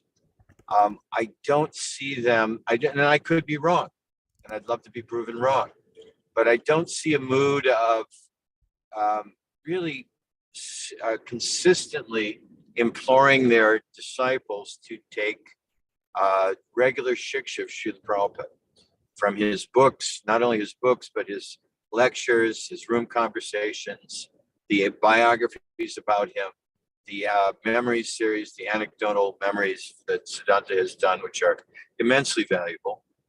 I don't necessarily see, and I'd like to hear from other on this call, is that something that, I don't see that mood of, we're meant to direct you to the shiksha of Srila Prabhupada. I see it more or less as the tendency to become a personality cult rather than making Prabhupada prominent as the prominent shiksha sampradayacharya. So I wanted to hear others' opinion of that, what they see in the current milieu. Can I give my observation? Please. Yeah. You've hit the nail right on the head. That's exactly what's happened. And I can say that from observing 20 years of watching the devotees in America and other places. This is what's happened. It's backsided. It's actually what's happened is the zonal acharyism is still existing, but it's in a different, it's not like it was back in the old days, but it really hasn't gone away. Right. You're right. You hit the nail on the head. Putting Srila Prabhupada in his position as the founder Acharya and the world Acharya is an option. It's an option. It's become an option. Exactly. Right. It has. And that is the death knell for the potency of the Krishna consciousness movement in its current form. Well, look, to me, there's the ISKCON, International Society for Krishna Consciousness, and there's the Hare Krishna movement. The Hare Krishna movement was what Srila Prabhupada brought with him to America, which was founded by Lord Chaitanya. The Hare Krishna movement and ISKCON were synonymous while Srila Prabhupada was here. After, and even when Bhaktisiddhanta Thakur was here, the Gaudiya Math and the Hare Krishna movement were synonymous until he left in 36. And when Srila Prabhupada left in 77, the distinction has become very clear since that time. The only difference is it took about 4 years, from 1936 until 1940, before Srila Prabhupada declared his separation from Gaudiya Math officially by founding another organization called the Gaudiya Vedanta Samhiti. That was in 1940. That took 4 years. ISKCON, because it's an international global organization with many, many locations, is taking a little longer because it's not confined to India. The Gaudiya Math was confined to India, 64 maths, large and small, 50 of them were in Bengal. The rest of them were spread around mostly in India, maybe one in another outlying country. But ISKCON is all over the planet. It's taking longer for the difference between ISKCON and Hare Krishna movement to become manifest. Whereas it took 4 years for the Gaudiya Math to have a new acharya every year. Srila Prabhupada wrote about that. So, I mean, I will be taken as a radical for saying this. If you look up the word radical, the first meaning of it is root. And I'm pointing out the root of the problem. And the answer is to make Srila Prabhupada's Hare Krishna movement a cultural phenomenon, to bring it to everybody into their, to induce people to introduce the idea into their private lives, not simply a churchianity when you come on a Sunday and you come back next Sunday and you come back next Sunday. As Srila Prabhupada said, this movement is for every phase of life. So that to me is a way to deal with it. The Hare Krishna movement is a grassroots movement after all, the way Srila Prabhupada did it. And it has to continue that way. Otherwise, it will come to be simply recognized as another organized religion.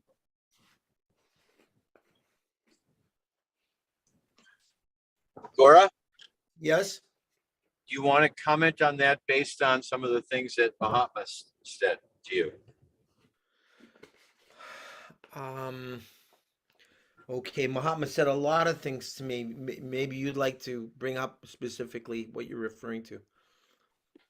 Well, Mahatma brought up the point. He said, well, there are many grassroots, home program based type of preaching going on all over the world. Well, like the And that Bhakti are- Picture program.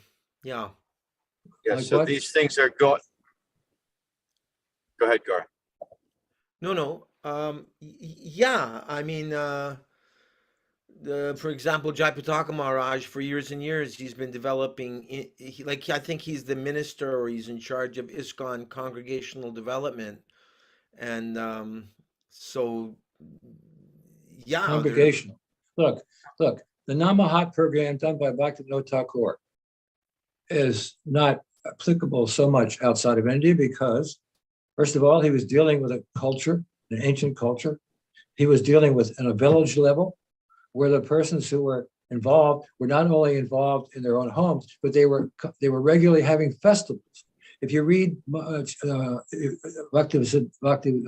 Thakur's book about it, he will show you there are so many different names and titles he gave to different persons according to the part they were playing in Namahat. right. It was a very complicated organization. It was especially based on village participation. It's a different story now in the West. They don't have a spiritual tradition of that. They don't have extended families life like they did in those days, which is very much different now. It's a different situation. And Srila Prabhupada gave the impetus in 1967 in a letter to Ray Rama, which I brought up before, and again in the teachings of Kurma Brahman by Lord Chaitanya Mahaprabhu. He introduced this Perfection at Home program, not only there, but other places, to be at home, to chant Hare Krishna, to have friends and relatives over for kirtans and prasadam, and that way spread the movement. The movement, in order to be a cultural movement, it has to have roots, not in Sunday programs, but in people's private lives, like Srila Prabhupada said, and introduce it into their private lives. He said, not that everyone has to become a member of the society, which means a congregational member, but they should take the idea home and introduce it in their private lives, and we will supply them with dangas, cartels, and paraphernalia of bhakti yoga devotional service. Right. So Mahatma's point is that is going on in many parts of the world according to the culture. Right, Gaura? I mean, this is kind of the gist of what he was saying. Okay, that is going on in many parts of the world. I think the essence of what you're saying, Rupanuga Prabhu, is that because of malefic alliances, which have really come to light with this inoculation protocol, this World Economic Forum, WHO, CDC, Rakshasa agenda to depopulate the planet through introducing these toxic so-called vaccines, and the alliance of the mainstay leadership of ISKCON with this Asuric agenda, that therefore, what I hear you saying is that the ISKCON as we know it has become maligned. Therefore, it's not, I'm just paraphrasing you, it's not worth saving. And therefore, we should put our energies elsewhere into this Perfection at Home program, separate from the alliance with ISKCON. Is that a correct assessment of where you're coming from? It's two parts. I have experience of being in touch just in the past year with devotees in Eastern Europe, where I was encouraging them to this program. And they told me that they were asked not to do it by the ISKCON leadership, and that they were told that there had to be some remuneration from the participants. They stressed money being a part of the program, collecting money on these local levels, in these homes and so forth. They expressed that to these devotees who were doing it already. Actually, they were doing it. And so that may be going on also. If it's not approved by the ISKCON leadership, then it can be derailed. Second thing is all this talk about reforming. Srila Prabhupada's godbrothers, Srila Prabhupada's disciples, ladies and gentlemen, are spread out.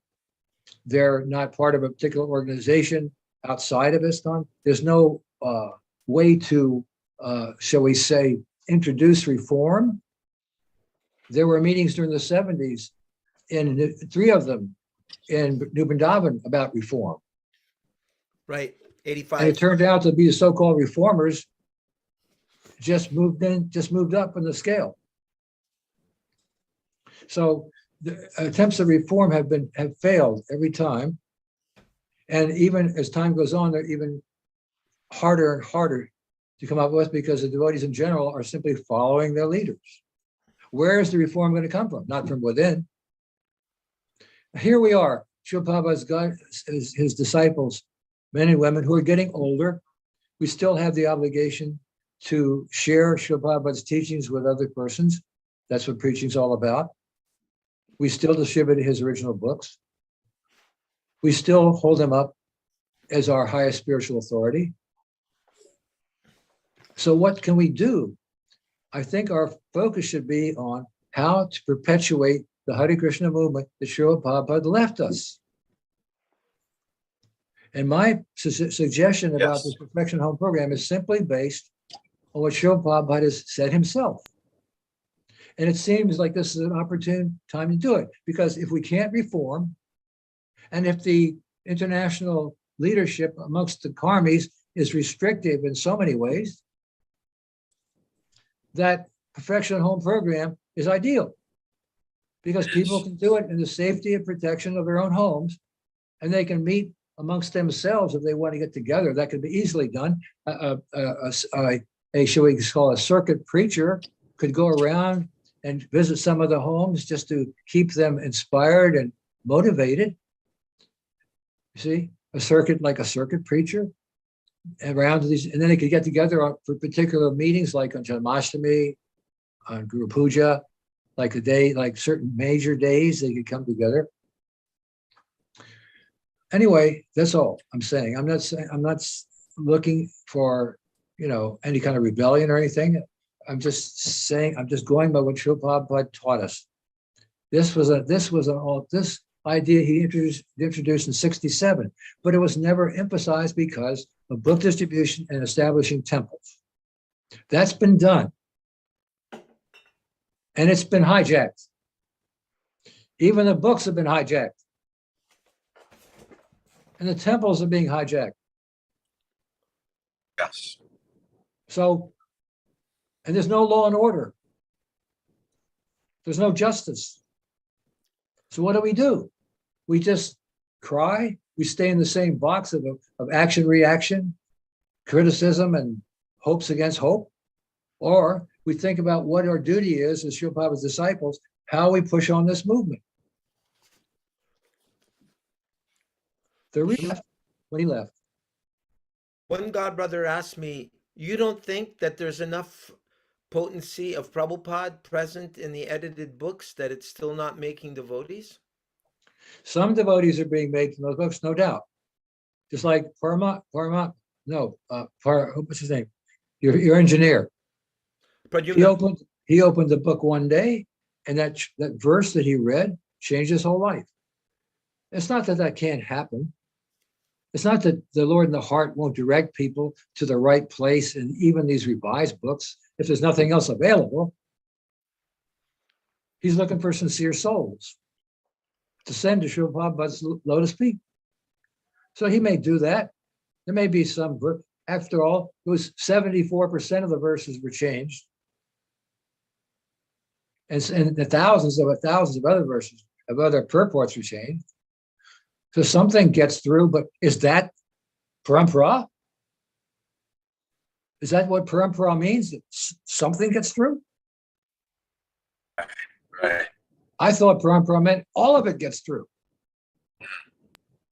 in its pure form, in its authorized form, it is in the proper voice, Srila Prabhupada's voice.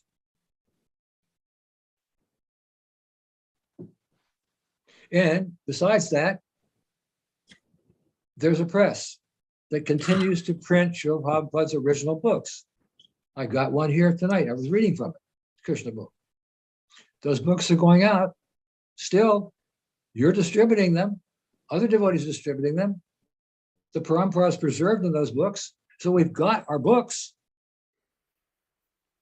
We need more of a methodology to follow up on book distribution. All the books you're distributing, where are they going? They're going into people's homes. They're going into the bookshelf.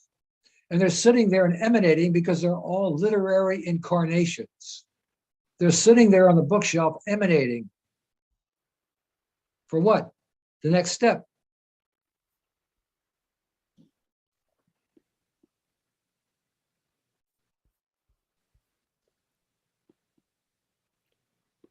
Another point that was brought to my attention was it's realistic for us to understand that the Vaikuntha Express or I'm trying to put the words correctly, that we should Vaikuntha Express doesn't just stop at the ISKCON temple, right? Yeah. But preaching as one organization is more powerful than through many, but it doesn't look like that's going to happen. I don't follow that. What is it? Vaikuntha Express? Yeah, that we should not think that the Vaikuntha Express, or the means to go back to Godhead, Yes. will only pick you up at an ISKCON temple. Oh, they'll pick you up at the point of death, wherever you are, wherever you are. I think. Yes, go ahead, Bhadran. No, go ahead, Gaura. I was just going to say that this devotee, although he's an ISKCON guru, he was sharing with me that we should be broad enough to appreciate that, within the Gaudiya Sanghas that many of our God brothers and God sisters have gone to, that they also have access to the Vaikuntha Express. It's not that ISKCON is the only means by which to do that anymore. Well, they may have access to Vaikuntha Express to Vaikuntha, but our express goes to Krishna Loka. Not only that, but that going elsewhere is a minimization of Srila Prabhupada. However you cut the cake, it is a minimization of Srila Prabhupada. And Srila Prabhupada was the Senapati Bhakta that was designated by Lord Chaitanya, by Lord Nityananda, and by Srila Bhakti Siddhanta. And anyone who is successful in preaching in the Western world is only because of the empowerment of Srila Prabhupada. Therefore, to preach successfully for the next 10,000 years during this beginning and middle and end of the golden age of Kali, to have that empowerment, it must come through the directives, mercy, and lotus feet of Srila Prabhupada. Otherwise, it will die out in due course and lose its potency. And that's a fact. Right, but it's because they're making him small by still researching. There are many devotees are still, even our God siblings, are still researching. They're researching the previous Acharya's books. They're researching the different essays they can find. They're still researching. There's no need to research. We've got all the books now. We already have them. We've had them since 77. The 10th canto is Krishna book. We've got it. So we don't need any further research. We don't need to consult other authorities. We don't need to consult other god brothers in Srila Prabhupada. We don't need to consult previous acharyas because all of their essence is included in Srila Prabhupada's purports. He warned us not to jump over to previous acharyas because we wouldn't understand them. He said, you have to go to my Guru Raj through me. He said, you don't need to read, he said, you don't need any outside authorities as outside of our books. There's Rupa no, Blas. he said, there's no need for outside instruction. And we have to be careful because he said anything published by the Gaudiya Math after 36 is not acceptable. Okay, so I have a question. How do we reconcile these points, which I'm not debating in any way, with Prabhupada also make, and I don't have the quote at my fingertips, but where Prabhupada does say one can read from the acharyas, from Jiva Goswami this, Vishwanath Chakrabarti that. Prabhupada does make reference to other, to the literatures of the great acharyas. Of course he does. For Yes, of example, course. Bhanu Swami is appreciated by many because, like Prabhupada himself said before he departed, that he wanted to see he wanted to translate the Sad Sandarbhas, he wanted to translate the Ramayana. There were several books, and he said Bhagavad Gita, and a devotee said, Bhagavad Gita, Prabhupada, but you've already translated that. And Prabhupada said, there are so many Bhagavad Gitas, there's so many commentaries. So Bhanu Swami, for instance, is doing that. I never thought in my mind that Bhanu Swami is deviating because he's translating, he knows Sanskrit, and he's devoted to Prabhupada. I'm just wondering, what are your thoughts?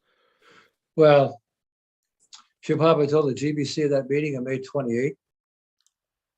Question was, we were discussing BBT because the BBT were all GBC members. So we were discussing about persons who would translate previous Acharya's works. Right. His answer was they must be very realized. Uh-huh. The question came up, could we publish the translations of previous Acharya's works? Uh-huh. And that was his answer. Now, when that trilogy, that 3-volume book came out by Gopi Parandana. Brihad Bhagavatamrita. Yes, I asked Pradumya what he thought. He had gone through the first volume. I said, what is your opinion? He said, there are many mistakes. Really? There are many mistakes, he said. And he was trained up by Srila Prabhupada personally in both Bengali and Sanskrit. He was a genius. He learned all this in the space of a year or so. Srila Prabhupada called him Panditji. Right. And that was no joke. He left him the duty to finish the Bhagavatam. And when he was doubtful, Srila Prabhupada said, you put together what the previous Acharya said. You just put it all together in the purports. So there's no question of making a mistake because he knew the Sanskrit. He told Sarup Damodar, he said, I want you to write a scientific commentary on Vedanta Sutra. So he empowered 2 of his disciples to, in effect, translate and write Shastra. That's no small thing. No. And I sincerely believe that there's no need for such a controversy. Everything we need is in Srila Prabhupada's books. He said so. Mm-hmm. And I think a lot of time is being wasted on consulting previous books and they're finding contradictions, they say, with what Srila Prabhupada says. In fact, I hear devotees saying there are contradictions in Srila Prabhupada's books, that Srila Prabhupada contradicts himself, which is completely nonsense. Srila Prabhupada never said a contradictory word in his life. Offensive. The contradiction is in the mind of the viewer. He doesn't understand what he's reading, or he takes it out of context, or he looks at it with preconceived notions. Whatever it is, there's no conflict. It's created. So what you're saying is in that May 28th conversation that Prabhupada is saying, yes, the books can be consulted and translated, but it must be at a high level of realization. And he specifically gave the example of Pradyumna and Sarup Damodar, who he had faith in both of them. Correct? Yeah, I mean, he gave the assignment to them. Yes. And what But my- happened? Refresh my- me on what happened, why Pradyumna didn't take that task up. Didn't take what? He Hey, didn't take why up that task. The task of finishing the Bhagavatam. Look, it wasn't the GBC's task. It was Pradyumna's. Right, but why Pradyumna didn't Because take Pradyumna was critical of the GBC's behavior after 1977. Right. He wrote a So letter they which I have right, so a they copy of. So they took that away from him. Yeah, he was replaced on so many different, excuses. Okay. There was no excuse, but because he was critical, and that is not, I mean, critical in a very constructive, critical way. I saw yeah. the letter he sent. I saw the letter he sent. I saw the letter that Jasodanandana sent. I thought was also very critically constructive. And they ignored it. In fact, I didn't see Jasodananda's letter until a few years ago. I But would it was love to supposed- see that. I would love to see that letter. I didn't see the letter. I saw it online, and I don't have it. I'm just saying I saw it online. I forget where, but it was online, and I went over it, and I thought, well, these are really good suggestions. And I saw them pretty much in line with what Pradyumna said. But I never saw it. See, he made the foolish mistake of not distributing copies of that to the non-gurus. Oh. Yeah. I Yeah. asked, And Yes. Pradyumna addressed his letter to Sat Swarup, who was the mouthpiece of the gurus. And I didn't see that letter at that time. I saw it later. I asked Sri Dayananda Maharaj personally, as politely as I could, Maharaj, I understand that Pradyumna Prabhu was personally asked by Srila Prabhupada to complete the Bhagavatam. I was just wondering, why is it that you completed it instead? And he said, oh, Pradyumna was very slow. He was not producing anything. So the GBC asked me to take it up. That's malarkey. They said the same thing about Pradyumna when Srila Prabhupada was here. They complained to Srila Prabhupada. He was slow. And sometimes he was, for whatever reason. But that didn't take it away from him. Right. Slow? What's that mean? What does slow mean?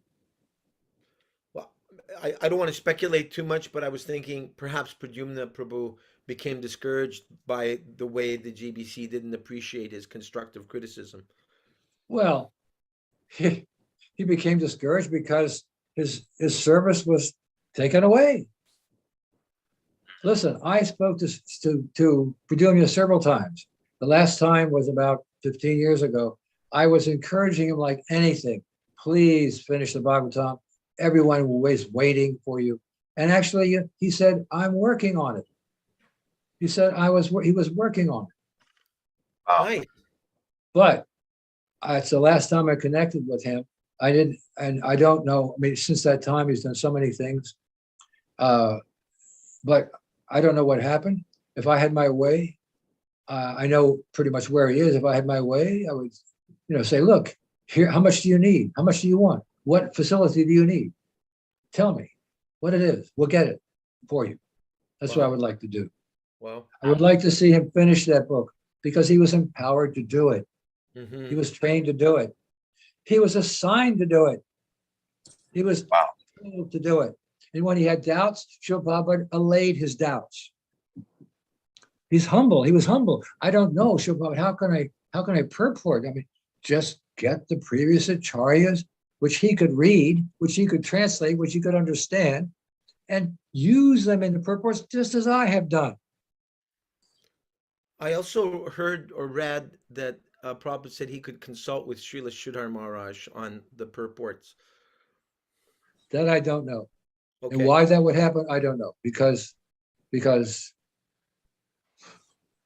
anyway, I don't Okay. think that's is even important. I think the important thing was Srila Prabhupada gave him instructions that I have heard about Right. that don't require him to consult with anybody except to go to the previous acharyas,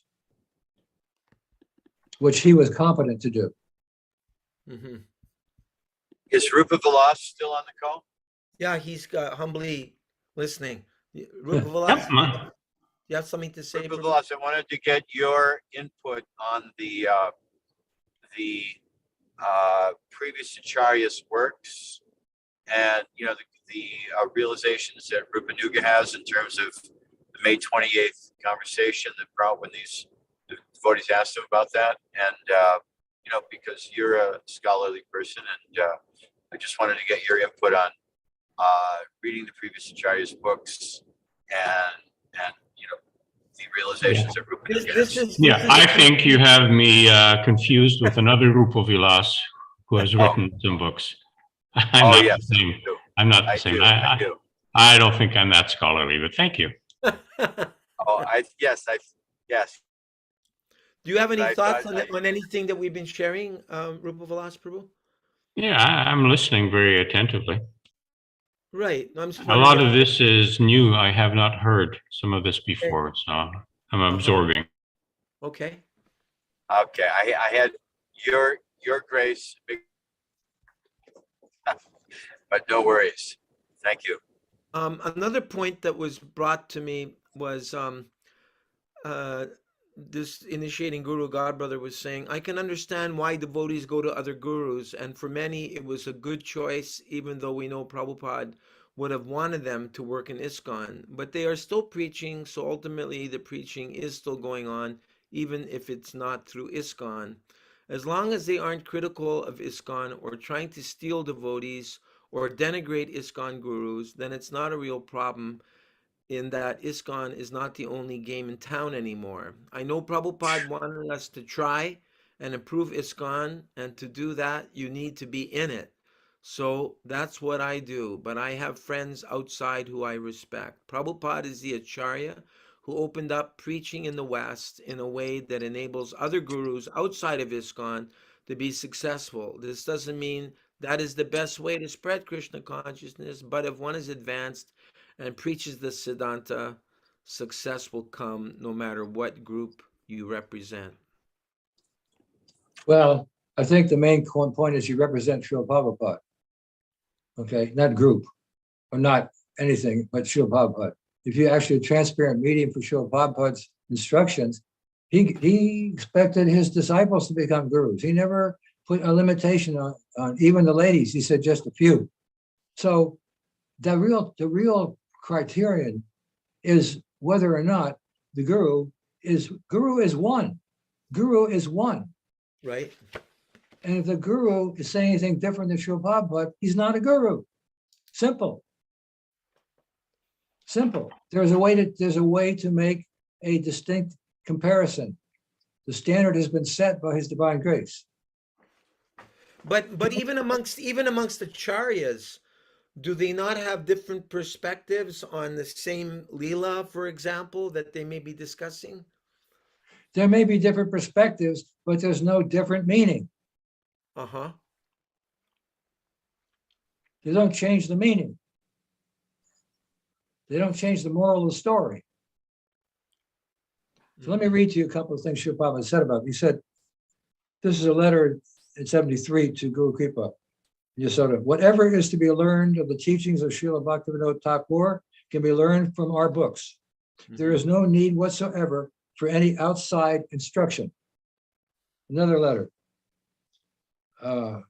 He wrote this letter to, let's see, there was a letter to Guru Kripa and to Yashodananda together. That letter, so I can remember what that said. That said, you cannot understand my Guru Maharaj by reading some books. You must understand him through me. You cannot jump over to a previous Acharya. And I think this is the leading point. To jump over Srila Prabhupada to previous Acharyas was his warning. And one of the points I've observed is that what gives us insight to Srila Prabhupada's books is our service to him. Where is our service to those previous Acharyas? Those previous Acharyas are represented by Srila Prabhupada. He's the last Sampradaya Acharya in the line. And he's such exalted personality that he's Acharya for the whole world. He's Acharya for the other Sampradayas also, because they don't recognize Lord Chaitanya Mahaprabhu as the Yuga avatar or as Krishna Mahaprabhu. They don't recognize him as Krishna. They don't understand Achinta Veda Veda Tattva, which Srila Prabhupada has taught all over the world. The closest they come is unity and diversity by the Ramanuja Sampradaya. So Srila Prabhupada represents the epitome, the essence of all the previous acharyas. And my opinion is if we want to understand them, we have to go through him. That's the way the disciplic concession works. It's the present acharya who is the teacher. Before Srila Prabhupada, it was Bhaktisiddhanta Thakur. Before him, it was Bhaktivinoda Thakur. And people at those times were supposed to accept them. Srila Prabhupada hasn't changed the meaning to any of their teachings. He's just put it in a way for the modern people to understand, who are more educated and more fallen than those people of India. Anyone born in India is 50% Krishna conscious automatically. And that's the audience that Bhaktivinoda Thakur and Bhaktisiddhanta Thakur had to begin with. Here in the West, we had zero understanding of what spirituality really was. We had the Son of God, and we knew nothing about the Father of the Son. Right. We had the servant of the Master, and we didn't know anything about the Master. And Srila Prabhupada comes, and we're reading it, the daily activities of the Supreme Personality of Godhead. What? He looks like this. He talks like this. He has 16,108 wives. He lives on this planet, Goloka Vrindavan, the planet of the cows. He's expanded himself in so many ways. This is the way things were created. We've got it all there in Srila Prabhupada's books. What more do we want? The search is over. We don't have to go to previous acharyas. We've got the essence of the parampara in Srila Prabhupada's books. And anybody here can say they've read them all and understood them? How many volumes there are? How many lectures? And listen to this. How many lectures have Srila Prabhupada given that everybody here has heard? I hear at least 8 lectures a day. Wow. Just while I'm eating and cleaning, whatever I'm doing. Well, not at least that, I'm sorry. That happened to happen the last couple of days because some of them were short. But I listened to at least 3. Right. Okay. And so why? Because I want that association with Srila Prabhupada directly. Mm-hmm. And I know they're not edited. So we should be getting people to listen to Srila Prabhupada's lectures and get that direct association. All this book. Anyway, I have my strong opinions, and you ask for them, and you're getting them. And I'm not going to hear. We like Butter Ryan Prabhu and we definitely like hearing them. I think I can speak for Jai Madhava Prabhu as well. Yeah, I'm sorry. I'm going to rest stop here because I've been driving for a long time and I'm trying to use the facility. So I'm going to have to sign out. But yeah, I absolutely, I so much appreciate your realizations, Rupanuga Prabhu, and I concur with them. And because you explain them very. Sorry, it's a little noisy in here. Whoops. Apologize. It's very noisy. And you explain them with great context from the letters, directives, personal association of Srila Prabhupada, and take into consideration the kind of mission drift of the movement, great inspiration in your clarity, Rupanuga. I really do. And I want to thank you for that. Thank you for joining us. And I see that just like, for instance, getting, like, for instance, you mentioned you listen to 8 lectures a day. I probably listen to about 3 a day. And that direct association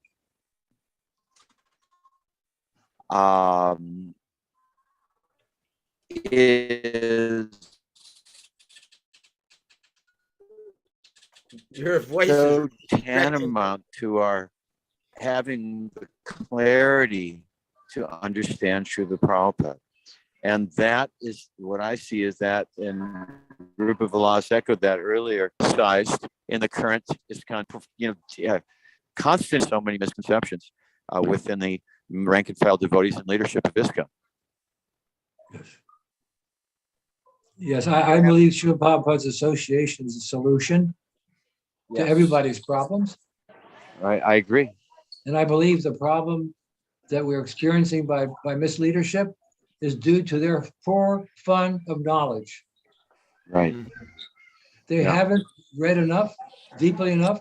They haven't heard enough, attentively enough to make the right decision. Correct. Yeah, I agree. To lead the devotees in the right direction. That power comes directly from Srila Prabhupada. And that power is passed on in the form of his recorded books. They're all recorded. They're all recordings. And his lectures. Mhm. It's all there. There's so much of it. But what I detect is an absence of understanding enough to use the logic and reasoning of Krishna consciousness to understand the present world situation. Mhm. Those shastras are intended for now, just as much as they were then. Yep. Yeah. They're useful because they can be applied to the present world. And I do not believe, in all honesty, that the leadership knows how to do that. There's a lot of confusion, that's for sure. Well, the confusion is not in Srila Prabhupada's books. No. They're afraid to offend people. I think they want to blend in. Go along to get along. Exactly. Well, the donations come from people that don't have the same, mood or point of view as people that are actually Prabhupada's disciples or have committed themselves to Srila Prabhupada's teachings word for word. They don't want to, gee, if we offend these people, the donations are going to dry up. Well, it's become the International Society of Acquiescence. Yeah, exactly. Oh, no, Unfortunately. that's for sure. The International Society for Assimilation. Yes, exactly. Acquiescence and assimilation. Prabhupada said he was, he really admired Srila Bhaktisiddhanta Saraswati Thakur because he would use, what was the expression? The chopping technique? Axe, like an axe, like chopping away. Yes. Yeah, his own disciples, some of them were criticizing him for that. Huh. But No it worked. compromise. No compromise. Srila Prabhupada's a chopper too. He, on practically every other page of Bhagavatam, he calls them what they are, mudhas. Yes. The scientists, the teachers, the scientists, the educators, the businessmen, the politicians, mudhas. May I make a point? Nobody says that anymore in lectures. Rupanuga Prabhu. They either whitewash their preaching or they cherry pick what they say. They don't speak like this anymore. I can guarantee you. I've sat in so many lectures of leaders, and they don't represent that voice anymore. Politically correct. About 5 years ago, maybe 10, I was at a home program. Someone invited me for, I forget the occasion, and I had an opportunity to say something. And after that, one lady came up to me who was a very big book distributor and said, I haven't heard of any preaching like that in ISKCON in years. Exactly. And I said, well, this is an ISKCON. No, that hits the nail on the head. Or you could have said, this is ISKCON. No, that's more like it. Yeah. He was talking about the past. Yeah. Right. Anyway, Bhaktivedanta says that when the connection with the bona fide spiritual teacher is stretched, the advantages taken by the general population is looking for, I'm paraphrasing this, is looking for an easy spiritual street, an easy way. I believe that a watered down ISKCON is attracting a watered down population. Yeah, that's I've seen this personally. Yeah, Prabhupada was saying that if we go out on the street, this is like, I guess, earlier mid-70s, and we say we're doing this for feeding starving children in Biafra, but we're not sending money for that we're going to be attracting cheaters. He told me that when I told him that there were some devotees in New York that were coming here to collect for Indian program of prasadam distribution, he said these people were not approved. He said if any money collected for India food distribution must be sent to India, not for the temple maintenance. And that wasn't going on in New York. The devotees in New York, or any devotees, any of my temples I can remember, were using that kind of a, when I found out about it, I stopped it, using collecting money for Indians, to feed poor Indians in India.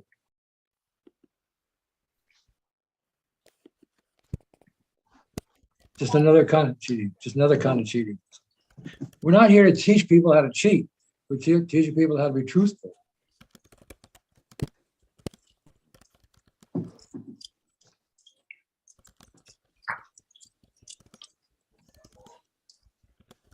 I was thinking, Rupanuga Prabhu, maybe in the future, it would be nice if you could go through your letters. Now you have 100 letters, and if you could please consider, do you still have them all? Do you have a collection? Yes. It would be really cool if you could please go through. I mean, I don't want to minimize any of your letters. I'm sure they're all significant, but perhaps some like jump right off the page and they're earth-shattering, earth-shaking. If you'd like to, if we could read a letter maybe every once in a while, and you can discuss the highlights of it, if you like that idea. Well, that one letter I discussed about, Shubha was talking about his godbrothers, certainly was a mind blower. Yeah, we have 4 devotees that aren't coming to read anymore because of that letter. Because of their understanding of it. Yeah. Well, maybe not everyone's going to be ready for your letters, but I am. Well, then you and I can talk about it. Jai Madhava, he'll be into it. Oh. Anyway, whatever I talk to you about, it's all coming from Shilprabhupada anyway. I mean, I do my best not, I actually don't. I don't change anything.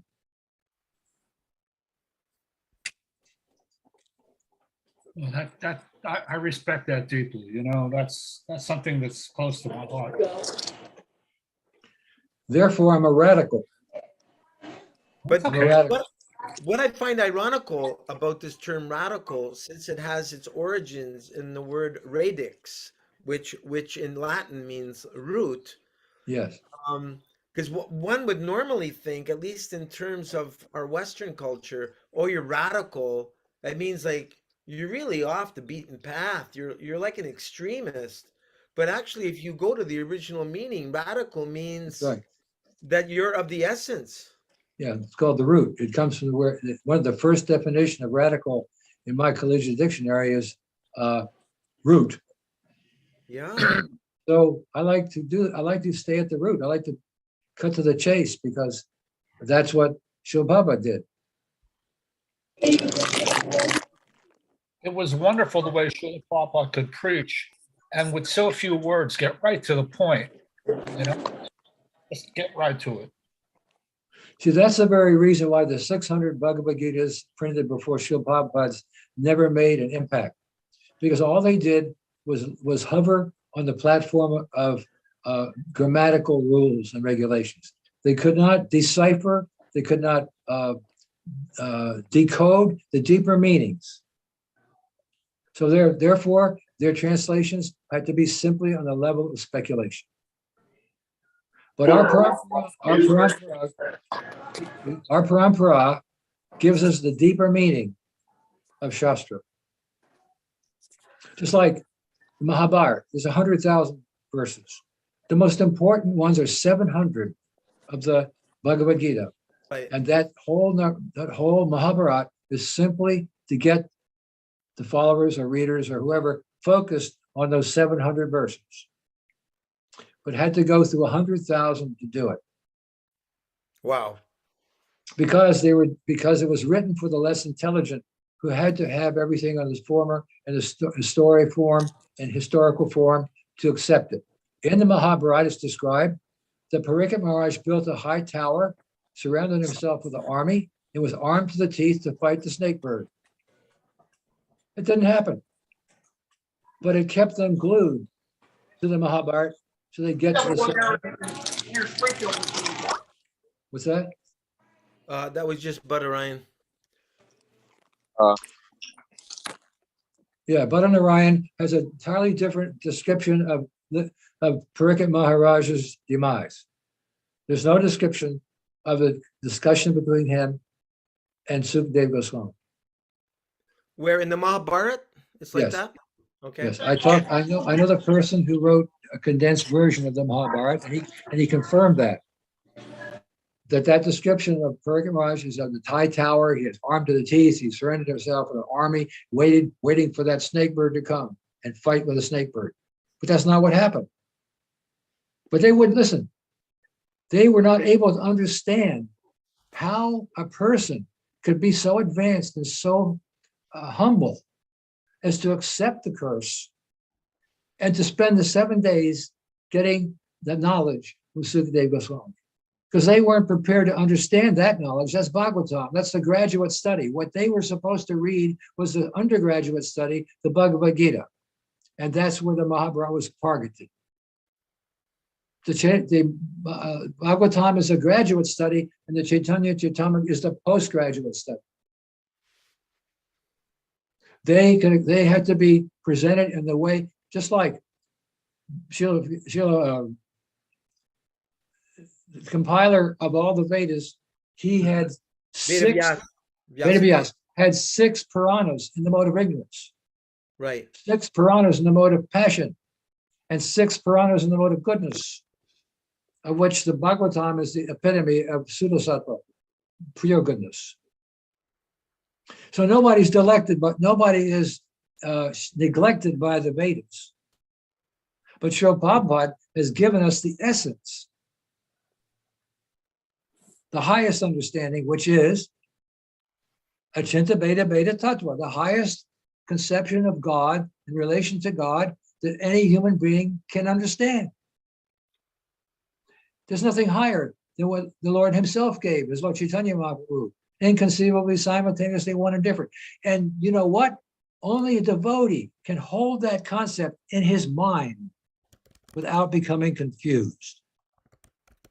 Achinta Beta Beta Tattva, the perfect explanation of our, not only it applies to our whole philosophy in so many ways, but especially it applies to our relationship with the Supreme Personality of God. We are simultaneously, inconceivably, simultaneously one and different. There's no match for it. And Srila Prabhupada taught that all over the world. Therefore, he is the world Acharya. Mm-hmm. He is the Acharya for the other 3 Vaishnava Sampradayas. Right. Because they don't have anything near it. The closest thing is Ramanuja's unity and diversity. And they don't accept Lord Chaitanya as the Yuga avatar. They don't accept Lord Chaitanya as the Supreme Personality of God. They say he's a big prophet. Srila Prabhupada remarked that, especially about the Nimbarkas. But they're all like that. They have their own method. They are Vaishnavas, no question about it. But we have to understand that the teachings of Vaishnava is on a continuum. Just like the understanding of God is on a continuum from the sectarian, present, organized religious level, all the way up to the Chaitanya Charitamrita. The God consciousness is on a continuum. And the highest point is that presented by Lord Chaitanya Mahaprabhu through Srila Prabhupada. And that's where we're at.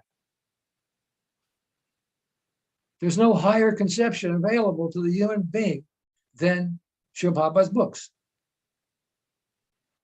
and the teachings of Lord Chaitanya.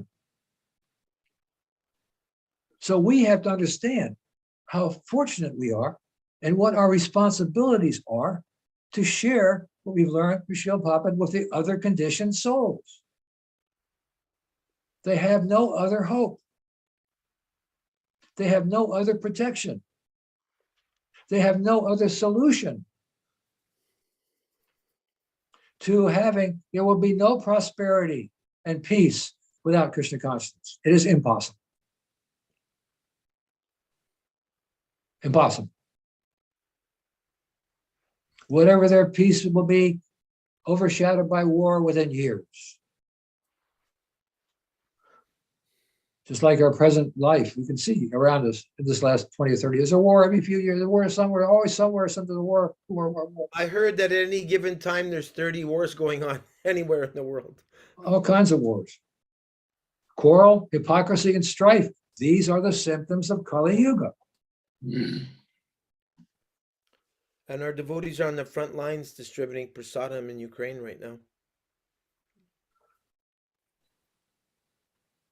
The other front lines are all illusion. The only front line is the one of Lord Chaitanya Mahaprabhu.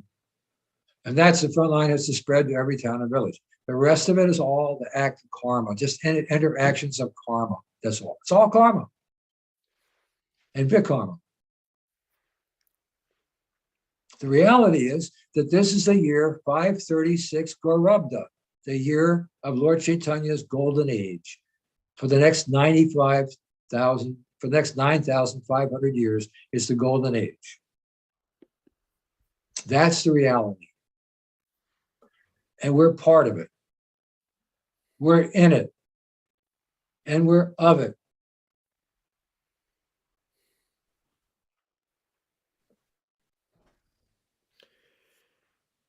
And we're privileged because we have the key out of the matrix. We have the only key to the dormant Krishna consciousness in this conditioned soul's heart. We have the key. And that's Harinam.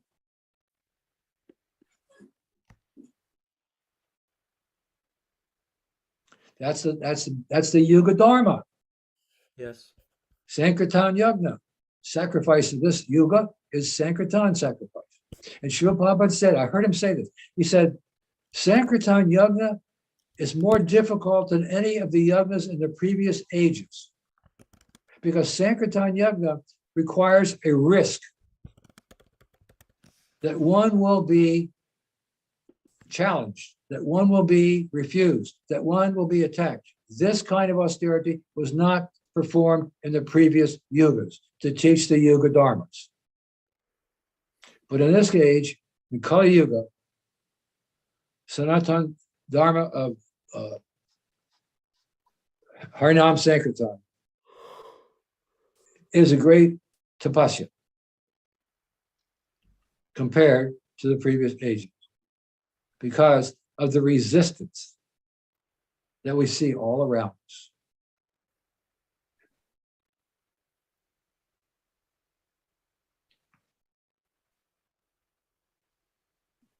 So we should not be so engrossed in the imperfections of ISKCON or each other. We should be enamored of the perfections in Srila Prabhupada's books and his lectures. And we should be a transparent medium for those perfections insofar as we are able. In our present impure state. But Srila Prabhupada said, what did he say? I may not be perfect, but I can give perfect knowledge. And that applies to us. Like the postman. Mhm. But not a parrot, because a parrot, they say, Hare Krishna, Hare Krishna, Krishna Krishna, Hare Ram, Ram, Ram. And then when a cat comes, cat, cat, cat, cat. So we're not parrots. We're not just repeating, like parrots. We are repeating with realization, with conviction, with affection, with compassion, with realization, with a sense of urgency. That's how we repeat. We're not a bunch of parrots.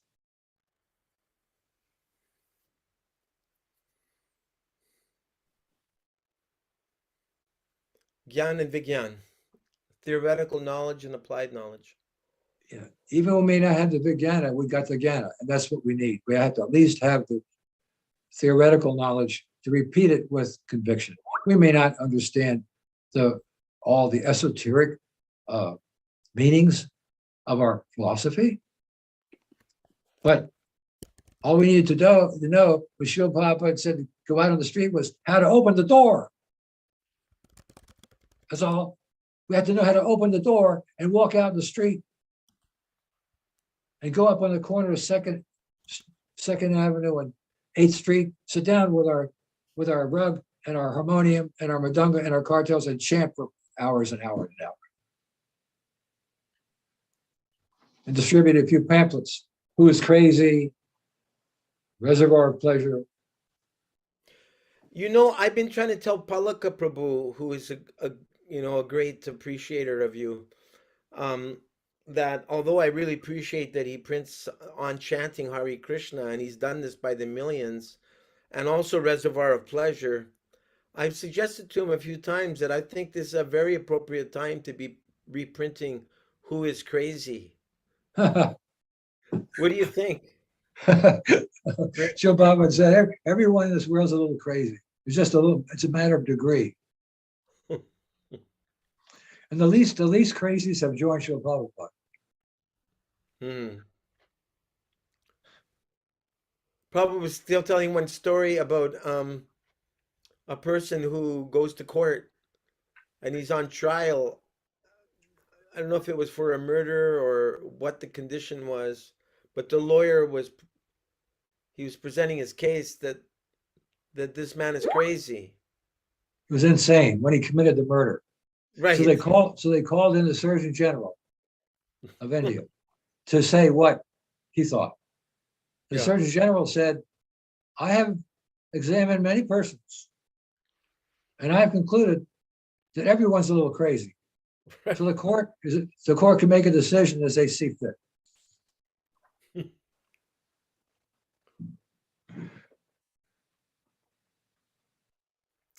That's a great little essay, isn't it? Who is crazy? Yes, but the thing about on chanting is that it has so much in it. The Mahamantra, Srila Prabhupada, the purpose of the movement, Lord Chaitanya, everything is there in that one little pamphlet. Yeah. I mean, there's so much there.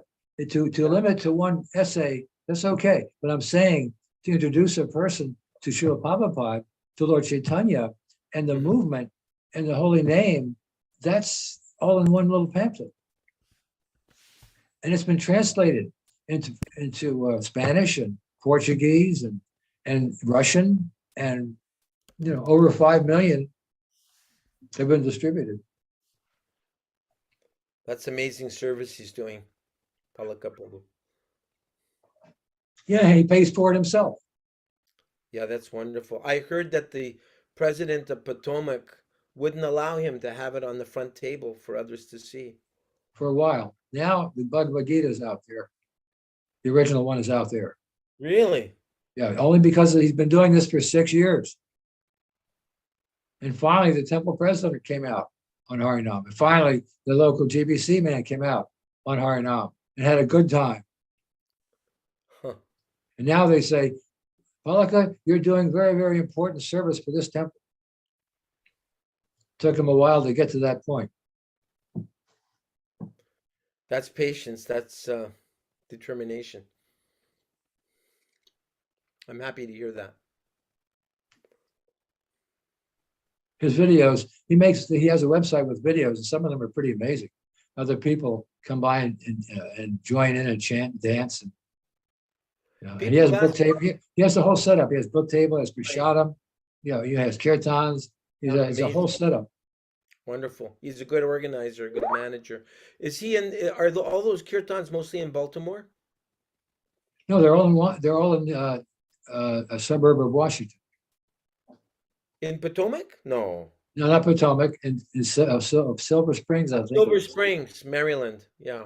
I'm not sure, but that's I think that's where they're there. And there's a lot of people there, shopping and so. Right. They're not all on the high end of the economy, but they're real people. Right. Yeah, it's wonderful seva he's doing. And there's one devotee named Bhakti Vinod. Bhakti I know Vinod Bhakti Vinod, the mridanga player. yeah, he's in his 70s. And he goes out there and plays mridanga for hours. Wow. He saw the David Susskind show, and he was looking at the newspaper. And when Susskind said to me, well, what does Krishna look like? Or what does God look like? And I had my wife go back and get a picture that was behind our group and bring it forward and show Krishna with a flute by the Jamuna. And he was reading a paper. He says, picture of God? What's that? Let me see that. And he became a devotee. Really? Yes. From David that, Susskind, the from that show. broadcaster. Sorry? That's where he first saw the devotees. Uh-huh. Wow, he took up chanting. Yeah, he got initiated. Really? He's our godbrother. Yes. Wow, that nobody's ever told me that. Yeah, he's our godbrother. Do you remember what his initiated name is? Yeah, Bhakti Vinod. Oh, you're talking about Bhakti Vinod. I thought you meant that David Susskind became a devotee. No, not David Susskind. No, he almost did. Almost. Yeah, millions of people. I've heard 10 million people saw that show. Wow, that's big preaching. That's very nice service that he did. Yeah, made sure he had a garland. He had a garland early Yeah. on. It made a big difference in his attitude. He Nice. usually was pretty. He was usually pretty tough on people. He was. Really? He had that program was on for 30 years, and we saw him when about halfway through that, about 15 years. I have a letter from him in which he said he very much enjoyed our presentation and Oh, had a nice. lot of interesting responses. Oh, cool. Maybe he had a few complaints, but that's always there. I used to promote that. I've put that video on Facebook several times over the years, and someone was reminding me when David Susskind asked him he asked Bardaraj Prabhu, why did you join? And Bardaraj says, I don't know. They're so Everybody- innocent. A lot of devotees had a chance to speak. He asked me to. He gets a little fresh sometimes. So he said to me, "Well, what if your wife says love me? What do you say?" I said, "Chant if you love me." He said, "Chant if you love me." All right, let's go. And another time he said something about he liked to eat meat. My wife looked over at him and said, "Well, you are what you eat." And he said, "Well, I fell in for that one, didn't I?" I fell right into that. So it was an interesting program. In fact, for 3 years in a row in Philadelphia, they showed the same program on New Year's Eve because it was so colorful. Yeah, devotees look so sweet and innocent, fresh, young. So we're very fortunate to still have you with us. So thank you for coming again. And Krishna willing, I hope we can continue reading about whether Krishna takes Uddhava's advice about going to Indraprastha for the Rajasuya sacrifice. Well, it's 11:30. Yeah. And I've got to go to the dentist tomorrow morning. So I want to especially thank Badarayan Prabhu, since it's so rare that we can ever get him to take a few moments from his book distribution. Do you have a toothache? They're doing a cleaning of my mouth. Oh, that's okay.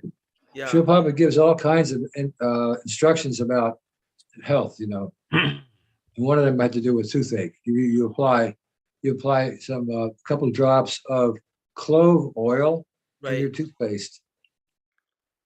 I think when I was with Rupa Vilas in Ottawa, didn't we make Prabhupada's toothpaste recipe, Rupa Vilas? I know we use cloves, and that dulled any pain. Yes. Yes. So, And I still use it. In fact, right. Srila Prabhupada's day ointment, which I thought the formula was lost, but I have it because Srila Prabhupada gave a list of medical suggestions, and he said, use this before you try anything else and save money and there'll be no side effects. So there's a whole list I have here. Oh. I put it on my old website, Prabhupada Says, and I gave a whole list of things he said about the health. And one of them was about cloves. Can you get that to me, and I'll put that up in our Prabhupada Disciples group for the 910 Prabhupada Disciples? I can mail you a copy. Oh, okay. I don't have a way to picture it. If you take it on a cell phone, you can take a photo also. I don't have a cell phone. Wow, you're really old school. I've never been much into electronics. I've never been much into electronics. Huh. I don't trust them. Yeah. I don't want to be constantly zapped by radio waves. Right. I consider it a huge accomplishment to get you on Zoom. It is a big accomplishment. I had no idea how to get on Zoom until you showed me.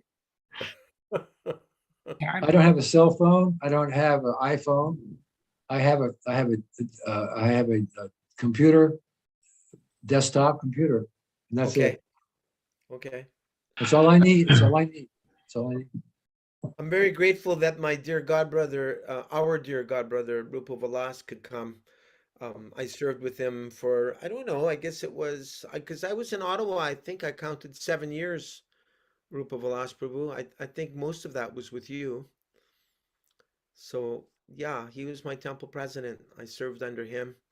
And then 1 year after Christmas marathon, and he surprised me and he said, do you want to go to India? And I thought, go to India? And he said, yeah, you did very well with your Sankirtan. And we have a ticket. You've earned yourself a ticket to go to India. So that was 1977. I went to get my Gayatri initiation from Srila Prabhupada. But I became stricken with amoebic dysentery. But I still managed to go to a few classes. Because I noticed wherever Prabhupada was, he would speak on the Bhagavatam that had just been released at that time. So in Mayapur at that time, the 7th canto had been released. And it was prayers of Prahlad Maharaj. Well, you just made it. You just made it under the line. 1977, second initiation. Yeah.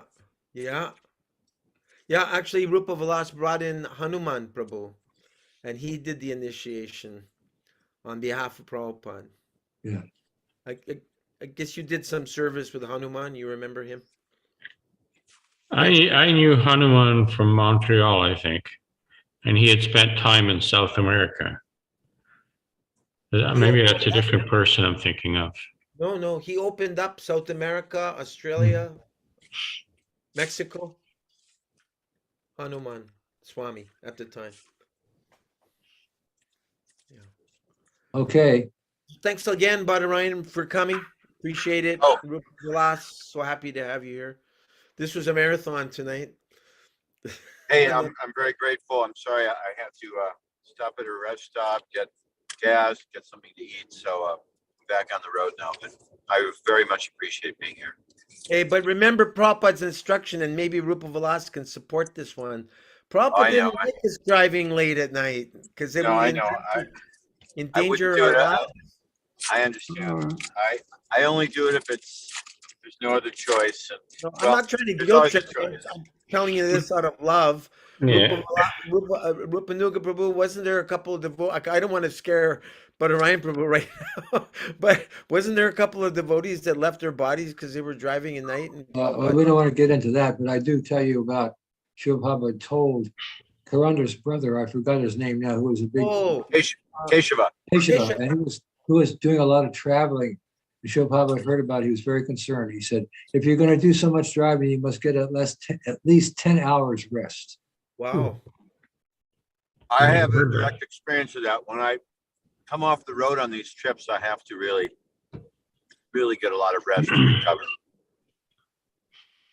So I definitely see that. Do big in New Orleans. By Prabhupada's grace. Yeah. You know, when cars first came out and they were doing like 20, 25 miles an hour, people were saying that going such fast speed will ruin people's health. They were thinking like that. And now on the interstate, you have to move over for the 80-mile-an-hour drivers.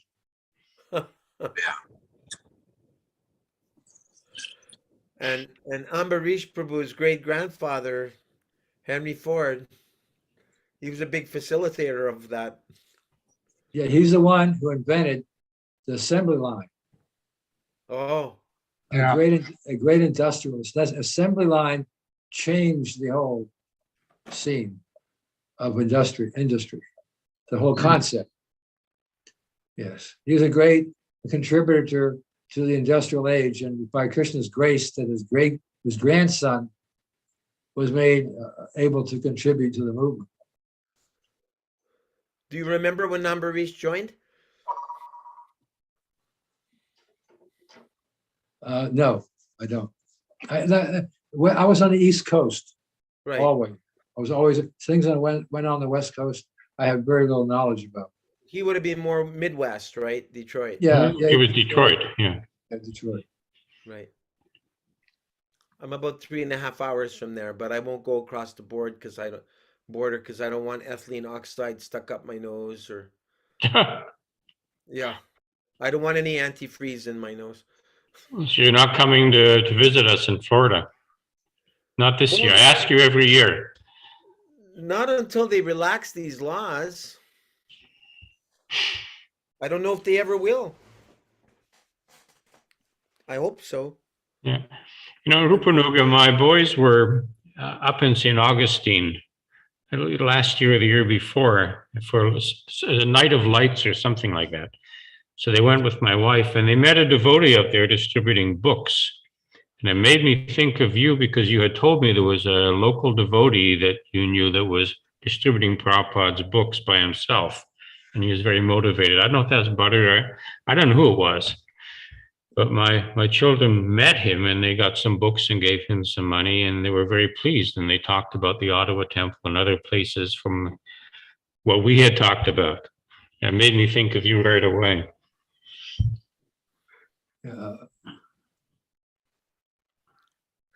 There are a lot of dedicated book distributors that only will distribute Srila Prabhupada's original books.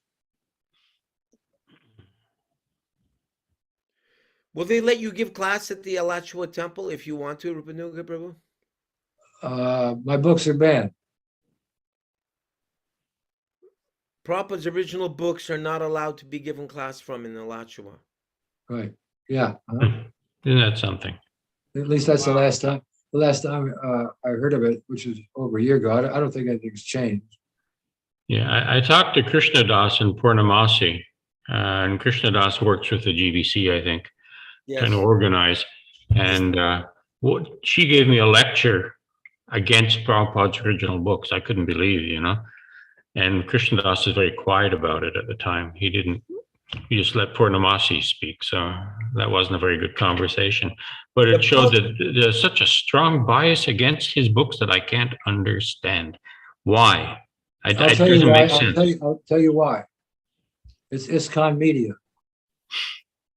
Just like the present media in this country and around the world, the media is in control of so much information. People believe it. So ISKCON has its own media. It has its own protocols, its own guidance. And this information, that Srila Prabhupada's original books are defective, is common propaganda. I think Jai Swami mentioned that they had some warts in them. But it's unbelievable that these books that made 5,000 Prabhupada disciples are considered contraband. Well, you knew that when you went out west, didn't you, to one of the festivals to distribute books, Gaura? And I was going to send you some books, and you said, we can't distribute those books. We cannot distribute anything but these non-Prabhupada modified books. Remember that time? Yeah, it's coming back to me right now. Yeah. You said you were anxious to distribute Prabhupada's original books, but they wouldn't allow it at that festival. But you wanted to preach anyway. I know you. Yeah. What a mess. But our godbrother Pavamana Prabhu told me that there is a panel going on in which they're reassessing all of these edits to see what are actually essential edits. That's been going on for years, in one form or another, and it will go on for years. Like you said, it's all internal. It's all a matter of just talk.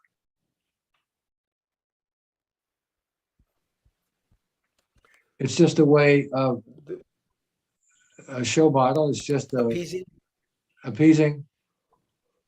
That's all. And it's useless to expect anything positive to come out of it, because they're all the same people who backed up the restrictions or the changes in the first place. All the gurus, all the temple presidents, all the GBC. How many of them have come out and criticized since 1983, since the Bhagavad Gita revised edition came out? Where are all the gurus? Where are all the leaders protesting? None of them. The people who are protesting are outside the jurisdiction of ISKCON. That's what I was thinking. There's a new article, maybe you've read it already. It's entitled Book Changes Controversy Coming to a Close. Did you hear that? I heard that. Yeah, that's coming from the media, ISKCON media. And it doesn't really mean anything. It hasn't come to a close. It hasn't. They think they're saying, well, in effect, we proved our point. No, it's just another propaganda. Why? Because it's really coming to a point of being challenged. But they're saying that it's come to a close. From whose point of view? Right, exactly. They say they have a panel approved by both the GBC and the BBT, including Bhakti Vigyan Goswami. Well, I met him in Potomac when I was with Gunagrai Maharaj in '92. His name was Vaidyanath. He was a Harikesh disciple. Bhanu Swami is on it. Someone named Kalachandji Das, Krishna Kshetra Swami is on it. He's a scholar. Krishna Rupa Devi Dasi, she's our god sister from Australia, formerly married to the BBT rep Nareshvara. Radhika Raman Das, I'm not sure which one. I know there's one in India with that name. And Keshava Bharati Das Goswami. They're on this panel. And they're called the ERP, the Editorial Review Panel. Oh, they're always coming up with these panels. There's a panel before that. There's always coming up with something because they have to, because the criticism is still there. See, so they have to have some kind of response. But I assure you that no changes are going to come out of this, because the status quo supports all of these people. Everyone wants to keep the status quo. The money's coming in. The books are going out. They have They no give this- reason, no they reason give- to change. They give one example in Krishna book, chapter 87, on page 4, the last line. It is said, known as Bud Bhuvasa, which is manifested by Govinda. And Prabhupada says, I do not know what is the editing. The correct word is Bhuvaswa. Okay, look, these are transcription errors. These are Yeah. the kind of things that editors are supposed to fix. There's no contest about that. That's Okay. not the issue. Uh-huh. The issue is a lot bigger than that. Tonight, we were having a reading. Yeah. There were different changes that were made. I didn't say anything Right. because I didn't want to interrupt. Thank you. The changes that were made were absolutely unnecessary. They did not clarify anything. They were just a question of personal preferences on behalf of, on behalf of. That's all. Uh-huh. May I make a point? Yeah. Well, about this new so-called committee. I spoke to this GBC in Moscow the last time I had lunch with him before I left living in Moscow. Now I'm in Siberia. He said to me to my face, and I was stunned. He said, the times have changed and we have to change with the times. This is the kind of person that's on this kind of committee. So basically what they're done is they're doing this just to keep people quiet. They're going to do what they want to do. And they put the foxes in charge of the hen house. Yeah. It Sorry goes to on- tell you. I'm sure you've heard this quote before. Devotees at the BBT took note of Srila Prabhupada's desire to produce the highest quality publications free of mistakes. In 1975, Jayadvaita Prabhu began reviewing the first canto of the Bhagavatam, and he carefully compiled dozens and dozens of revisions to mistakes he found in the first edition. After speaking with Jayadvaita and reviewing some of the proposed changes, Srila Prabhupada wrote to another BBT editor, concerning the editing of Jayadvaita Prabhu, whatever he does is approved by me. I have confidence in him. Okay, that stuff is taken out of context and switched around. When Jayadvaita went in to see Shilpa, he actually left off his changes with the secretary. He did not expect to see Shilpa. Shilpa opened the door. He said, why are you here? This is a description from Jayadvaita himself. Okay, and he said, Shilpa, I've made some revisions in the first canto. And he said, read.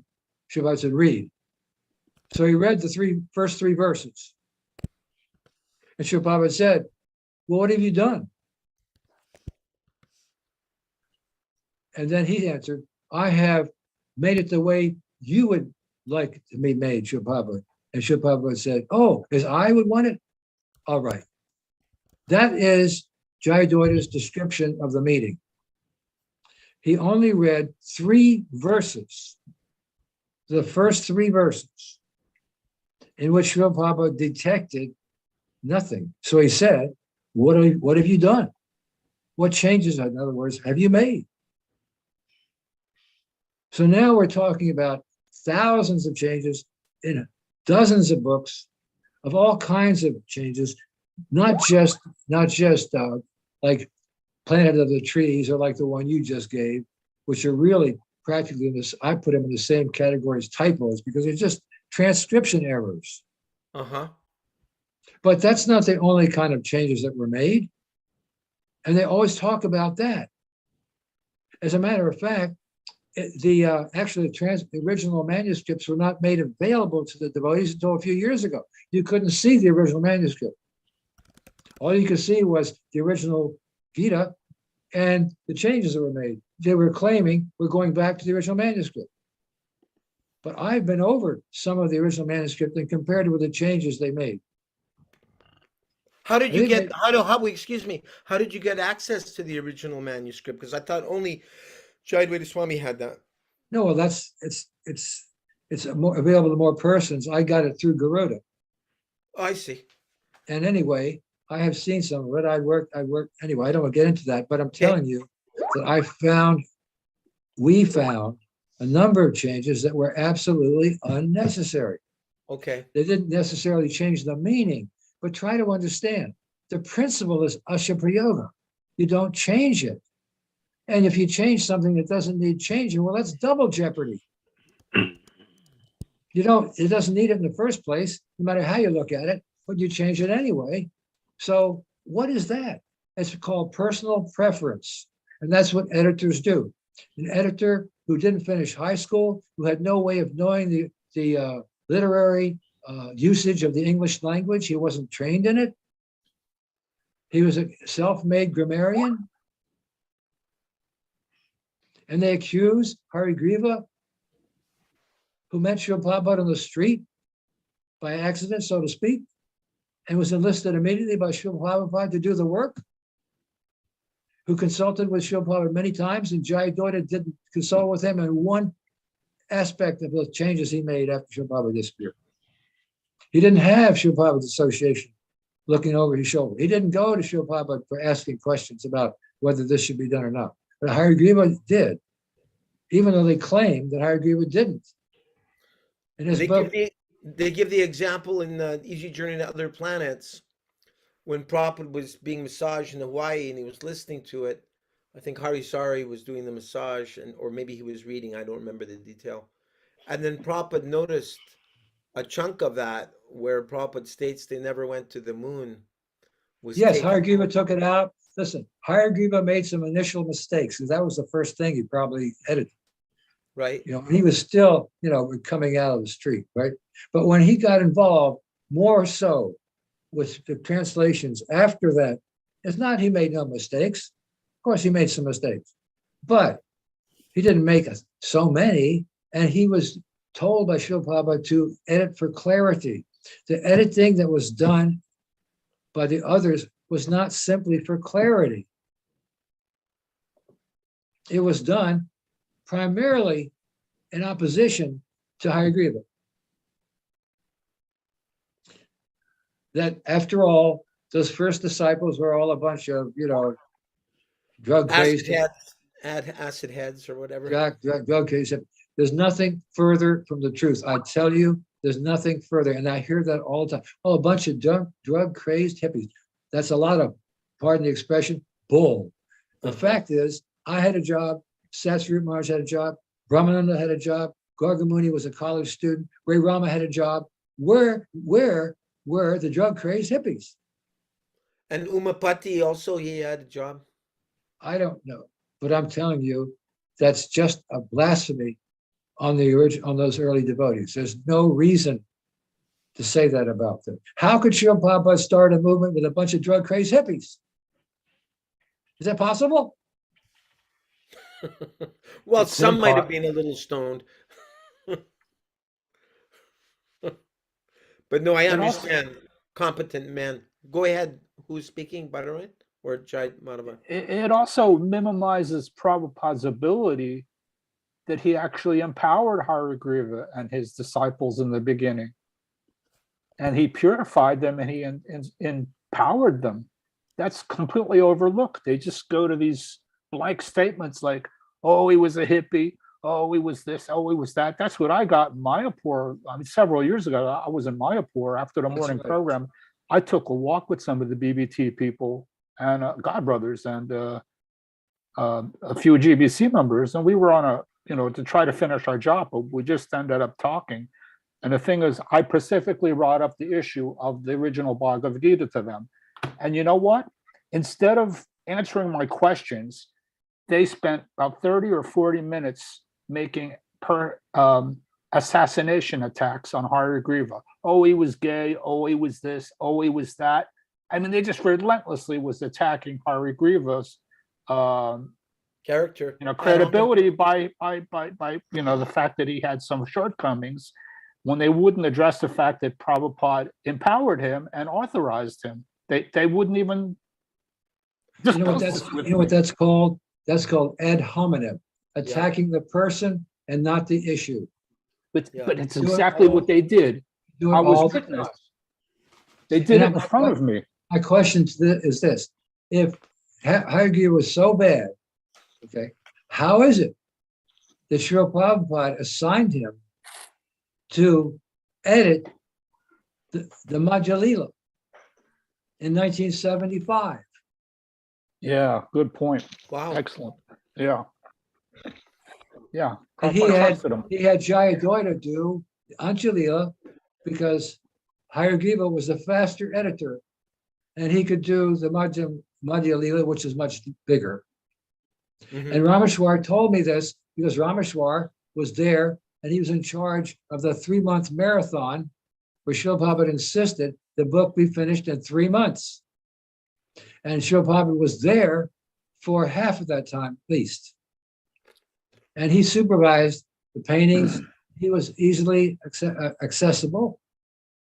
So how is this bad person, so fallen, engaged in translating the Chaitanya, not translating, editing the Chaitanya Charitamrita, the postgraduate study of our movement?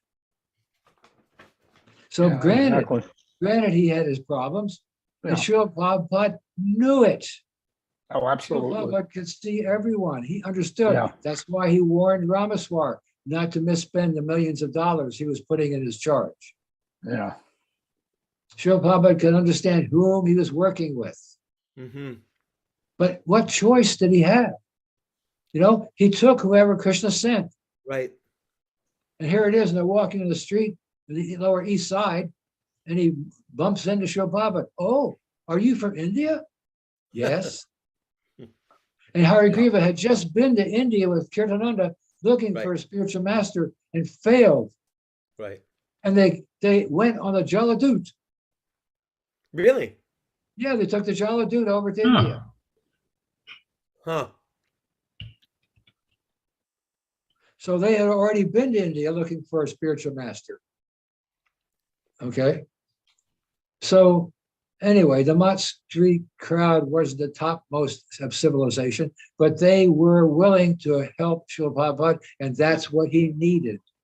He Yeah. needed help to begin his movement, to pay the rent, to listen to his lectures, to help him with his books. Yes, Krishna send them to Prabhupada. I'm telling you that these devotees who blaspheme those early disciples are dead wrong. I agree completely. I was shocked, actually, what I had to hear. I couldn't even talk to these devotees.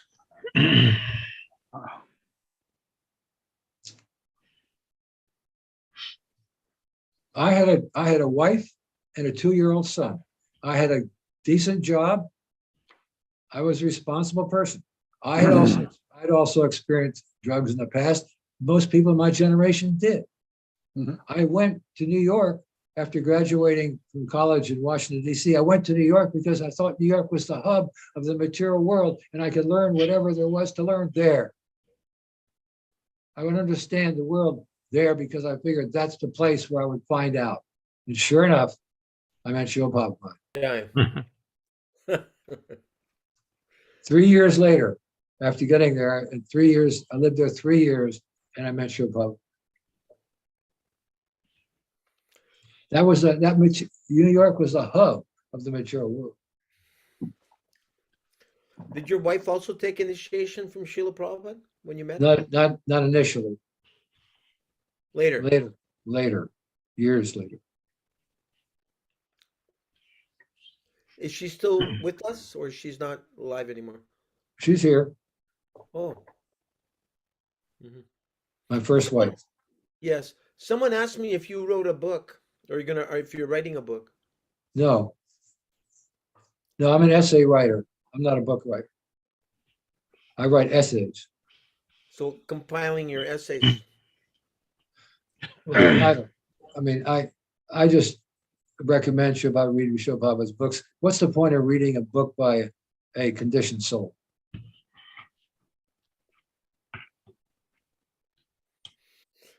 Wow. If I were in a position of personal service to Srila Prabhupada, like Govinda Dasi or Shruta Kirti's book is very helpful because he writes from unmotivated. observing point of view.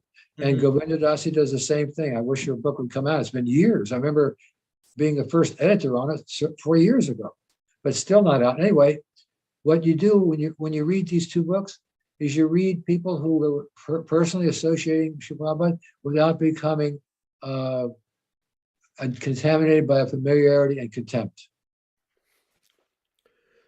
What was your feeling when you read through the Lilamrita? I'm assuming you did. I did go through some of it. I have opinion which I don't want to give you at Okay. this time. I think it's over entitled. It's almost like a shastra. It's treated like that. As The it's a final shastra. word, the final word, kind of. Yeah, the Lamrita. It's treated like that. But I'll give you one example. There's one professor who reviewed the book. He said, this book is not a biography, it's a romance. Okay. And what that means is there's so many passages describing the world the way Srila Prabhupada was supposed to see it. Coming out the door in the early morning, fragrance of the flowers, the birds chirping, that kind of stuff. As if they were in Srila Prabhupada's position, describing things that Srila Prabhupada saw, or so like that. So is that called literary license or something? Poetic Well, license? I call it speculating on the mind of the Acharya. Okay. That's a no-no. That's one of the first things I learned, the storefront. We don't speculate on Srila Prabhupada's mind. Anyway, that book, I believe it. First of all, there's no way you can find out that Srila Prabhupada is not a Southern Bhakta who worked his way up, met his spiritual master in 1920 and 22, and learned how to be a pure devotee from him. There's no mention that Srila Prabhupada was a pure devotee from birth. That he never remembered a time when he didn't remember Krishna. Tamal Krishna had the nerve to ask him in a letter what he was in his past birth. I couldn't believe it. Srila Prabhupada was so humble. He answered the question in a letter. And I might have that. In which he said, in my past life, I was a sinless physician. That's what he told. Can you imagine the nerve it takes to ask Srila Prabhupada who he was in his past life? That's incredible. This is the first time I've heard this. This is unbelievable. And when it's said in Shastra that you don't ask a Vaishnava about his previous life. If you visit the Narayan Maharaj Sangha, they'll tell you, or at least they said to me a few years ago, that Srila Narayan Maharaj can tell you what Prabhupada's eternal Swarup is. Oh, Yeah, please. they all insist, and this is the most amazing thing. They all insist, and I've read this in Narayan's handwriting or his written words.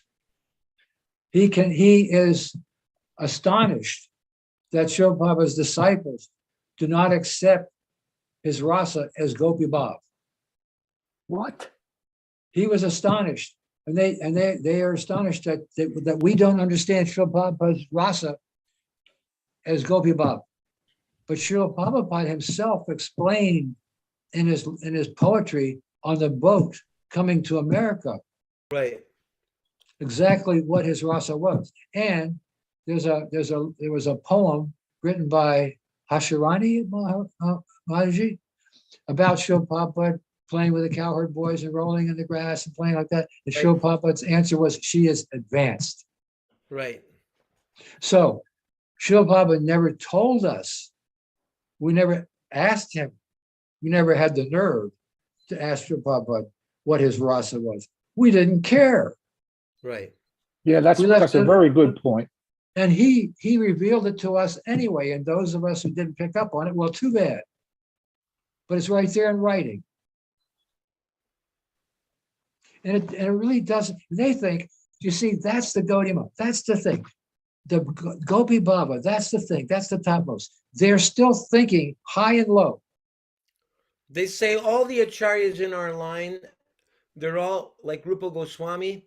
They're all Manjaris. They're all. Hold on, hold it. I wrote to Srila Prabhupada in 1969. Srila Prabhupada, are all the acharyas in our line in Gopi Bhava, Madhura Ras? And he said, most, but not all. Uh-huh. That was his answer. I was fishing a bit, right? I was fishing. That's the answer I got. Most, but not all. And that's all I needed. I put two and two together. I added what I saw he wrote on his way over in the boat and what he said then. And what Hasharani wrote. That's enough. It's enough. There's no question of high and low. Rupanuga, what did Prabhupada say? What writing are you referring to from the Jaladuta, and what did Prabhupada say to reveal his position? On the boat, there's a poem that wrote, a song he wrote about, he's missing playing, rolling in the ground with a cowherd. He wrote that. I'm sure you read it. I don't remember. Right. Yes. I don't remember verbatim, but it's so clear. Yes. It's so clear. Right. Wow, amazing. And not Thank you only for that, not only that, but on the boat, he had a vision of all the incarnations in a boat Yeah. appearing to him. I mean, look, what's wrong with everybody? Don't they understand who he is? He's so exalted, so far above us, we can't even conceive of his purity. He's not a Southern Bhakta. He's a Nityasiddha, Uttama Adhikari, born in this world for a purpose. He didn't work his way up like we're doing, Sadhana Bhaktas. He was a pure devotee at birth. It's just that he didn't manifest. And Bhaktisiddhanta Thakur said so. The Acharya will manifest, self-manifest. He says they try to engage Srila Prabhupada in managing the Calcutta temple. Srila Prabhupada's Guru Maharaj says, no, his contribution will be made in the future. And it's very interesting that they asked Srila Prabhupada to give the last Vyas Puja in 1936 because Bhaktisiddhanta Thakur disappeared on the New Year's Eve, December 31st. Earlier that year, there was Vyas Puja, and they asked Srila Prabhupada, a Grahasta, to give the Vyas Puja. And I have a copy of it, what he said. And he was preaching to them at that time to work together, to follow their spiritual master's order. He was so pleased at Srila Prabhupada's 8 verses that he wrote. And Bhaktisiddhanta was so pleased with those verses that his godbrothers used to call him Kavi after that, poet. He was so erudite. He was so explicit. He was so implicit about his speaking about Bhaktisiddhanta Thakur. Everybody had to recognize it. He was one of the few householders. They're all sannyasis.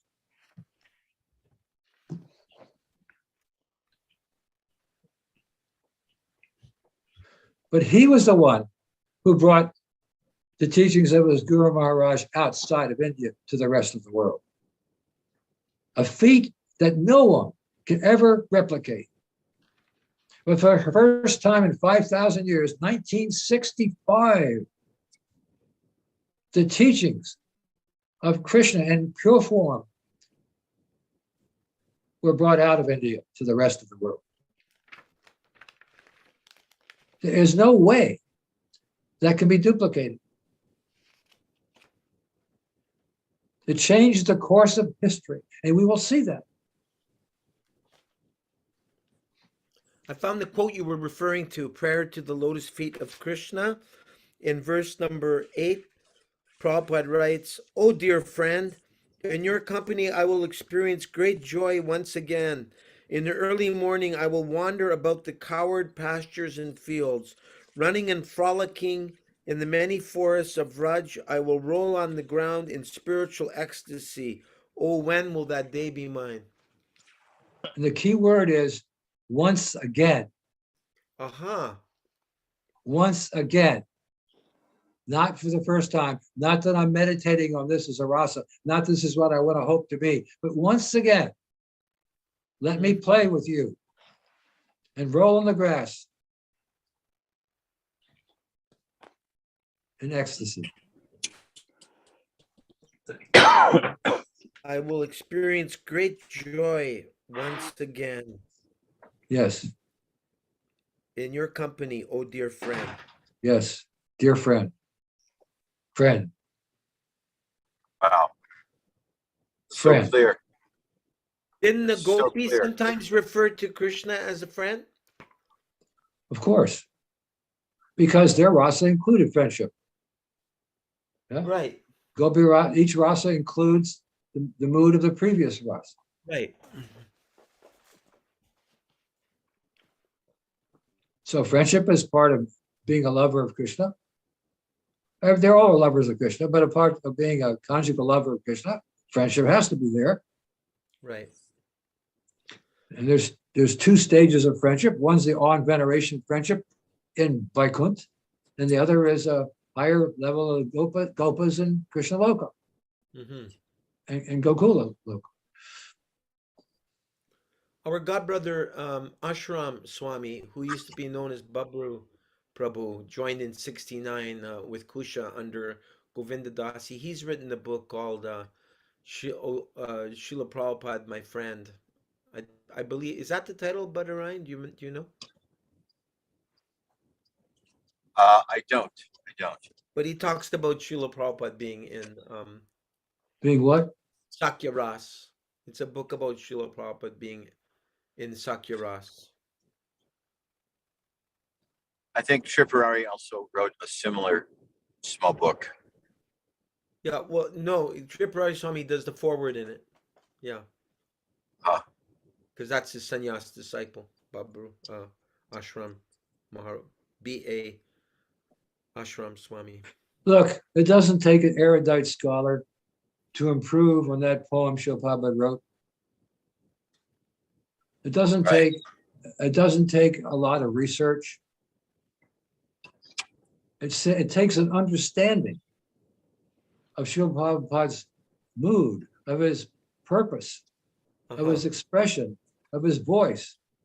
That's what's needed. All the rest of it really centers around sharing with others what we've learned from him. We don't talk with ordinary people about Srila Prabhupada's eternal rasa. Lord Chaitanya Mahaprabhu did not preach in public about Madhura Ras. He only spoke to 4 or 3.5 people. Right. I never understood, why is Sikhi Mahidi, why is she considered a half a person? Women are considered half, just like Srila Prabhupada wanted Govinda Dasi and Jamuna to be on the GBC. Right. They would have one vote. Each one had a half a vote.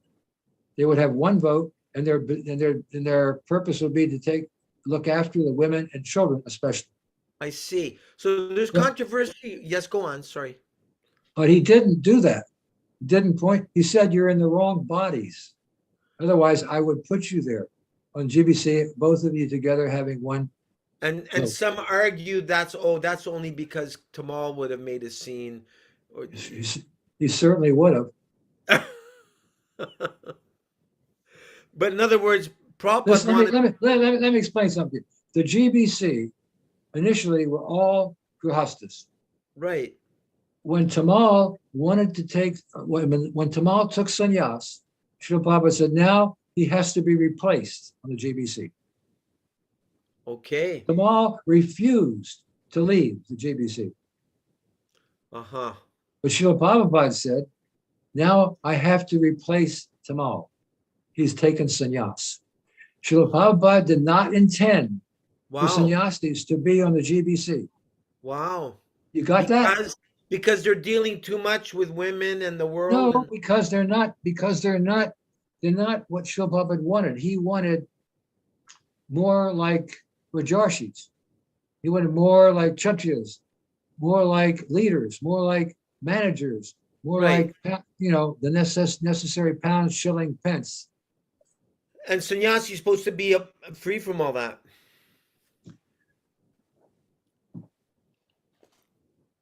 All I'm saying, I'm just repeating what Yeah. Shil Prabhupada said. Now I have to find a replacement for Uh-huh. Tamal. He wasn't objecting to it. He gave him sannyas. Right? Right. And now most of the GBCs are all sannyasis, right? I have no idea.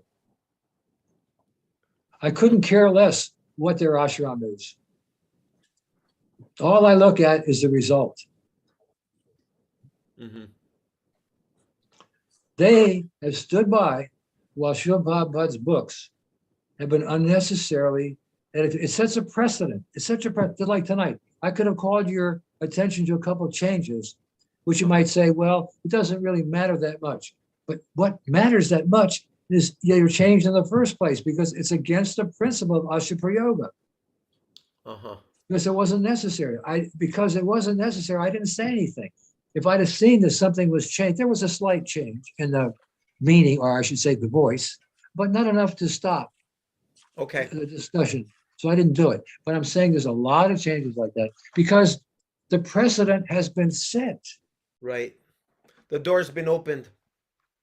What is the BBT going to do in 20 years from now, 50 years from now? Are they going to keep changing the books to match the social climate?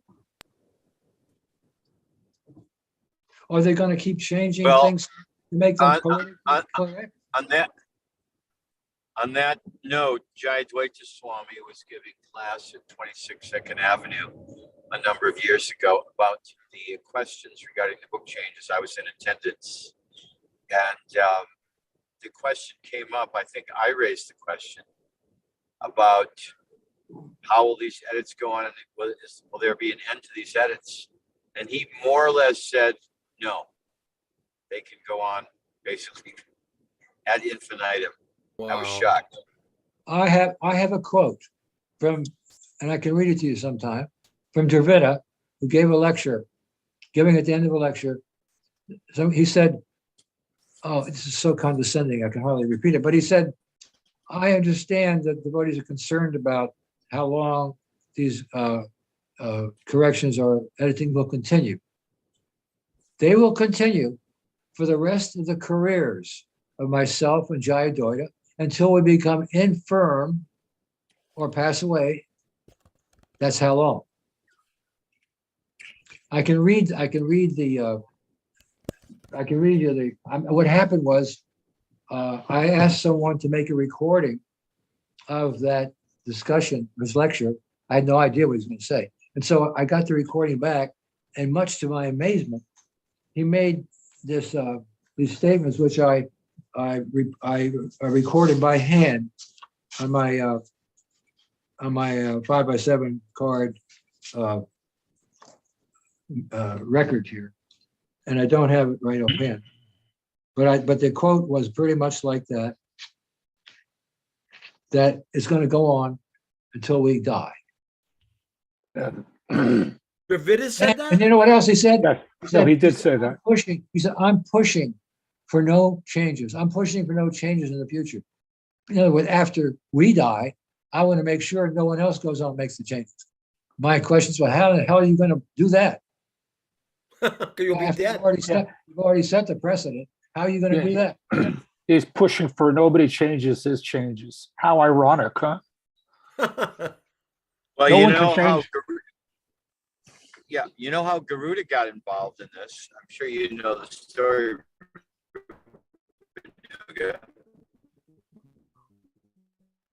Your voice is trailing off, but Orion. Try again. He was asked by, all right, let's see, how's my reception? My reception should be It's better good now. It's good now. Can you hear me now? Okay. Yeah. Okay. So he was asked, Garuda was asked by Sringananda to come to this, to be part of this symposium on the book changes where Dravida was giving a presentation, video presentation in the Los Angeles Temple Room.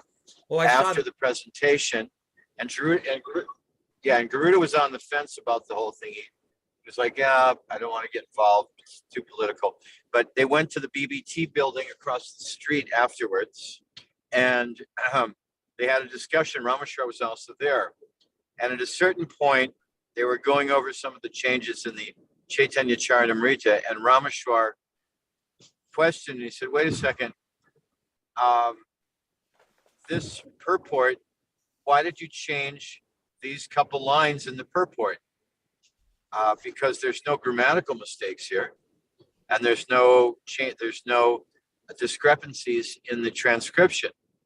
So Dravida said, well, it didn't make sense to me. Can you believe that? Yes. What? And Yeah, that's that's true. okay. So that's the point. And Garuda was there. Garuda, that's the point that the light went off in Garuda's mind. He was like, what the F? WTF, excuse my French. Garuda said to him, he said, wait a second. It doesn't make sense to you. Well, it makes sense to me, but that's besides the point. It obviously made sense to Srila Prabhupada. So who are you to say that what Prabhupada wrote didn't make sense to you? And that was when Garuda became completely sold out to investigating the whole, and then came on the side of no changes. And now I understand now why he's not on that panel. Of course, that's what my first question was, how come Garuda's not on that panel? Because Okay. he's not part of the party team. Well, let's go behind that a little bit. Garuda was invited, and they paid his plane fare to come out to that presentation because they were expecting that he would agree with the changes. Correct. They were expecting his support. Okay. So Garuda contacted me, and I gave him some ammunition that he never had seen before. I gave him some explanations of some of the changes, but he didn't have enough time to study the situation before he got there. Right. So he was a little silent when he should have been saying something because he wasn't prepared to understand the nature of the changes. Although I gave him a website to contact. I forget what it was now. It's been years ago. And I also explained certain. They sent him email about some stuff, and so he was a little prepared, but he wasn't prepared completely because he didn't understand why they were inviting him in the first place, because they were expecting that they would gain his support. Well, now the Sringananda told me, because the Sringananda was against the changes, and I think, I got a slightly different story from the Sringananda, because the Sringananda was hoping Garuda would come on the side of the no changes. So anyway, in one sense, it doesn't really matter, but that's when the light went off with Garuda, when he heard Dravida, after Rameshwar asked the question after the class about a purport in the CC. I forgot Yeah, which. That was after the presentation, and the presentation, Garuda didn't make a very good showing, but right, he came to that realization afterwards at that Correct. meeting. Yes. The other one was held in front of devotees, and there were only about 8 or 10 devotees who came there, although it was well advertised, just to show you how many persons were really concerned. Only about, out of that community, only about 10 devotees showed up to the presentation, although it was given in advance the time and place. But what you're talking about took place after that presentation. Right. But it was that when Garuda explained that to me that the light went off for me as well, because previously I was on the fence about it because I hadn't done sufficient research. Right. That's always the problem, sufficient research. Correct. It's just like the whole COVID thing. When you don't do sufficient research, you don't get a clear understanding. So after that, I understood how grave the situation was. Yes. What was the actual edit that Dravida Prabhu said? It didn't make any sense to me. Do you know it specifically? I don't recall. I don't know. Do you have that information, Rupanuga Prabhu? No. But I don't It think was it's, from, I don't think it's yeah, really you know, important. I don't think it's really important because it doesn't matter what it was. There were so many. There's so many that you could talk about. And that's the same thing. I got back from Bhakti Vikash's assistant when I wrote about Bhakti Vikash, wondering what his position was. And his disciple wrote back, can you send some examples? And I decided, well, look, if I'm going to do that, I'm not going to do the homework for Bhakti Vikash. Let him do his own. So if he wants to understand, he's going to have to figure it out for himself. So he ended up not coming out one way or another, sitting on the fence and saying, my disciples can choose which side they want. Oh, God. Yeah, Gaura, I had read one of the changes, just a simple one. And when a devotee had an issue and he said, you take it to your guru, was the original. And then it was changed to you take it to the body of devotees, something like that. So they'd taken guru and replaced it with the family of devotees or the group of devotees, which didn't make sense to me why you would change those words. Purna Pragya Prabhu maybe he went through all of the edits, and I asked him, what percentage did you think were actually essential? And I believe he said something like 20% of the total. Vanessa, yeah, well, he has a very liberal attitude toward that. And I also have been working with him on that, on the issue, and him and Garuda. I'm quite aware of their interchange. And in my humble opinion, he is too hung up on, shall we say, the language, not so much the grammar, but the language and clarity. And I think that he sometimes goes a little overboard in the changes. And I've been sort of like trying to temper that. And I think he's made a lot of progress in that because, you know, he wanted to, he had consulted with me on a number of changes that he wanted to make. And I didn't agree with them all. And I explained to him why. And many of them I did agree, but some of them I didn't. Who is this now? Purna Pragya? Yeah, Purna Pragya.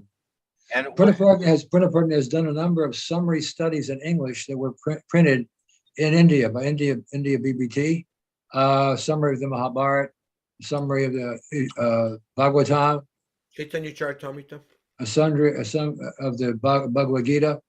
Chaitanya Bhagavat. Yeah, and I said, you know, well, this is good. This is all for the lazies. But the fact of the matter is that, you know, that the books are sufficient, but you've done it in a way to summarize things so that everyone could get the gist. And it's from him that I learned about the Mahabharata story on Pariksit Maharaj's disappearance.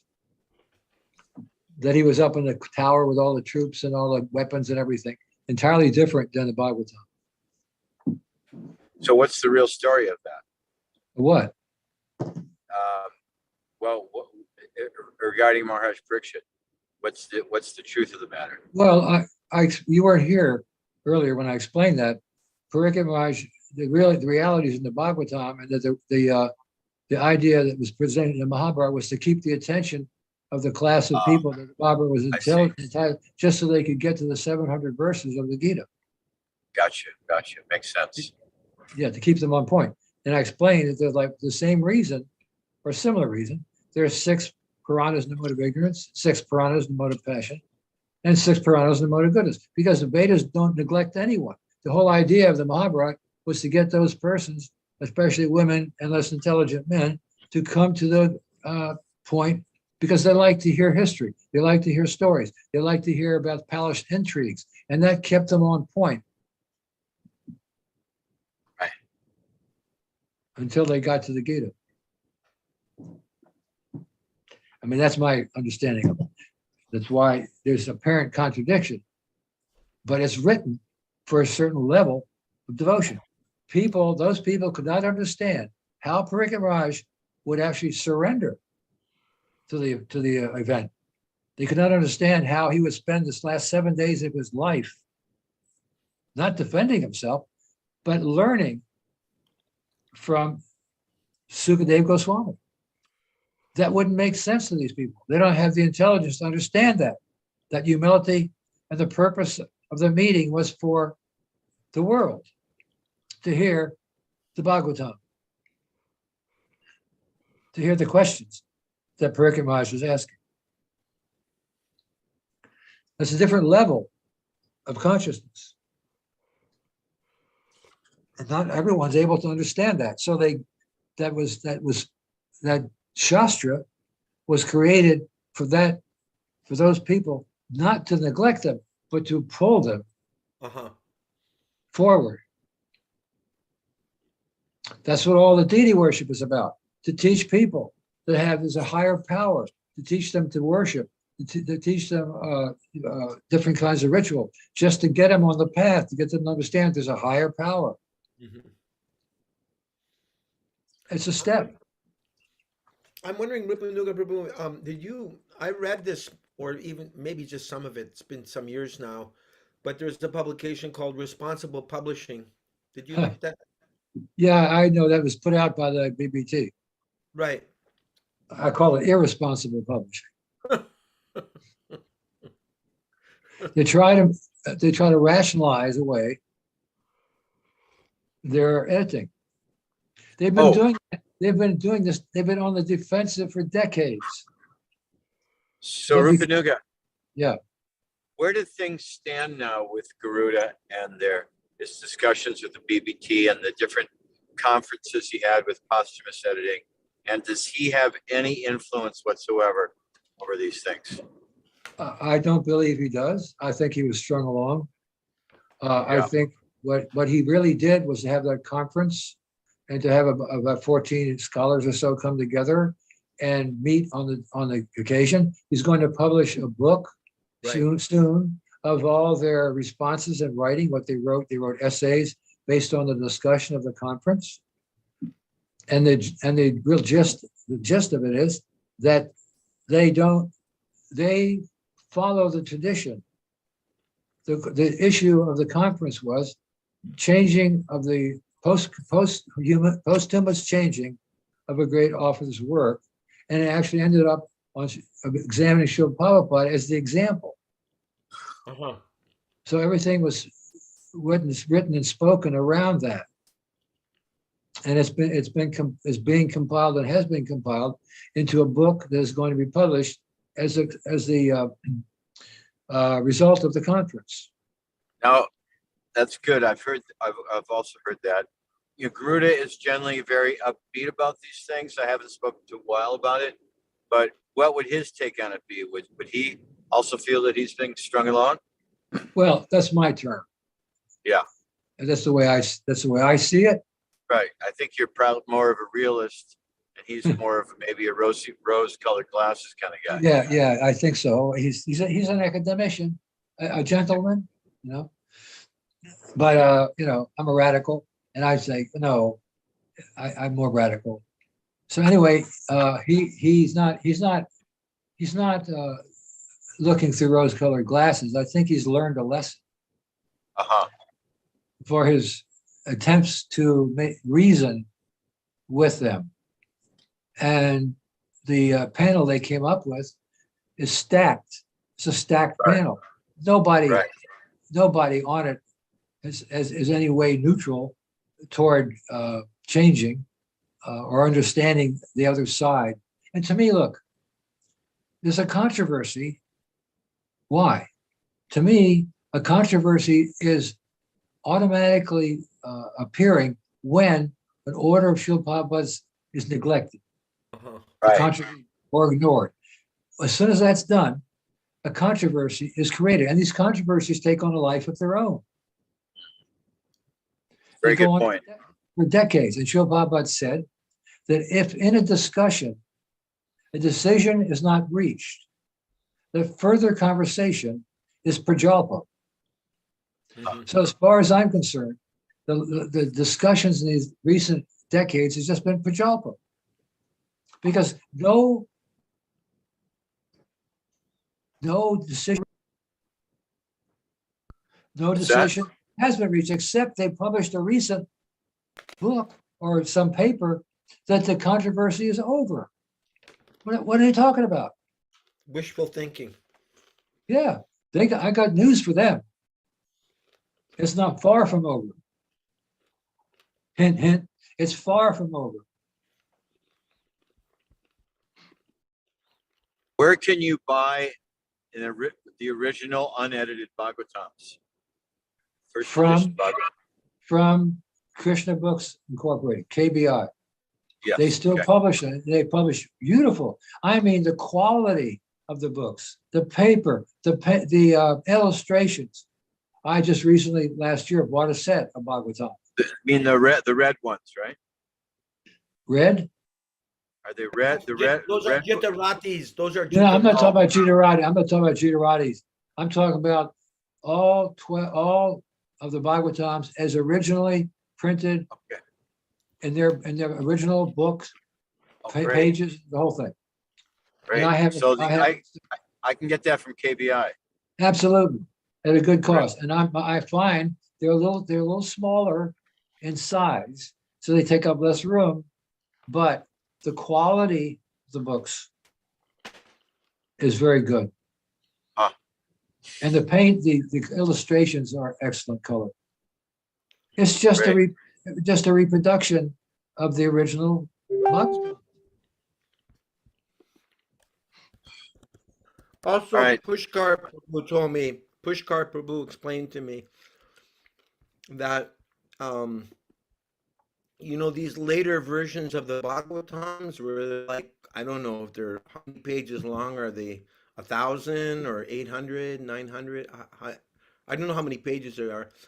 But Prabhupada intended 60 volumes for the Bhagavatam, and that there'd be so many paintings per volume.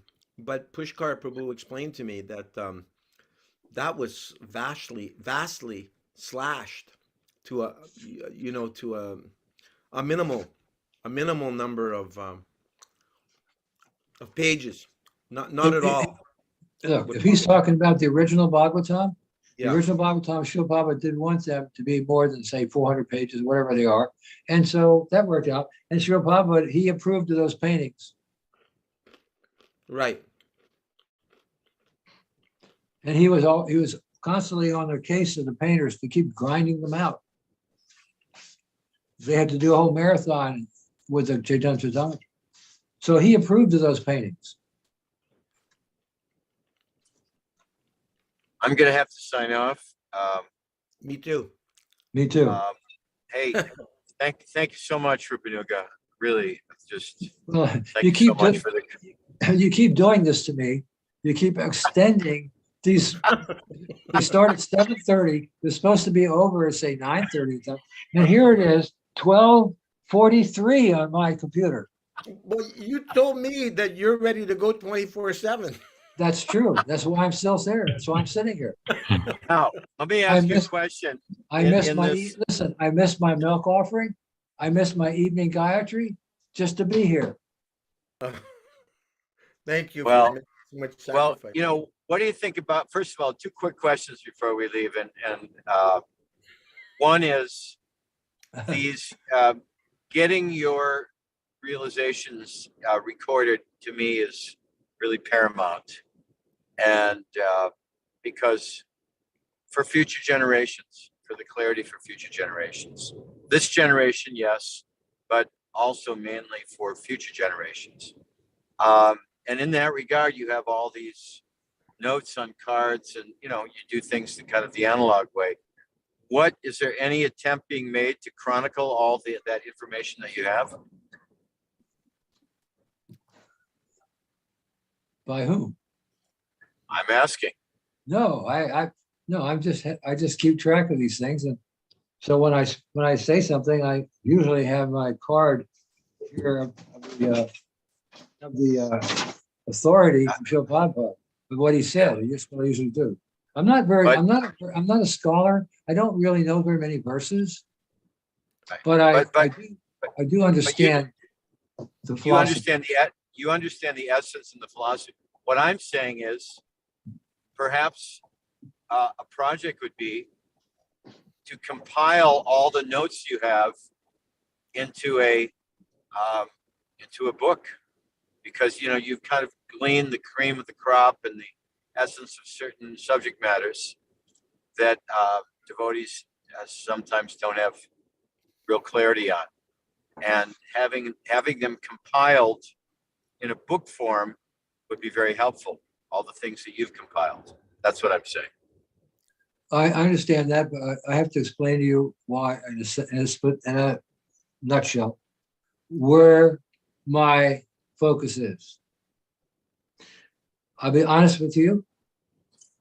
I'm not so much concerned with the devotees understanding the history or some of the controversies, settling them, or whatever they're thinking about reforming or counteracting ISKCON, or I don't care anymore about that. All I care about really right now is I want to get to the karmis. Right. I feel that the whole thing has to be refocused.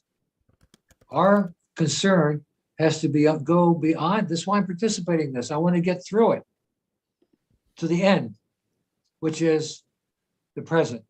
What do we do now? Well, how do we help the people besides the book distribution, besides the lectures? Is there anything else we can do? And that's why I've been pushing on this perfection at home thing, because I think that's the next step. And I like to see an organization aimed at that. Mm-hmm. How to learn, how the book distributors can learn how to preach perfection at home to the people, Mm-hmm. especially the interested people. Have And little Gaura right now has an opportunity. Dan came and Dan said he wants to do what Gaura's doing at his, you were at Dan's house, actually, when you were talking. And so Dan was becoming more interested in how he wanted to introduce you to other people, right. to show them how to have kirtans. And you could do it. You could just go out and be a circuit preacher, go around and show people how to worship at home, how to engage in, how to be bhakti yogis. Mm-hmm. See, the door's opening. And this is actually what I consider to be the real essence, the real objective, is to learn, show people how to make this a cultural movement, how to replace this atheistic worldview of eat, drink, and be merry, for tomorrow you may die. We're born to die. All this other Darwinian garbage has to be replaced by an alternative culture. And that means in people's homes. You can't have roots of a culture without it being in people's homes. That's why Srila Prabhupada said, we want them to take the idea into their and introduce it in their private lives. And that's exactly what perfection at home means. You see, and how to do it, how to set it up, how to the mantras to use on book distribution, right? The way to discuss with people. I think that will automatically come as soon as the focus is, because this is beyond controversies of ISKCON. This is beyond the changes in the books. We've got the books. We've got the loyal devotees. We've got the mission.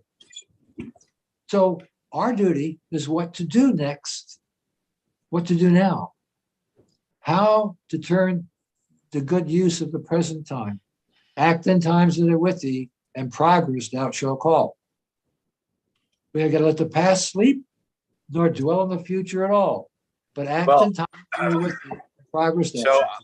I'm fully on board with the vision.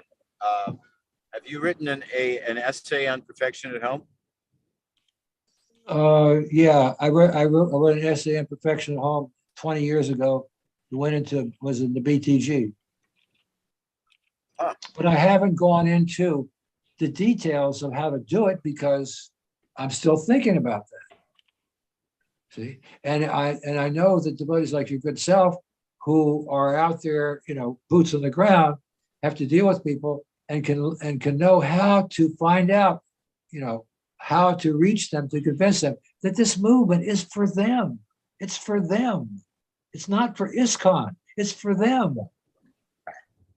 Yeah. It's for the people. And they're suffering. In fact, Srila Prabhupada says it at the end of his Vyas Puja offering and to his Guru Maharaj. You suffer to see the people. You suffer to see the sufferings of the conditioned souls. So we should be suffering. We don't suffer for ourselves. We suffer for them. Yeah, there's that one devotee was driving Srila Prabhupada around in Melbourne, Australia. He'd picked him up from the airport, and it was either Sydney or Melbourne. And he looked in the back seat and he saw Prabhupada just crying. And he turned around and said, Prabhupada, is everything all right? And Prabhupada said, I'm just looking out the window and seeing how much these people are suffering, and we must somehow help them. So that's the mood. Yeah, when I drive around, I have to go errands in my car. Sometimes I drive around and I'm sitting in amazing, watching all the cars zipping by this way, that way, this way, that way, and trucks and buses, and nobody's Krishna conscious. Right. Right. They're all wasting their time. Zipping here and there, here and there, here and there. Like dogs go by one way in the morning and the next in the afternoon, they go back the other way. This is what these cars do. They go that way in the morning and this way back the night, that evening, back in the same highway. And what's been accomplished? So perhaps that could be something, that essay, the updated perfection at home, could be something that that you put together, sometime in the near future. I'm just putting it out there. That's a nice idea. It's a nice idea, and I'm going to consider it because I think we've gotten to the point where the idea is making sense. If it makes sense to someone like you who's got boots in the ground, then I know it's making sense. So then I feel a little inspired, perhaps, to get into some details, but it's not really very complicated. Mm-hmm. No. Because next time we meet, I'll show you a picture of my altar in my house. Okay. And it's really not something we want everybody to begin with, but it's at least an example of what could be instead of these, instead of the churchianity that ISKCON's become. Yeah. Well, I think it would be a worthy, even though it's in one sense simple and self-explanatory, most people need something that's concrete in front of them to go, okay, oh, this is the idea, perfection at home, how to do it. Okay, let's look at the book. And then the second chapter, it talks about how to do it at home. And, it's like, so people just need a manual. You know what I mean? It's a manual. That's all it is. And I think that would be a really super helpful contribution. It's possible, but I think the real thing is that devotees understand. Right, I agree. The mission. I mean, that has to be there. Yeah, I agree. But devotees have to understand that further conversation is becoming prajalpa. Right. Yeah. And I think there's been enough. And I think we should stop searching. We should stop reading other books. We should stop listening to persons from other sampradayas. We should stop listening to sannyasis who took sannyas and other movements. We should stop, and get out of the box. Just get out of the box of controversy. There's no controversy. It's all illusion. It's keeping us wasting our time and we're dying. We have wisdom. We have experience. And the people need it. Yes. They need something that they can have in a safe place, in their own home, where their heart is. We have to convince people that the movement that Srila Prabhupada brought for them, he brought it for them. He wasn't planning, just like Bhaktisiddhanta said, I just as soon sell all the marble and print books after everyone became more concerned with the buildings and the organization and everything. You could see they were getting hung up on the form and missing the substance. Yeah. And that's what's happening in ISKCON. So we need people who understand the substance and understand that the substance is very flexible. It can grow in people's homes, where many people already have books on the shelf that are emanating because they are literary incarnations of God. And they're sitting there in these people's homes waiting for the next step, waiting for people to take them off the shelf and read them with their friends and relatives and discuss and chant and have a picture of Panchatattva in their house. Yeah. Oh, I love it. I love it. Well, I'm very inspired. And yeah, I'd like to. Okay, well, now what you can do is you can experiment a little bit. You can see how people are responsive to this extremely personal presentation. You know, we're not representing a big org. We're representing Srila Prabhupada's basic message. Right. Take it home. Be happy. Try it and see. Experiment. Make an experiment. You know, chant a little 10 minutes before you go to work. You know, just experiment with it. And the Lord in the heart will give them such a boost.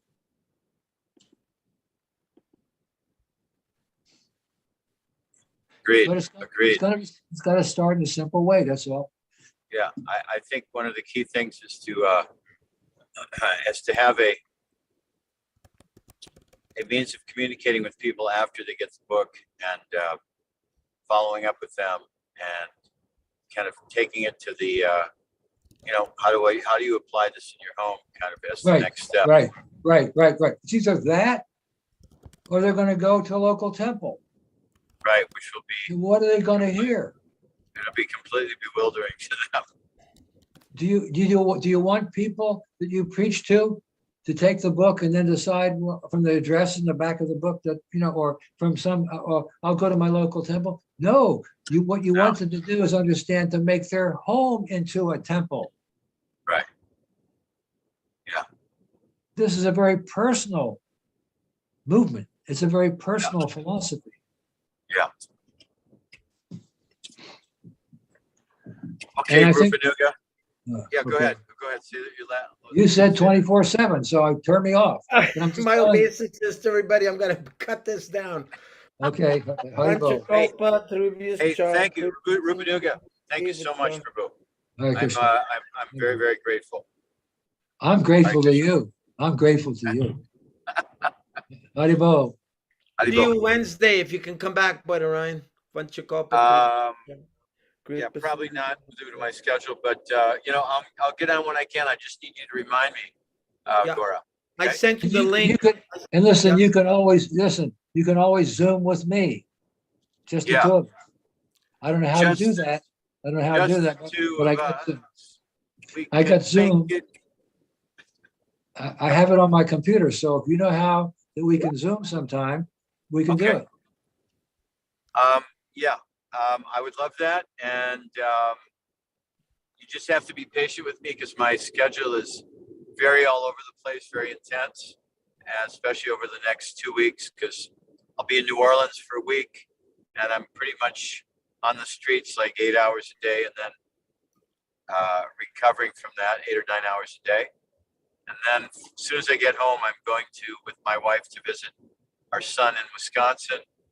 And then I'm going to LA for 2 days to pick up some things in storage. It's pretty intense, but you know, Gaura knows my schedule. It's pretty intense. If, But if someone asks you, if someone asks you where you're from, you have to tell them which day. But the bottom line is all that's superfluous. Bottom line is I'm very committed to following through with this. And because I see the absolute the urgency and importance of it to implement, not just talk about it. So we'll find a way amidst the madness of my schedule to communicate and take this further, Rabanuga. Yes, because we do need an example. We need somebody who's trying it and somebody who can say, well, I tried this and look what happened. I tried Right. this and this works, that doesn't. We need somebody to actually try the approach. Right. And my wife and I have set up our home in such a way as to make it very kind of a really nice environment for many. We've had a few programs at our house and people just absolutely are captivated by the environment that we've created. So, and that was one of our intentions, to really cultivate people at our home. So whether we bring them to our house and then they can go to their house and do it. So, either way, but that's one of our intentions, and really putting energy into making our home quite nice. So that's there also. Haribol. All right. Haribol. Vanchiko Patrukischa, Kripa Sindhu Bhyevacha, Petitanang Pavanebhyo, Vaishnavebhyo Namo Namaha, Srila Prabhupada Krishna. Ki Jai, Nitya Govinandi Hari Hari Bo. Haribol.